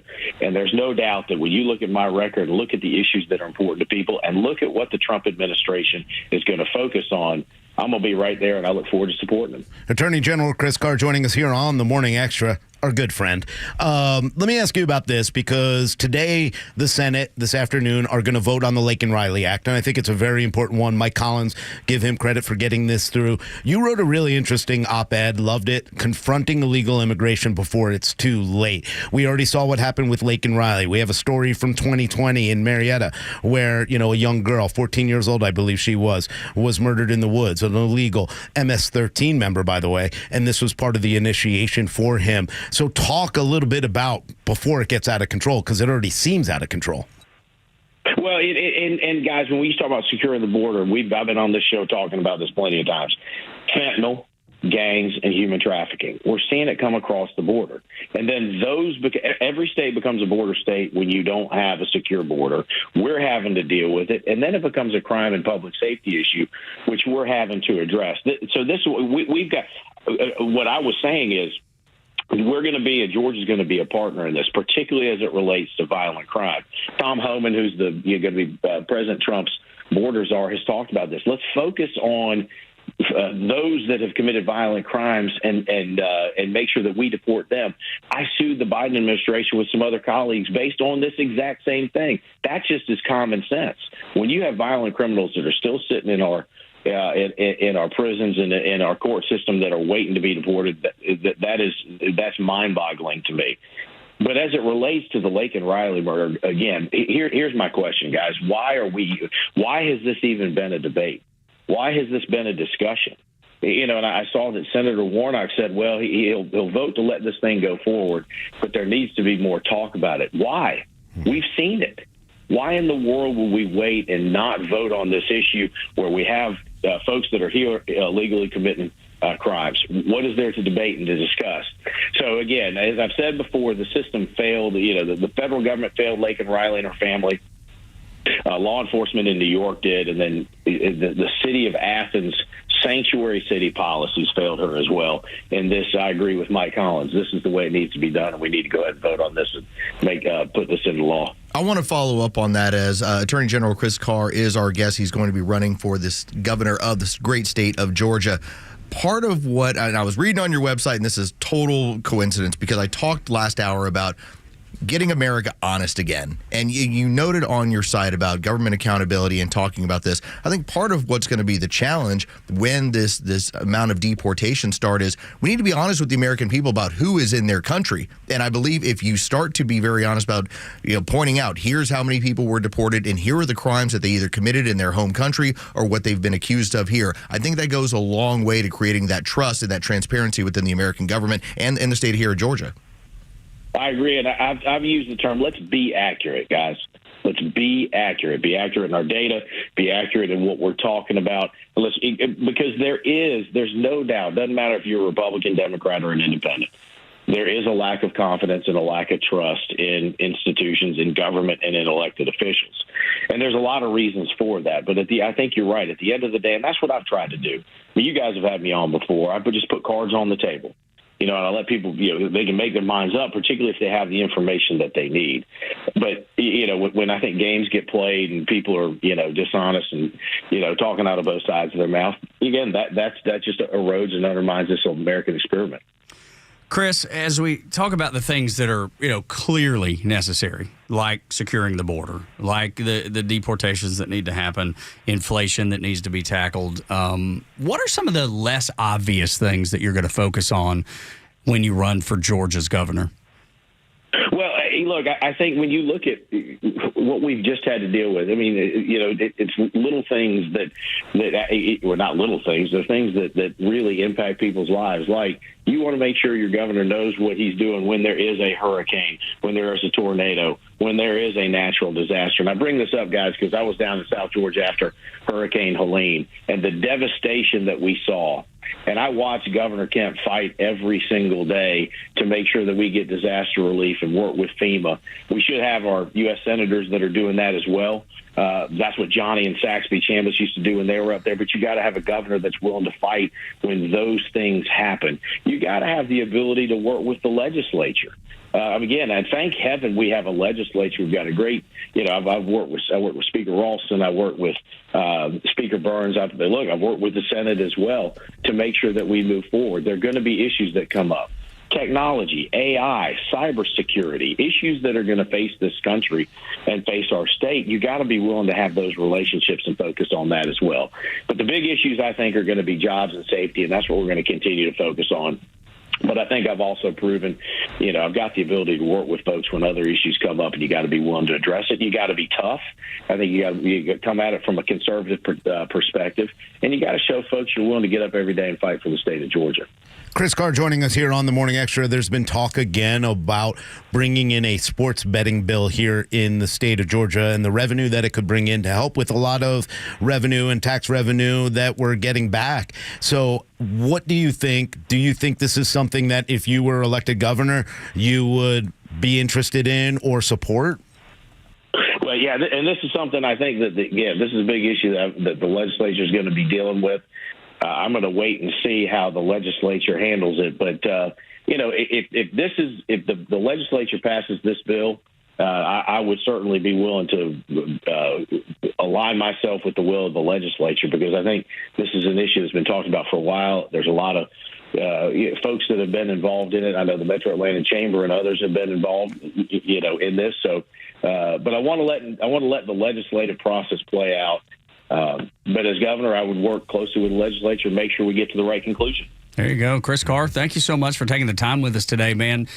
We look forward to following your progress as you run for governor, and we wish you the best of luck. You're always welcome here to speak to our audience. And when you're governor, if you can get us on at Augusta National, that's the only thing. Just slight trade-off there. Yeah. Just slight trade-offs, that's all. I like you guys. You guys dare to dream. That wasn't a no. That wasn't a no. Exactly right. Dreams come true. Yes, they say they do. Absolutely. Chris, make it a great day, man. Thank you. God bless you. Guys, thank y'all for having me. Appreciate y'all. Take care. Yes, sir. That's our dream, our trade-off. We're going to ask every elected official from here on out. For sure. I don't know why we didn't start this a long time ago. I know. Now we're going to get Burt Jones on and throw it in his arena as well. Senator, what about a trip to Augusta? You could earn our votes, sir. Yeah. Right now. It'd be very simple to secure 4 votes in the state of Georgia. Just send us to Augusta. That's all we ask. That's all we ask. I'm just saying, when you go to Tug's not even going to play. He's just going to drive around with us. That's right. If Chris Carr turns out to be the future governor of Georgia, who better to go to than the governor? Absolutely. The fact that we have an open door to the governor. High-level thinking here. Absolutely. It's next I'd level. love the sports betting. We get rid of the Hollywood funding. Yes. Get our money from sports. Dude, anything to get rid of Hollywood. Ooh, that'd be nice, huh? Yeah. I wonder who he thinks his Democrat opponent will be. Will it be Fonnie Willis? Who would it be? I can't imagine who's going to step up. What is she going to do? I mean, look, they went back and forth in between. Obviously Chris Carr was very upfront about what he thinks happened with the political lawfare, and she fired back at him. Maybe that's the setup. Yeah, we'll have to see. I just don't know. He would smoke her. Oh, dude, it wouldn't even be a contest. Like, here's my record. I failed YSL convictions. I failed the Donald Trump because it was lawfare. And then Chris Carr's like, yeah, I put away MS-13. I got gang trafficking. Here are the gangs I got. Yeah, put in jail. Yeah. Here's the ones I locked up. And here's to what keep you and your did, family Fonnie, to safe. keep us safe. Look, Nothing. I think that would be except for easy. lie about your boob. I think probably the biggest feat will be the Republican field because I do think it'll be pretty good. You know? Yeah. So There's plenty of people there. It's the Democrats that I don't worry about quite as much. Maybe it's too early to worry about them. Maybe somebody emerges and we change our tune. But for right now, anyway, who will fill the void Gavin Newsom will leave behind? That's the question next on the Morning Extra on Extra 106.3. The latest sports news, powered by 680 The Fan, and driven to extra listeners by RBM of Atlanta in Sandy Springs, Atlanta's Mercedes-Benz connection since 1964. The College Football National Championship has been set. Ohio State and Notre Dame will be heading to Mercedes-Benz Stadium here in Atlanta to duke it out for the CFP crown. While college football is coming to an end, the NFL playoffs are just getting started. In the wild card round this past weekend, the Bills, Ravens, and Texans won in the AFC, and the Eagles and Commanders won in the NFC to take it to the divisional round, where the Chiefs and Lions earned a bye towards. The Vikings and Rams finish up the wild card round tonight at 8. For Extra 106.3 Sports, I'm Joe Virgin. So, the doc says I have ED. ED. But you know what? At the end of the day, it's just an abbreviation for a condition so many men have. If I was to be honest, I probably also have a little OCD. I know I have a great HMO. Heck, I even have 3 weeks of PTO. Look, don't let a few letters get you down. If you have ED, there's HELP. Go see Dr. Deal at Total Body Therapy of Georgia. He's an ED specialist that will turn your life around PDQ. ED happens to a lot of men as we age. And just FYI, Dr. Deal can give you back the confidence you need to perform on the JOB. So, ready to take the first step? Quit yelling WTF at your little BFF and visit tbtofga.com. Total Body Therapy of Georgia. They can fix your ED ASAP. And before you know it, you'll be screaming OMG. I'm getting in the game. The world won't be the same. I'm good to go. Call 404-777-1911 or visit tbtofga.com. Military veterans are eager to transfer their skills and experiences to civilian life, but lack trusted connections to expedite their path to success. The civilian world can be confusing, and veterans do not need to journey through it alone. When you reach out to the Warrior Alliance, we will guide you to the best-in-class resources that can lead you toward renewed purpose after serving our nation. Find out why thousands of warriors have found success after service after engaging with the Warrior Alliance. For assistance, go to thewarrioralliance.org or call 404-210-1770. Hey, Georgia neighbors, it's time to expect more from your Medicare Advantage. Discover Sonder Health's custom plans tailored just for Georgians. Saunders offers unique benefits, including special plans for those living with chronic conditions. Some plans even come with grocery or gas benefits to support your overall well-being. Sonder Health makes it easy to get the coverage you need. See for yourself what today's Medicare Advantage can do for you. Visit SonderHealthPlans.com, a healthier state of life. Sonder Health Plans is an HMO and PPO with Medicare contracts. Enrollment in Sonder Health Plans depends on contract renewal.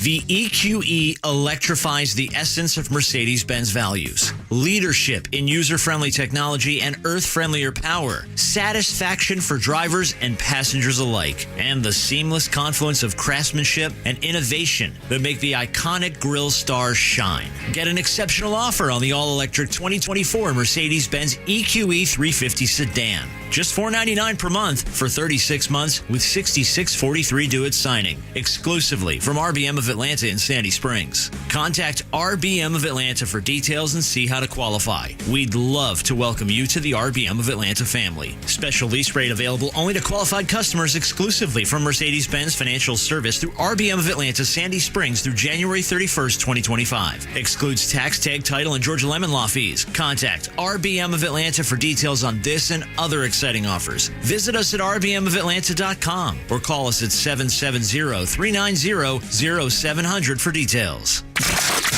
Wherever you are in Georgia, you can stream Extra 106.3 and crystal clear digital with the all-new Extra 106.3 app.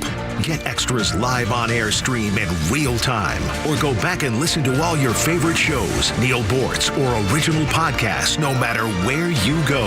Grab the Extra 106.3 app now and start streaming. I don't expect Gavin Newsom to just disappear like Homer Simpson into the bushes or anything. But, man, things do not look good for him politically. considering that we at one point thought that he was the heir apparent, that if you were going to have a situation where Kamala Harris was not going to be the candidate, she was not going to be the person that they were going to run, we all looked over to the West and said, what about Gavin Newsom? He survived a recall. Gavin Newsom's still alive. These wildfires and watching a larger part of L.A. burn down and to see the excuses he's come up with, I want you to take a listen to this. He was doing an interview with NBC News, and he's trying to explain himself as to why he's calling for, we've got to look into this, as if he's not the one in power. You know, it's one thing if I was to say, or Rhino or Tug, we were all like, you know what, we should probably look into this. It's because none of us happen to be in charge of a state. Gavin Newsom, it's a little bit different. Take a listen to as he explains Donald Trump, criticizing him and how he doesn't really understand. Constant communication. I'd like to extend that to the president-elect. I don't know what he's referring to when he talks about the Delta smelt in reservoirs. The reservoirs are completely full. The state reservoirs here in Southern California. That mis and disinformation, I don't think advantages or aids any of us. Responding to Donald Trump's insults, we would spend another month. I'm very familiar with them. Every elected official that he disagrees with, very familiar with them. We do know, though, from reporting here locally that one reservoir that serves the Palisades was not full. And that's exactly what triggered my desire to get the investigation to understand what was happening with that local reservoir. We got to look into the one that just happened to not be full. Yeah, the one. Just that one, right? It's cover up.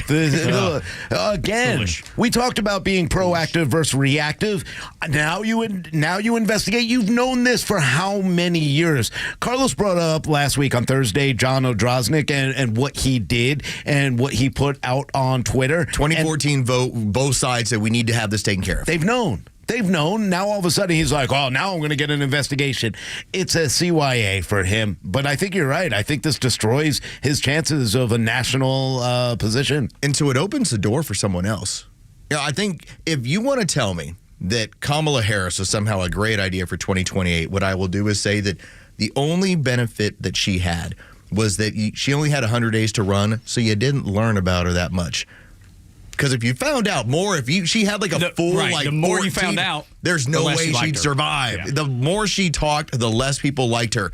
Gavin Newsom, because of this, is going to have a hard time securing just the backing of his state and the people that are going to be the major donors are going to be sitting back saying, I'm rebuilding my house to the tune of $20 million with no help, and you want me to help you with a presidential run. This does open the door for somebody else nationally. The fact that he's bringing up Donald Trump at all is the most surprising, right? Because Donald Trump's not the president. No. He's waiting in the wings. He should be talking about how much he's dealing with Joe Biden and how Joe Biden is going to swing in and save the day. Joe did say he was going to pay for 100% of everything, so maybe that gave Gavin everything he wanted. But the point is, where's the president? Yeah. The man who holds the office, where's he? Where's the vice president that's from California? Why is she not there every single day? I think that Governor Newsom is just going to slowly fall apart and disappear. I agree with Carlos, and I've said it before. I think Westmore out in Baltimore is a good one. I think Josh Shapiro, you got to look at swing states at this point. California, or in your mind, you think you're going to win. Shapiro, though. But you never know. Yeah, absolutely. But you still got Mark Kelly out there who saved himself some political collateral, so he'd be able to go out there and probably run for it. There are some out there that I think might make sense, but they're going to try to push the ridiculous. They're going to try to push the Newsom, saying they're going to protect him as much as possible. I think Trump probably should have stayed back and maybe not made as inflammatory comments, but I think it is important to bring up the fact that this is where they failed. So you deal with it. Sorry. I wrestle with the idea that you called inflammatory because he's just being honest. And brutal honesty is what they're getting upset about. And I don't have a problem with it. No, when you tell people the reason why your state failed you is because their priorities are out of whack and they're more interested in protecting little fish than protecting citizens. People don't want to hear it, but it's the hard, honest truth. And what it's going to take, we're going to have to see somebody who starts building a brand in order to run against more than likely J.D. Vance in the future. Mark Kelly, if he starts making some noise, maybe that builds a brand. The problem that the Democrats have is that every single time that they jump into this sort of stuff, for instance, Josh Shapiro, I'm sorry, with where your party's going, you're too Jewish because you're Jewish. Yeah. That's how they'll vote. Pete Buttigieg, you won't be able to land the African-American vote because you're a gay man. That's how it goes. These are the rules by which they play. So when you bring up a Wes Moore, that seems to be the name that garners most attention. But he doesn't have a national brand or a platform yet. There's got to be somebody who starts making noise in order to start thinking about running. 10 out of 10 people, if you ask them in the Battery who Westmore is, they have no idea. No idea. They probably would say the same about Mark Kelly. And even somebody like when they go, well, what about Gretchen Whitmer? Do you really want to try the women thing again? You're not doing it. She outside of burning down Michigan, which she didn't do, Gavin Newsom actually helped burn down California. And now keeps just making excuse after excuse after excuse. There's nothing more frustrating. It's like when your kid does something wrong or doesn't do their homework or doesn't make their bed or whatever their chore is. And every time you ask them or about what they're supposed to do, they give you an excuse. Mm-hmm. I think that's why people are so irritated with Gavin Newsom right now, because he keeps making excuses and instead of saying, dude, we should have done this. Like even if he would clear the deck and just be honest, be like, hey, dude, we were wrong. Yep. We should have let the water come down. We should try to figure out the smelt thing, but we got to have a workaround because we need that water. This happens, about once a year. This isn't anything new. We didn't do the right thing. If he were to do that, I do believe it would put him back in some sort of good standing, but just because he's being honest. Listen, he's one of those ones that will go with the wind. So whatever wind is blowing, he'll be over on that side going, I'm totally against illegal immigration. We got to really clean this up. We got to do this. Oh, no, reparations. Oh, no. Reparations won't work because people are upset with it. It's not going to happen. Same thing's going to happen with this fire. But I think Carlos brought up the biggest point of this. There is so much money out there funding Democrats. They've lost so much in their homes and everything else, businesses. They're not going to have the money to fund a Gavin Newsom. They're going to have to look elsewhere. And Gavin Newsom's being caught in lies. He's sitting here saying, none of the stuff Trump said is true. Go to this website. And then it's a political fundraising website for him, not an actual website talking about things like the Delta smelt, which happened in 2017. It was a big argument about using all of the state water. That's what this was about. The State Water Project was about bringing water in for LA and other cities to use for fire emergencies and other emergencies. I'm just curious if he was to ever say it's about resource allocation in the state of California and we did not allocate accordingly. We were dealing more with he'll call it a migrant crisis. But it's basically you have not had a problem with open borders. So your ability to look the other way when it came to illegals, then create a situation where you had to take money from somewhere else and commit it to this problem, and now you're reaping the rewards of that, which is not good. Yeah, bad shape. He is going to be in bad shape if he were to try to launch even the state of California, as big as much money as they generate. They're like the 5th biggest economy in the world. Yeah. And yet they didn't have the resources to allocate towards protecting their citizens against wildfire, which is it's a pretty typical thing in California. They could have. And this is the second wettest year that they've had all time. Yeah. Again, it's a desert. You built cities on a desert, and you're blaming climate control for a drought. I mean, that's how ridiculous it is. But this is a game that they're continuing to play. Even with the smelt, that was a lie. They're not endangered. The Delta smelt are, though. Stop it already. You canned fish, who cares when it comes to lives, children, pets, other things that are being destroyed every single day. But don't worry about it. You made sure that a canned fish is okay. These are the kind of things people are going to look back and say, we got to start working for the people. We got to start building our infrastructure and making it smart and making sure our people are protected, especially if they're going to build on the edge of an ocean or on a desert. Yeah. Just common sense. It's coming back into fashion. Burn the brush. Yeah, right. Some Burn controlled burns would be helpful. Oh, we hired more people to fly airplanes. Or rake it, as Donald Trump would say. We're going to rake what he said, we're going to rake it. I learned from Martha Stewart this weekend while watching Martha's Gardens. We could get all the goats that we need and just have them go through the forest and we'll be good. Hey, let me tell you, they clean all of that. In Chattanooga, Tennessee, they use goats all the time. They rent them. They let the goats just eat all the ivy that's on the side of the interstates. I mean, they do exceptional work, those goats. Y'all bring me goats and chickens, please. J.D. Vance on the plan for January 6th political prisoners next on Xtra 106.3. Tug, Rhino, and Los until 10.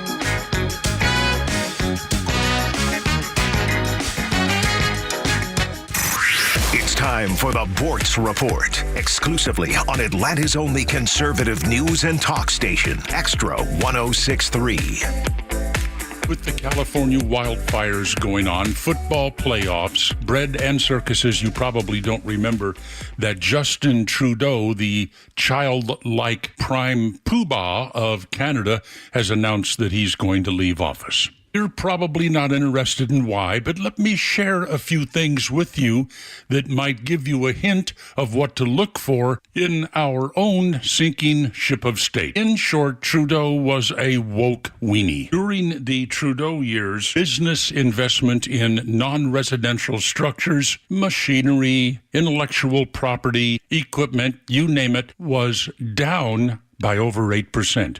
In the United States, the same period, it was up by 34%. This little statistic is very telling. The Trudeau years, private sector employment, including self-employment, rose by only 12%. Government employment rose by 43%. But did I happen to mention that Trudeau was woke?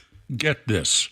The recent operational performance of Crown corporations, those are businesses owned and operated by the Canadian government, well, their performance was abysmal. Government services headed to the trash pile across the board. But Trudeau was at work. For instance, he passed an initiative that required employers at all federally regulated workplaces to provide free menstrual products in all washrooms.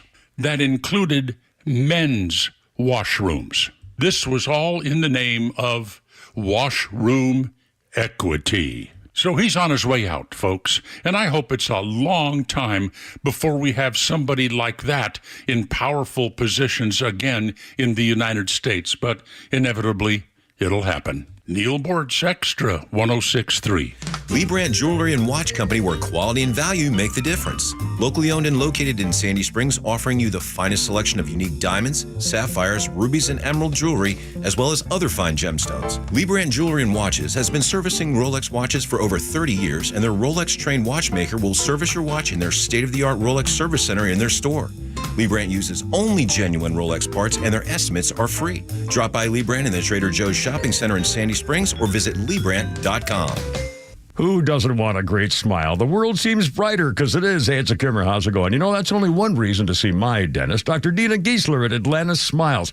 The other reason, of course, is to take care of your teeth if they're going to make your life miserable. We all know that. But when's the last time you were smiling before you walked in the door like me? Because I know Dr. Dina and her staff are the happiest Kimmer babes you ever saw. We're going to fix me up, and I always take the gas. They tell me my best stories come out that way. And you can actually get a doggy right there napping in my lap, a little doggy. I said, go ahead, work away. Dr. Dina's a Navy vet, ranked a master dentist, which only 1% can say. She's been doing veneers since before anybody even knew what that was. My first visit was 30 years ago. Cosmetic dentistry, cleaning, bridges, crowns, especially keeping your teeth and gums healthy to last as long as you do. Veterans automatic 10% discount. Just tell them when you call. Atlanta Smiles, 404-262-7733. It's atlantasmiles.com. Your new smile's waiting for you. atlantasmiles.com. Tell them the Kimmer sent you. Ask for the doggy. atlantasmiles.com. There were dozens of confidential human sources undercover in the crowd on January 6th, mostly peaceful Ashley Babbitt Day. The Kimmer Show every afternoon from 3 to 6 p.m. on Extra 106.3 and the Extra app. WFOM and W292 EV Marietta, a Dickey Broadcasting Station. The 9 a.m. hour is presented by Southern Exteriors. Quality and precision you can rely on. More homes could burn down in the Los Angeles area. I'm Dave Anthony, Fox News. It's real. We didn't think this could ever happen to us. Vicki Collison lost everything. Tells Fox for all the others in wildfire danger. Have the boxes with the evacuation items like pictures and family heirlooms. And this is not what LA needs. We have wind gusts in excess of 50, even 70 miles per hour coming later this afternoon, tonight, and into tomorrow. That's going to be a huge concern. Fox meteorologist Anna Steen, wind could whip up the flames and spread 3 wildfires still burning even more. 2 of them are barely contained. The death toll at least 24. Tragically, that's expected to rise. But here along Malibu, you can see structure after structure, homes, businesses for miles of the iconic Pacific Coast Highway in Malibu simply gone. Nothing but a charred, burned out, destroyed landscape. There's progress reported in talks trying to work out a ceasefire in Gaza between Israel and Hamas. President Biden talked to Israel's prime minister yesterday. He also talked to the relatives of 3 Americans detained in Afghanistan who might be freed in a prisoner swap being negotiated with the Taliban, though she's more encouraged by what the incoming Trump national security advisor told her than her brief call with President Biden. I absolutely believe they will bring Ryan home. Anna Corbett's husband's been held by the Taliban for 886 days, and she tells Fox, His conditions are not livable. He is physically declining. He told me on a call that I would not recognize him. The deal would swap Corbett and 2 others for a terror suspect the U.S. has imprisoned at Guantanamo. 3 police officers shot early this morning in Washington, D.C. Thankfully, all of our officers are in stable condition. They're talking, and we're so grateful that they survived this. D.C. Police Chief Pamela Smith, the same cannot be said for the gunman who opened fire on them. The officer shot back, and he's dead. America's listening to Fox News. Hey everyone, it's Ted from Consumer Cellular, the guy in the orange sweater, and this is your wake-up call. If you're paying too much for wireless service, you don't have to keep having that nightmare. Consumer Cellular has the same fast, reliable coverage as the leading carriers for less. And for a limited time, new customers receive their 2nd month free when they sign up and use promo code SECONDFREE by January 26th. So why keep spending more than you have to? Seriously, wake up and call 1-888-FREEDOM or visit consumercellular.com. Taxes, fees, and other third-party charges will apply. See website for additional details. Why pay more for prescriptions? Stop overpaying and start saving with SingleCare. It's easy. Find your prescription on singlecare.com, show the coupon at the pharmacy, and start saving. SingleCare works at pharmacies nationwide and is completely free to use, whether you have insurance or not. So the next time you fill a prescription, check SingleCare to make sure you're getting the best price. Take control of your prescription costs. Go to singlecare.com or download the free app today. Finally, there is conservative talk in Atlanta, Georgia. Tug, Rhino, and Los on the Morning Extra. Saying morning to you, tip of the 10-gallon hat. Don't downplay what Zen means. Oh. Joe Virgin River. Yeah, no kidding. Or to just anybody in their males, any males from about 18 to 45. Like every single one of y'all, I don't even care if you don't even partake. I'm just going to say that you can trade for it like prison cigarettes. That's the truth. Dude, that's the way to do it. It's amazing to see. And especially if you play baseball. Oh, like if you're a ball player or golf. Holy hell. It's like it's weight in gold. Dude, I'm telling you. And I didn't know about this stuff until about, 2 years ago, probably maybe 3 years ago, but relatively recently. And I'd probably had one too many. This was a weekend. And, agreed to anything. Yeah, let me tell you, they're like, hey, and I was just talking to my son's friend, so he's 20 now, so it's probably, let's say he was 18, and his buds were 18. They're like, Mr. Tug, why don't you try this? And I was like, well, what is it? And they're like, it's a Zen. I was like, well, tell me more. Tell me more. And they did. I can't do it. Man. Oh, my God. I tried. You guys saw me. I almost threw up everywhere. Dude, man. I have a simple plan. Yes. So the next time I'm at a tailgate on campus, I'm going to buy a Zen and bring it with me, not because I'm going to partake, but I need to be able to trade. Yeah, so, that's a good idea. Walking by, hey man, trade your beer or something. Hey, can I get you want some Zen? Sure. And this it's currency. Yeah, absolutely. I like this idea. It makes more sense than Bitcoin to me. Yes, I'm gonna bring this all to the bluegrass festivals and trade stuff. Dude, let me get that sticker. Joey's got 2 cans. He's got 2 tins, 2 rounds of Zen. I think I have a third one. 18 to 35, 40. Yeah, I would even go 45, dude. If you're a dude, got them cans. Dude, I'm telling you. Do girls do it too? I've never seen any, but I don't know. I've just never seen it. God, I hope not. I've never seen it. I've never seen it either. The girls like the vapes, like Bella. So girls, because I see girls carrying the Zen containers around, but I found out from Bella that what they do is they use the Zen points, to buy themselves gifts. Yeah, which is their boyfriend's points. But they don't actually use it. Don't know how to use it or don't care to use it, whatever it is. God, that boyfriend's like, she's so sweet. She brought me a whole sleeve of these Zens. I know, right? She's like, give me the cans. While she's getting a vacuum cleaner. Yeah. Some points. Vacuum cleaner. So didn't that what she said? It was like a really nice vacuum cleaner. Dyson, Something crazy like that. Yeah. Get yourself an iron. I'm telling you, Cassandra found the Zins. Did she? Yeah, the other day. She goes, "Oh, you like the Zins?" I go, "I like the Zins." Oh. And she had no problem? No, she was fine. Yeah. Yeah. Culturally, Did you that's tell her just- about the points?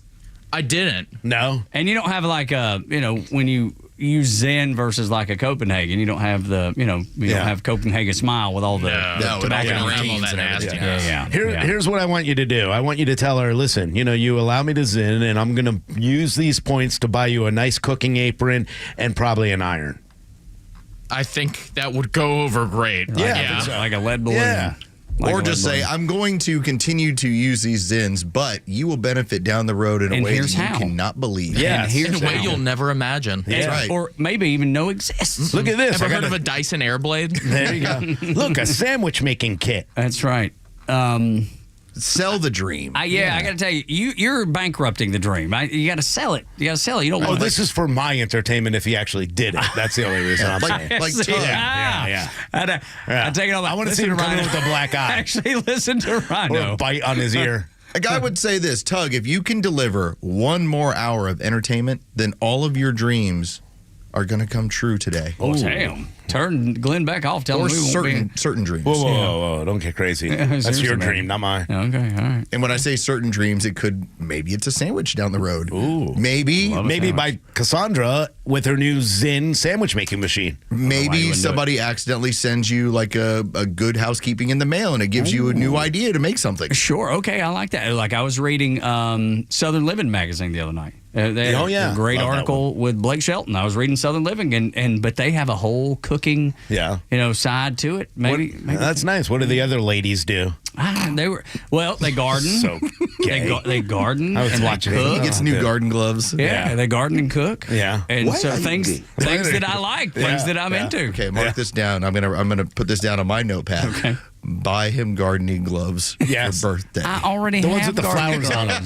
Exactly. I already have them. Look, that's about all you can find. I'm not kidding, man. That's about all you can find. You know why? Because a man goes and gets leather gloves that are made for construction and uses those for gardening. Yeah, or just the ones that you use for cutting wood. Exactly. Exactly. Rhino's going to get you potting soil at some point. You're going to be so happy. I'll take it. Yes, I'll absolutely. A nice little cart. Yeah. See what he got me? He got me potting soil in a cart. Y'all making fun of me for liking the gardening? Y'all making fun of me for liking all? I watched. What do you say? I'm not. You led the charge. Oh no, I'm definitely making fun of you, but I'm not. You're the Robert E. Lee of this thing. What are you talking about?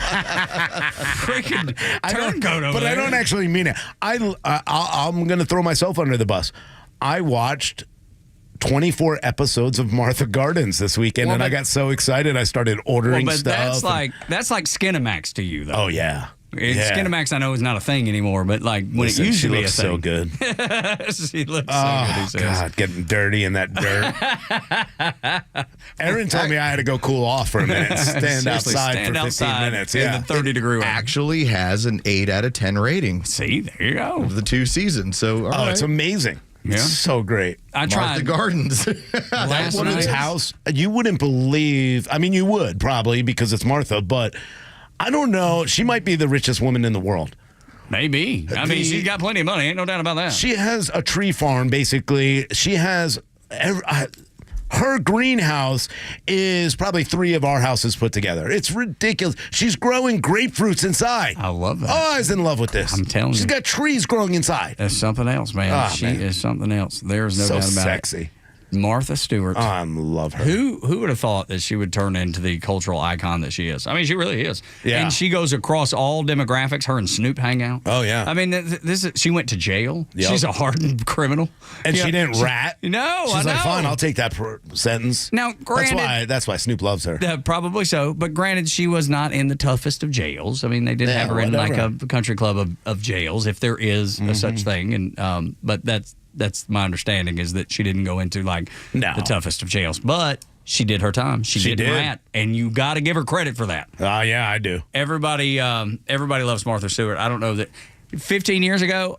When did she go to jail? Do y'all remember? Has it been 15 years? Oh, it's got to be like 15, 20 years. Yeah, 20 years. So prior to that, I don't know that she was the cultural icon that she is now. I think jail actually it blew up her career. I think Martha Stewart living and all that were brands. Sure, But now... But she hits audiences that she never did before. Yeah, she went to jail in 2004. Okay. Yeah. Wow. So almost 20 years. Well, 20 years now, yeah. Wow. Yeah, I didn't even realize, God, we are old. But yeah, look, she is one of the greatest when it comes to this. And if you like gardening, I mean, I definitely suggest watching what she does. She gives so many great tips. She knows so much. It blows my mind how much she actually doesn't know. That woman went to federal prison for 5 months, then had to stay at home because of basically insider trading, and yet Congress just hums right along. Yeah. Meanwhile, Pelosi is just like, what's up? What do you mean 5 months? How much you make on that deal? Yeah. 50 grand? Ha! Yeah. It's nuts. It's so crazy. There you go. 9 o'clock hours brought to you by Southern Exteriors, your home exterior solution since 1999. Anything you need done to the outside of your house, they can do it. Windows, doors.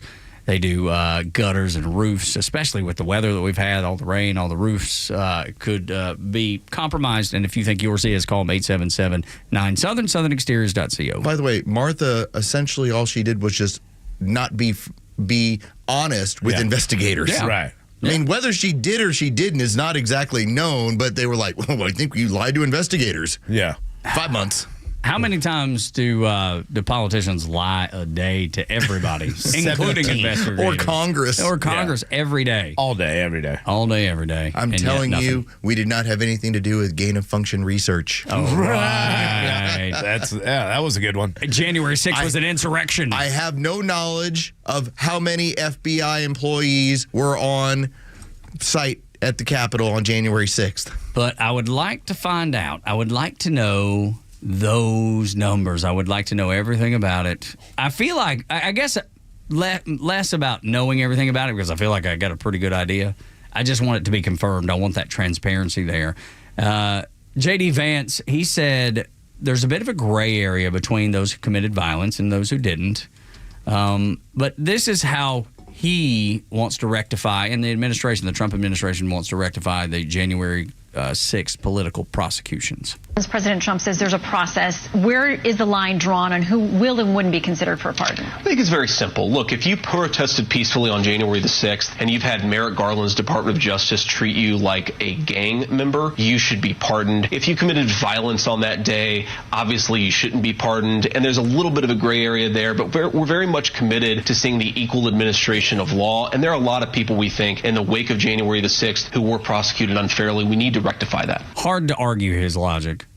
I know, and I've said it before too, because I was just so furious and fed up with the Biden administration and how they did everything that I even said it on the show many times, and I'm not convinced that I wouldn't do it still if I had the authority, which I don't.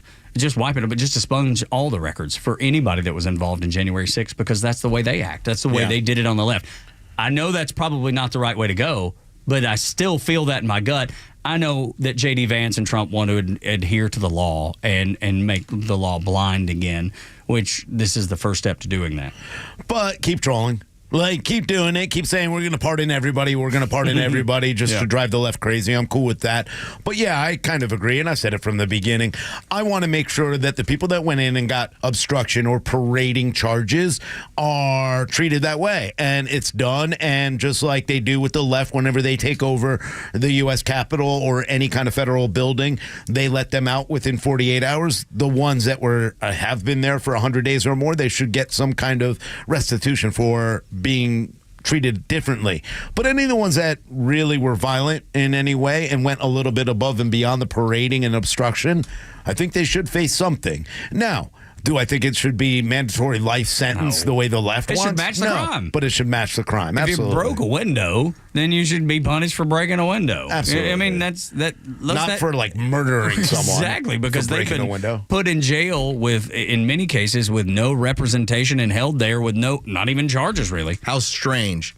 Parading is what was used to indefinitely lock people up or to give them a felony conviction or to cite them or to squeeze them legally to where they would run out of money, where basically you didn't have a permit to do that. So it's parading. Like, how much do you got to stretch? Yeah. In order to make that work. And the funny part was that there were organizations that were given permits to be inside the Capitol for that day to do speeches with a megaphone, but they went to each individual and like, well, you didn't have a permit, and you didn't have a permit, and you didn't. And that's how they did this. Now, when it came to a bunch of pro-terrorist groups to sit in the middle of there and call for the genocide of Jews, and they got parading charges, they were out, and then even back later that afternoon to do it again. And Shows then, you the difference. Yeah, and then we're let go. Even though it was the same crime they just got arrested for, they were able to come back in, and they weren't even arrested. They were given little discharges and Was that the same time that AOC pretended to get locked up, or pretended that was before that? It was before. Okay, Yeah, all right. yeah. I just remember I'm that. putting my Fake hands handcuffing. behind my back. Yeah, but that stands Everything's out a to photo me. op for that. She's such a phony. Well, yeah, because that's all she has is this distraction from actually having any kind of legislation that benefits people. All she does is yell and scream like a bartender because she is one.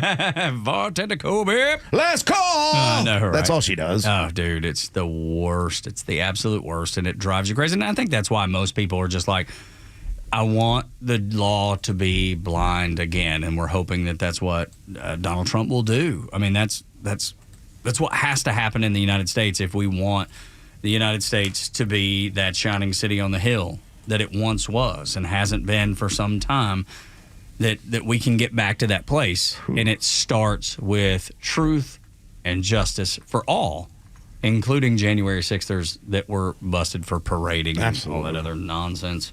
I mean, I'd be cool with him and just going, yeah, you're all out.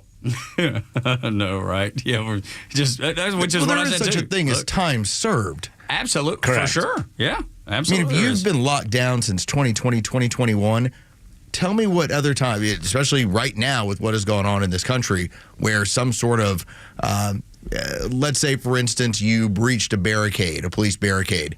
You bumped a police officer. Tell me where that's 5 years. Yeah. Well, but 6 people died because of it. Not really. It's all garbage. Sorry. It's all that's all bullcrap. lie too. Joe Biden, I've already shared with this, and everybody agrees that everybody feels the same way, that his legacy is just complete crap. New York Post, they've noticed too, they say in the last few days of his presidency, he plans to do a few speeches to solidify his legacy. And I'm like, well, wait. Well, that'll do it. I'm not sure that's going to convince anybody of anything. You're going to have a dementia patient speak in order to secure their legacy? Yeah, that's great. Like, why not have me dunk to secure my legacy? That's exactly right. You know what Joe feels like doing? Running a marathon to secure his legacy. Right. But Joe Virgin, you ready? Let's do this. No thanks. As if that would, as Los is pointing out, it would help you forget corruption. It's legendary. He and his family and those shell companies. I don't know about y'all. I don't know if anybody's got shell companies unless you're doing something sinister. I need you to go across the street and hit a 95-mile-per-hour fastball out of Truist Park in order to secure your legacy. It's about the same thing. That's right. Yeah. Ain't going to happen. Yeah. Well, first of all, I couldn't hit the ball to begin with. And then secondly, even if I got one out, they'd be like, okay, do it again. Yeah, speak Yeah. and make it make sense. Yeah. Yeah. To secure your legacy. But the good thing is, if you do like a Biden, you could say it was 95, even though it was 55 miles per hour. Or 35. For that Right. matter. You can make it up. So and go on, because that's what he's going to do with these. Yes, sure. But I think the point Los is making is that nobody's buying it. Nobody's buying it. It doesn't matter what Exactly. you say or do, or if you can even speak to convince people. You know, if you could put the sentences together that make sense. Yeah. Let's say you read what the speechwriters have written, and it's the most, epic thing that has ever been written. Nobody's buying it. Nobody's believing that crap. Nobody's been, except for the crazy left and the, Aunt Pegs and Uncle Chips that run around. 20% maybe. Will sit there 30. and believe every lie. Because I saw it all weekend, and I'm sure you guys saw it all weekend. I saw it from Kamala Harris. I saw it from Joe. We're leaving this office, and we created 16 million jobs. No, you didn't. You're still lying about the same number. These are the achievements he's going to throw out there. When Chairman Mao, when he was on his way out of office and he was recognized like, oh, how am I going to get myself back in control of the Communist Party in China? He was like, okay, what I'm going to do is I'm going to announce the new direction. And I'm also going to show you at 72 years old, I can swim this river that was like 8 miles across. And he did it in world record time. And he was like, see, if I can do this, we can do it. He never did it, but he told you he did it. This is Joe Biden attempting to swim that river. And he won't do it, and you won't listen. You won't believe it. No one will. No one will. Morning Extra and Extra 106.3. If only Western North Carolina and East Tennessee were filled with actors and actresses, they'd not still be struggling to recover from Hurricane Helene. That's the discussion next on the Morning Extra after headlines on Extra 106.3.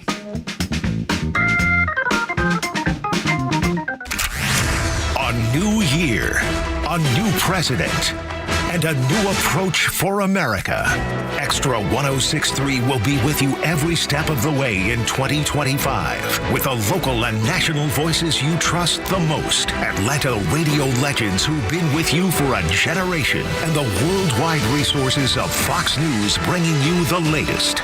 We are proud to start another year as the conservative voice of Atlanta. Extra 106.3 FM and the Extra 106.3 app. This is Jonathan Geller at D. Geller & Son Jewelers, Atlanta's engagement ring and wedding band destination since 1939. Why?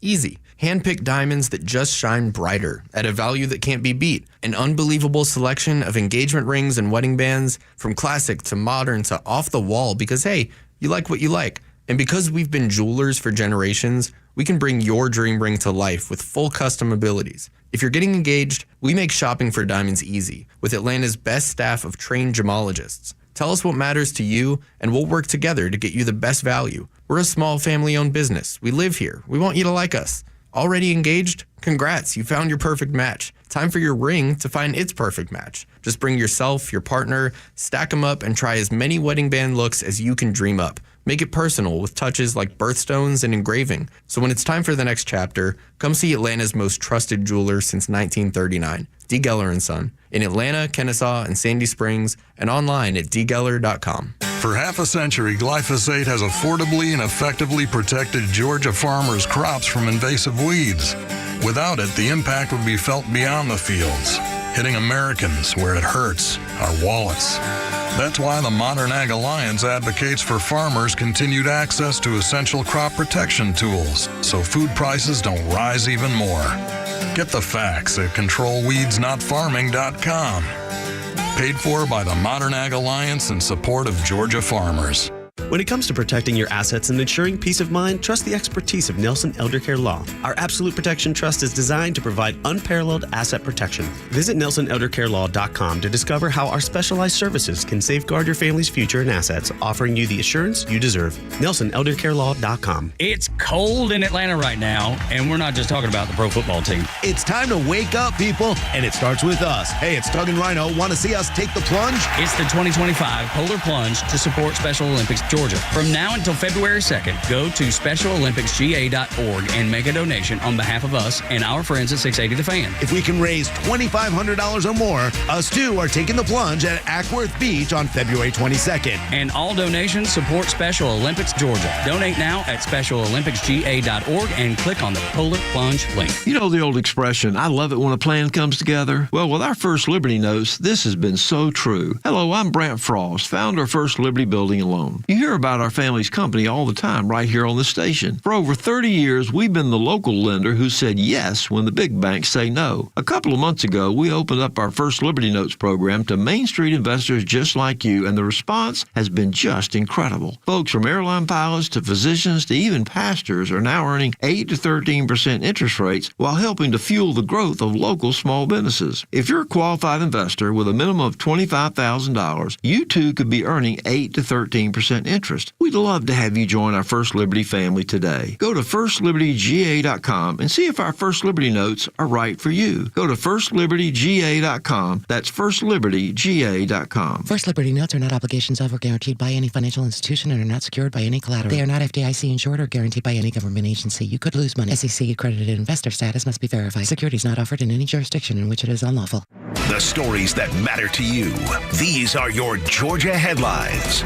Good morning. Here are your top stories in the state of Georgia for today, Monday, January 13th. 2025. 84 senators voted to allow the Laken-Riley Act to move forward, enabling the bill, also titled S5, to bypass the potential hurdle of a filibuster. The bill, introduced by Senator Mike Collins, will now proceed to a roll call vote on the floor of the U.S. Senate. The vote is expected to take place today at 5:30 p.m. If the bill passes without any further amendments or changes, it could be the first bill President Trump signs upon returning to the Oval Office. As the state of Georgia begins a new week, power restoration efforts continue after Georgia Power crews worked tirelessly to restore electricity to over 340,000 customers over the weekend. Some schools have opted to close or hold virtual classes today, effectively giving students a 4-day weekend. Most of these schools are located in the North Georgia region, including Dawson County, Gainesville City Schools, Hall, Lumpkin, Pickens, Towns, Union, and Rayburn County Schools as well. And in other news, Chase Chrisley, the son of reality TV stars Julie and Todd Chrisley, has found himself in legal trouble. Chrisley was arrested at a Twin Peaks restaurant in Buckhead. According to a 911 call that has been released, the 28-year-old allegedly slapped the restaurant's manager twice, including once while the manager was on the phone with police. Chrisley was arrested and later released on a $10,000 bond. He has been charged with simple battery. With your headlines, Scott Rhino, Extra 106.3.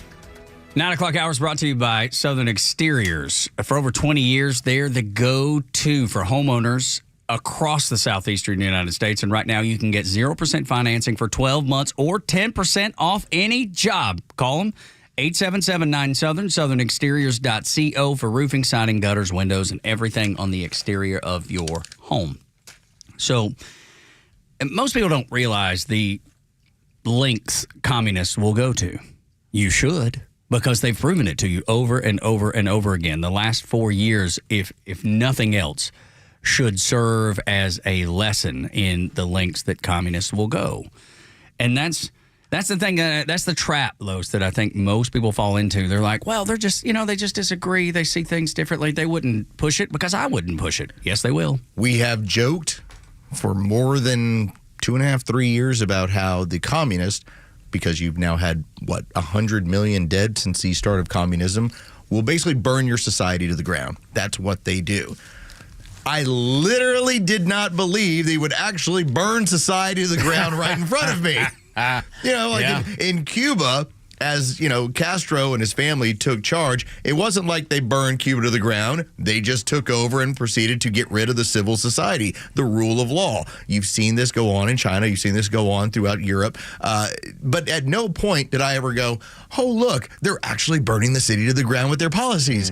Until now. Yeah. It is the absolute epitome of what goes on with communism that's actually playing out in your face.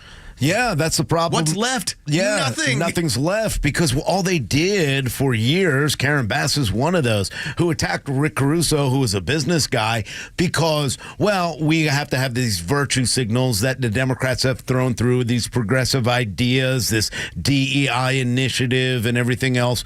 They went more towards that than actually doing the job of protecting the people of California, and now you're seeing it. And it's horrible. None of us want to see this. None of us want to see people displaced and their homes on fire, everything they've ever had on fire or burnt or lost. Nobody wants to see it, but there are people to blame, and those are the people and the leaders who didn't listen to the people when they voted for certain initiatives. I don't want this to be controversial. I'm not trying to, give you some crazy screaming hot take, but sometimes you have to have the worst happen to you before you realize the ills of your ways. Yeah, it sucks. It's the truth, and it sucks, dude. It sucks.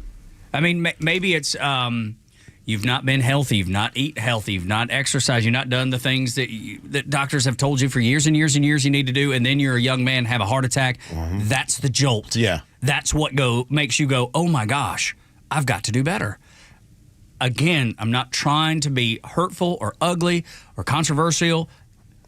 This may be what it takes. I don't think that's awkward. I mean, again, I've talked about in the past how I realized I had to change my diet because for some reason my cholesterol would go crazy when I would consume meat products. Animal fats is what it was. And so there was the come to Jesus moment of, I have 2 daughters. I'd like to walk them down the aisle. I got to make a change.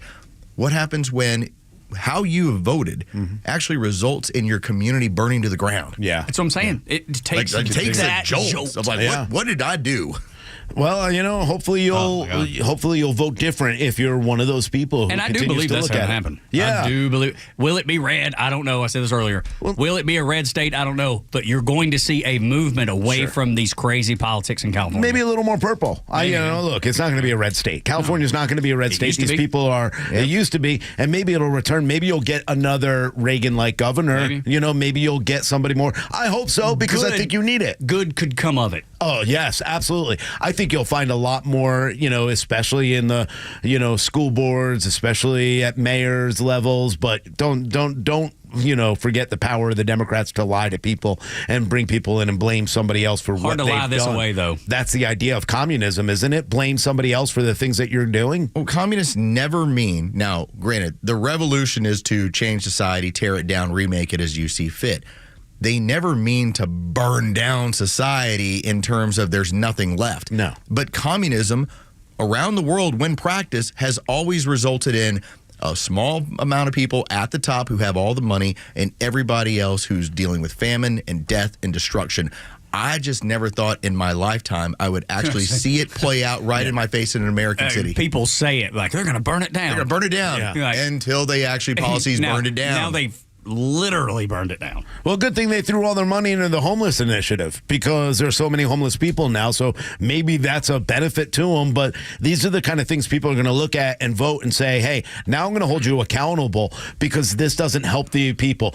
Giving, clean drug needles and clean drug kits to them instead of actually taking care of things that need to be taken care of for everyone in that area, those kind of virtue signals are going to be a thing of the past, because people are going to be like, hold on, why are we not looking at the important issues like, I don't know, the Central Valley water aqueducts? Why aren't we looking at things that are actually going to benefit us and keep us all safe? Then, once we get that taken care of, let's look at some of the social issues. The emerging communists in Russia during the late 1930s, they looked at how they needed a price fix, and that was to do this for the regular society.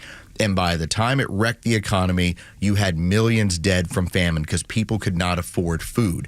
When you look at what happened as we emerged out of World War II, and you had Mao Zedong, Chairman Mao, who decided, you know what we're going to do? We're going to become an industrialized nation. We're taking the farmers, we're moving them into the cities, and we'll have the government produce the food that's needed. 50 million dead.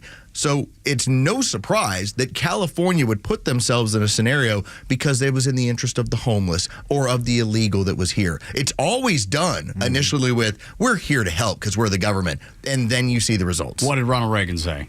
The worst thing you can hear somebody say. I'm here from the government. And I'm here to help. Here to help. Holy Lord. And the people in Western North Carolina are facing the same things right now. If Western North Carolina it might be was worse. Filled with, but if they were filled with actors and actresses that had a megaphone and that people adored for some reason that I can't figure out because I don't adore any of them, then Western North Carolina wouldn't be in the shape that it's in, because they would have people like David Muir in his fake fire coat out reporting. That was just the worst thing that I saw. He out there looked dressed to the nines. So many of them like that, but yeah, he was the screensaver. If you ask me, he was the leader of the pack. Just ridiculous. I mean, you had people in Western North Carolina, 3,000 Helene victims who were afraid they were going to lose their FEMA hotel vouchers and be homeless in the Appalachians during the winter, like with all the snow and all the ice that was coming down. Do you think any of that's going to happen in California and in L.A. and Hollywood? No, it's not. No. Joe Biden's already said we're going to pay 100% of it. We're taking care of everything. Those people in Western North Carolina are like, how about just help us? We don't need you to pay for it all. Just help us. And they're not even willing to do that. They don't need them politically anymore. They don't need them politically. Look at the succession of what happened. Maui fire, right? He went out there, looked at a dog that didn't had boots on. He goes, wow, it must be hot down there. That's the kind of out of touch person that Joe Biden is. And then as soon as another tragedy happens, Maui's completely forgotten about. Then you have Helene. Everybody's focused on that for a while. You see it. You see the concerts for Carolina, this, that, and the other. Then all of a sudden something else comes and that goes by the wayside because they don't want that coverage. I'm going to tell you right now, LA and California, you're right. People are going to freak out because all these empty promises by the Biden administration are never going to come to fruition.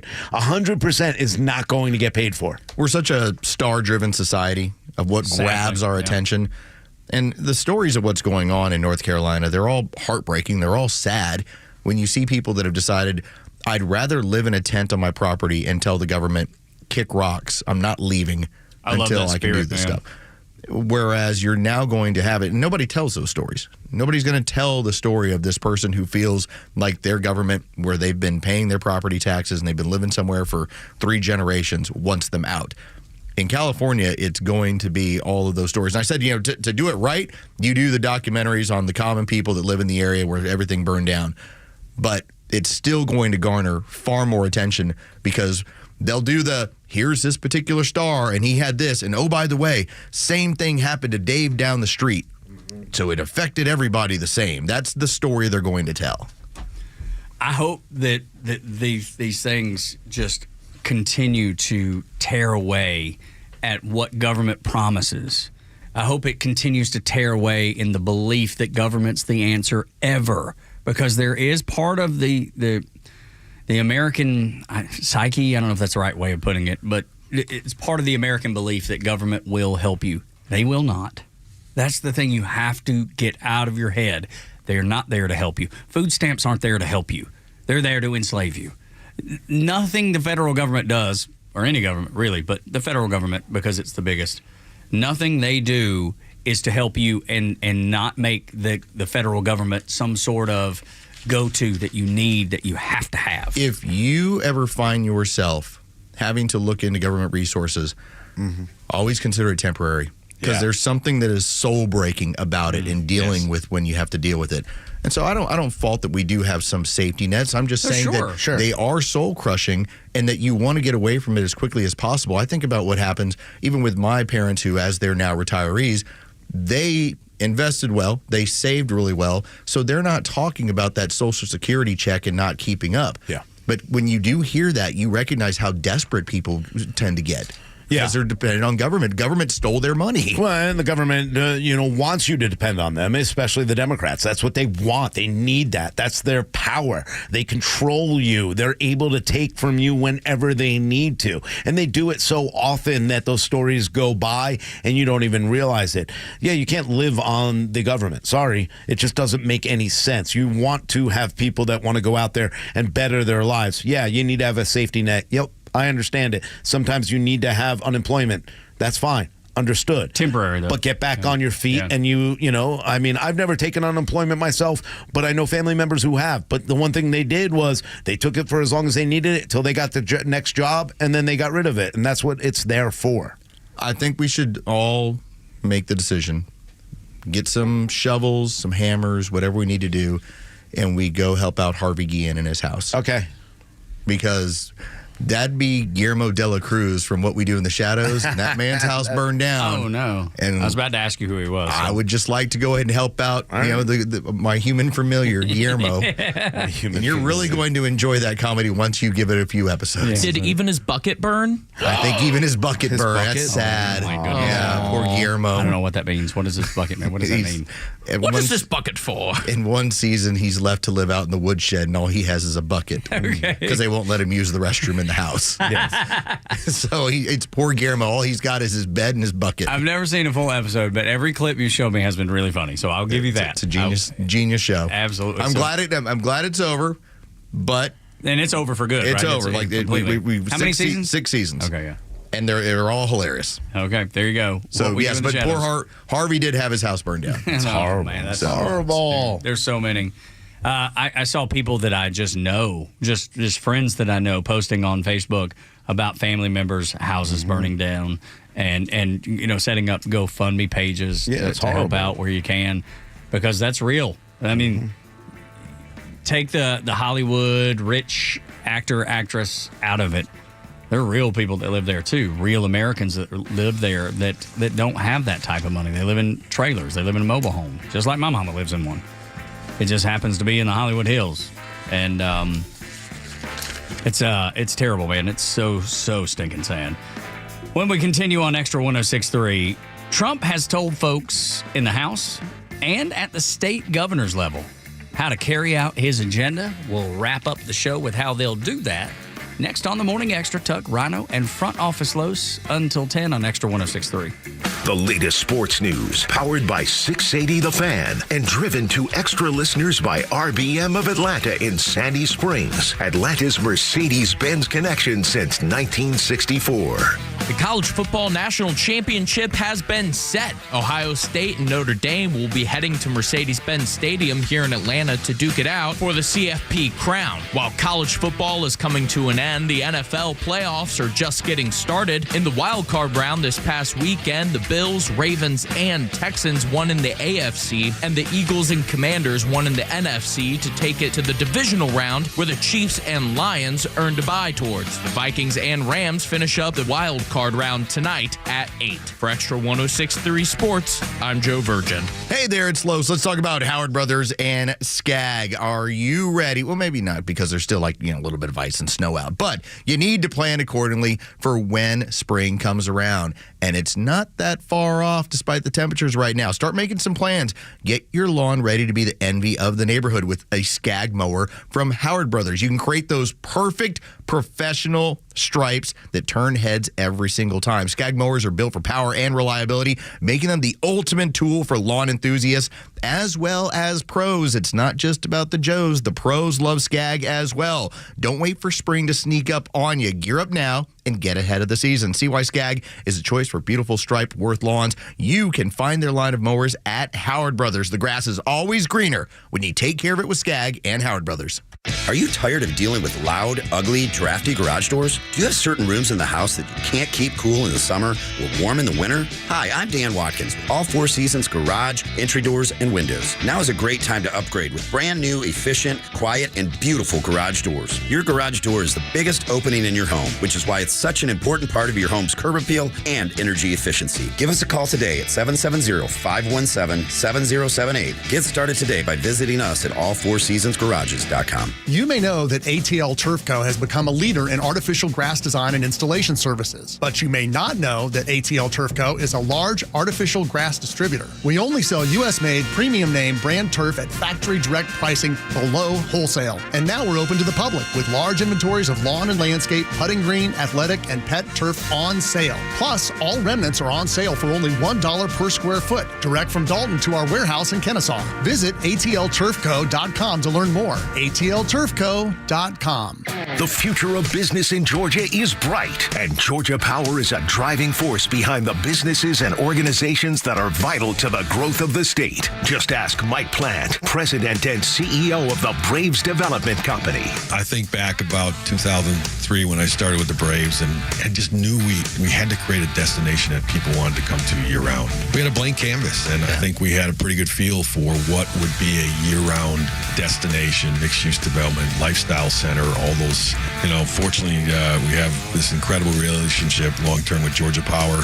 Right away, they saw our vision, they got our vision, they understood it, and they knew they needed to be a big part of that. They are leaders as far as being part of this community. We don't have power, we don't have life, So, they've been a great partner of ours, and they're there with us every step of the way. To learn more about how Georgia Power is helping businesses big and small, visit georgiapower.com and tune in all year to discover how they're powering the future of Georgia.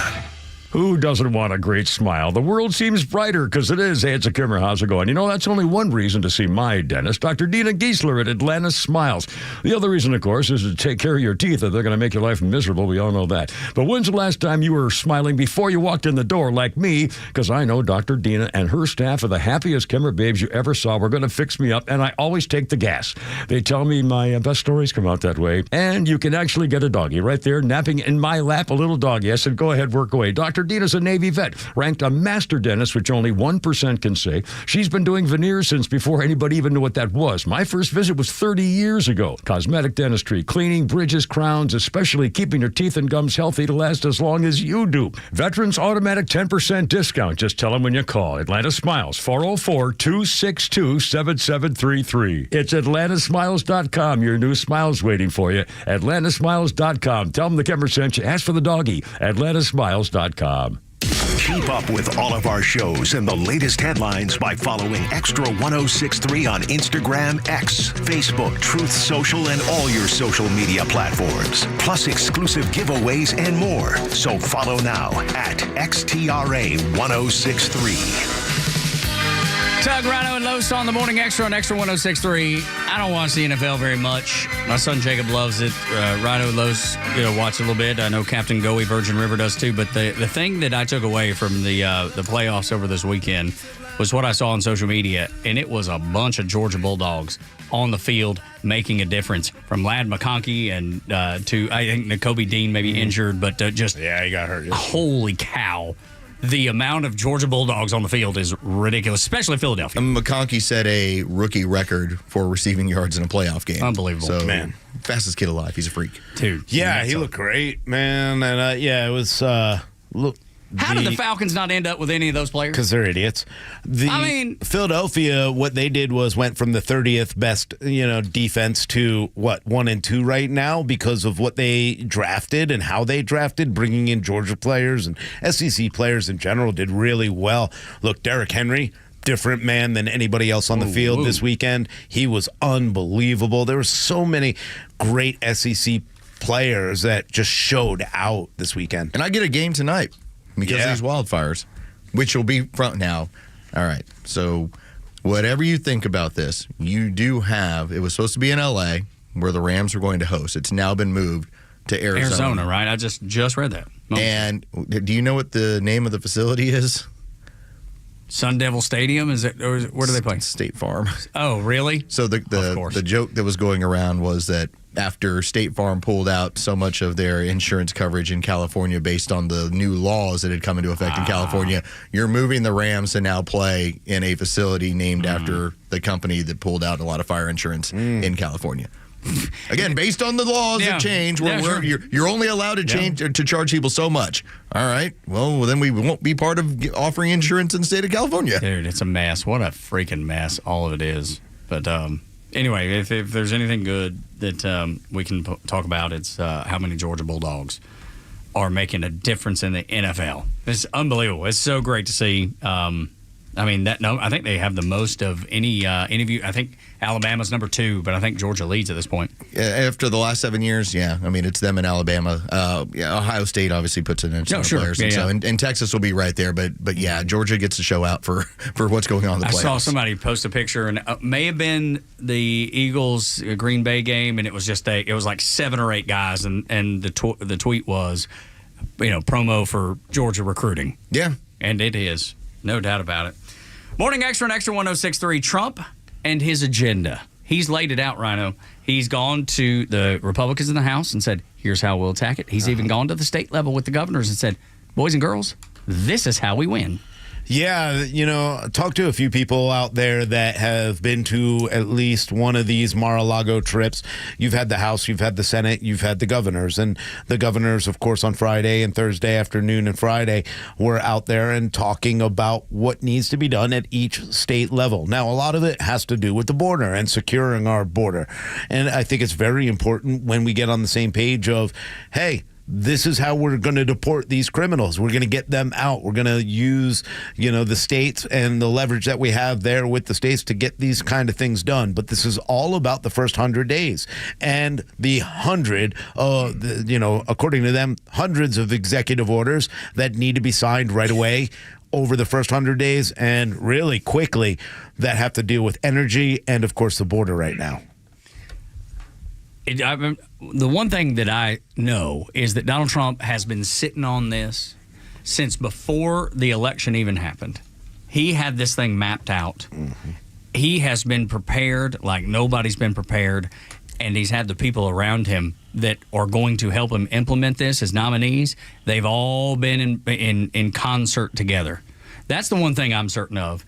And that's the one thing that's so encouraging to me. Just like Georgia prepared for the little snowstorm we had, everybody stayed off the roads. That was the plan, and it went to and it worked just the way it was supposed to.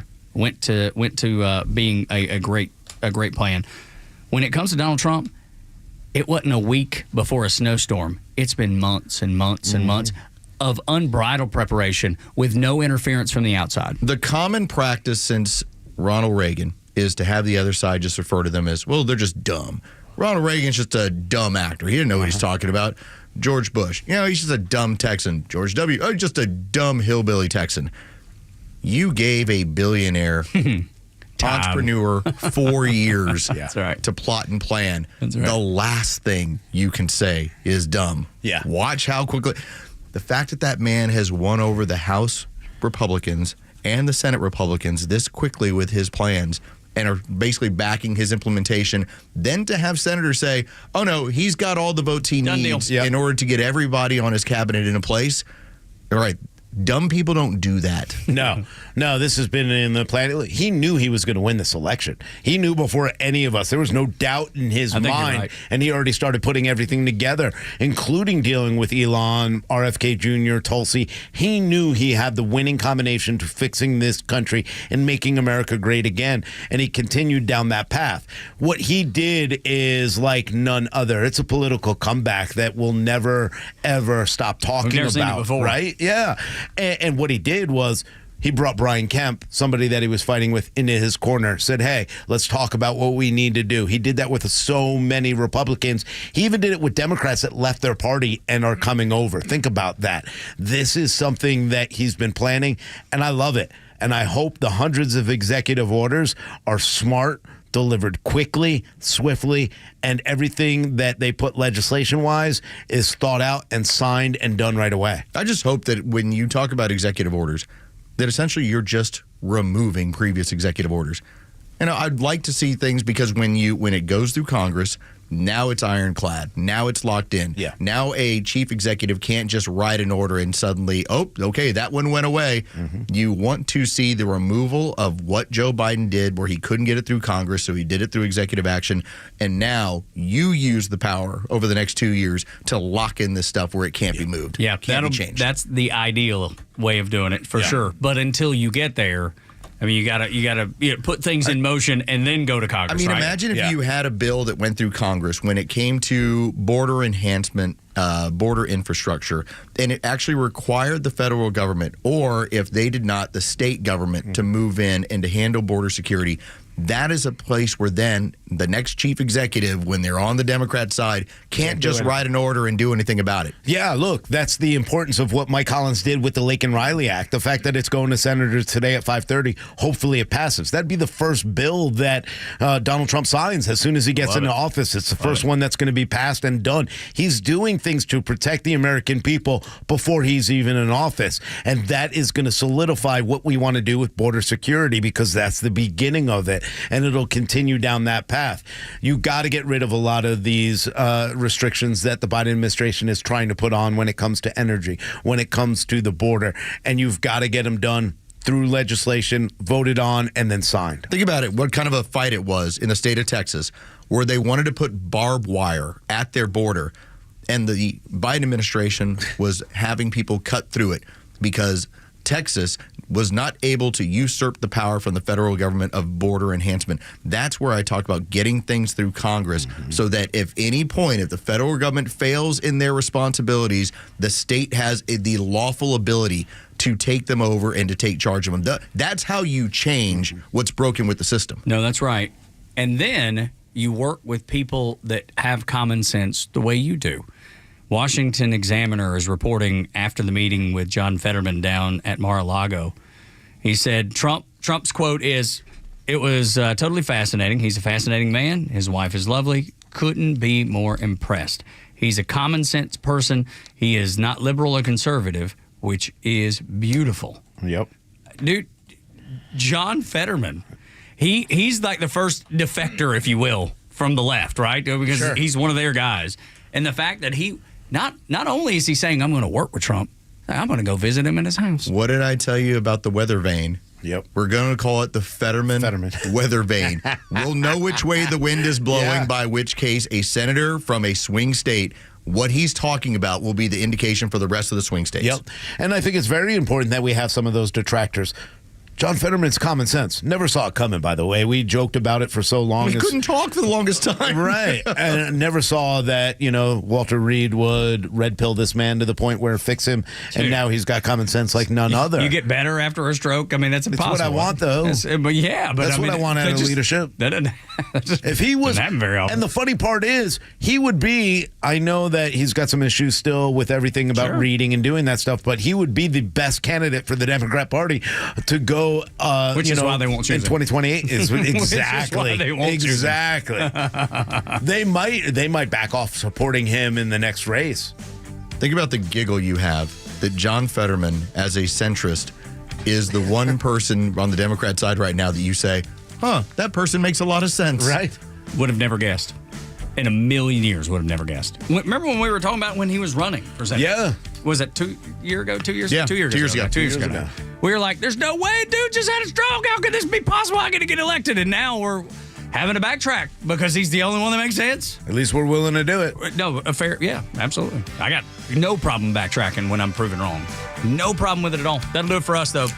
Thank you so much for being here. We appreciate you supporting a show that talks about common sense and has been for 4 years. A station that supports your values and advertisers that reflect your values. Support them where you can. Don't buy something you don't need. But when you need something that you hear advertised during the morning or the afternoon show, support those advertisers. That's all we ask for. Rhino, Los, in front of Board Up Going Virgin River. I'm Tug. Y'all come back now here. The legend Neil Bortz is only on Extra 106.3. Hey, it's Tug, and here's what you missed from the Talkmaster.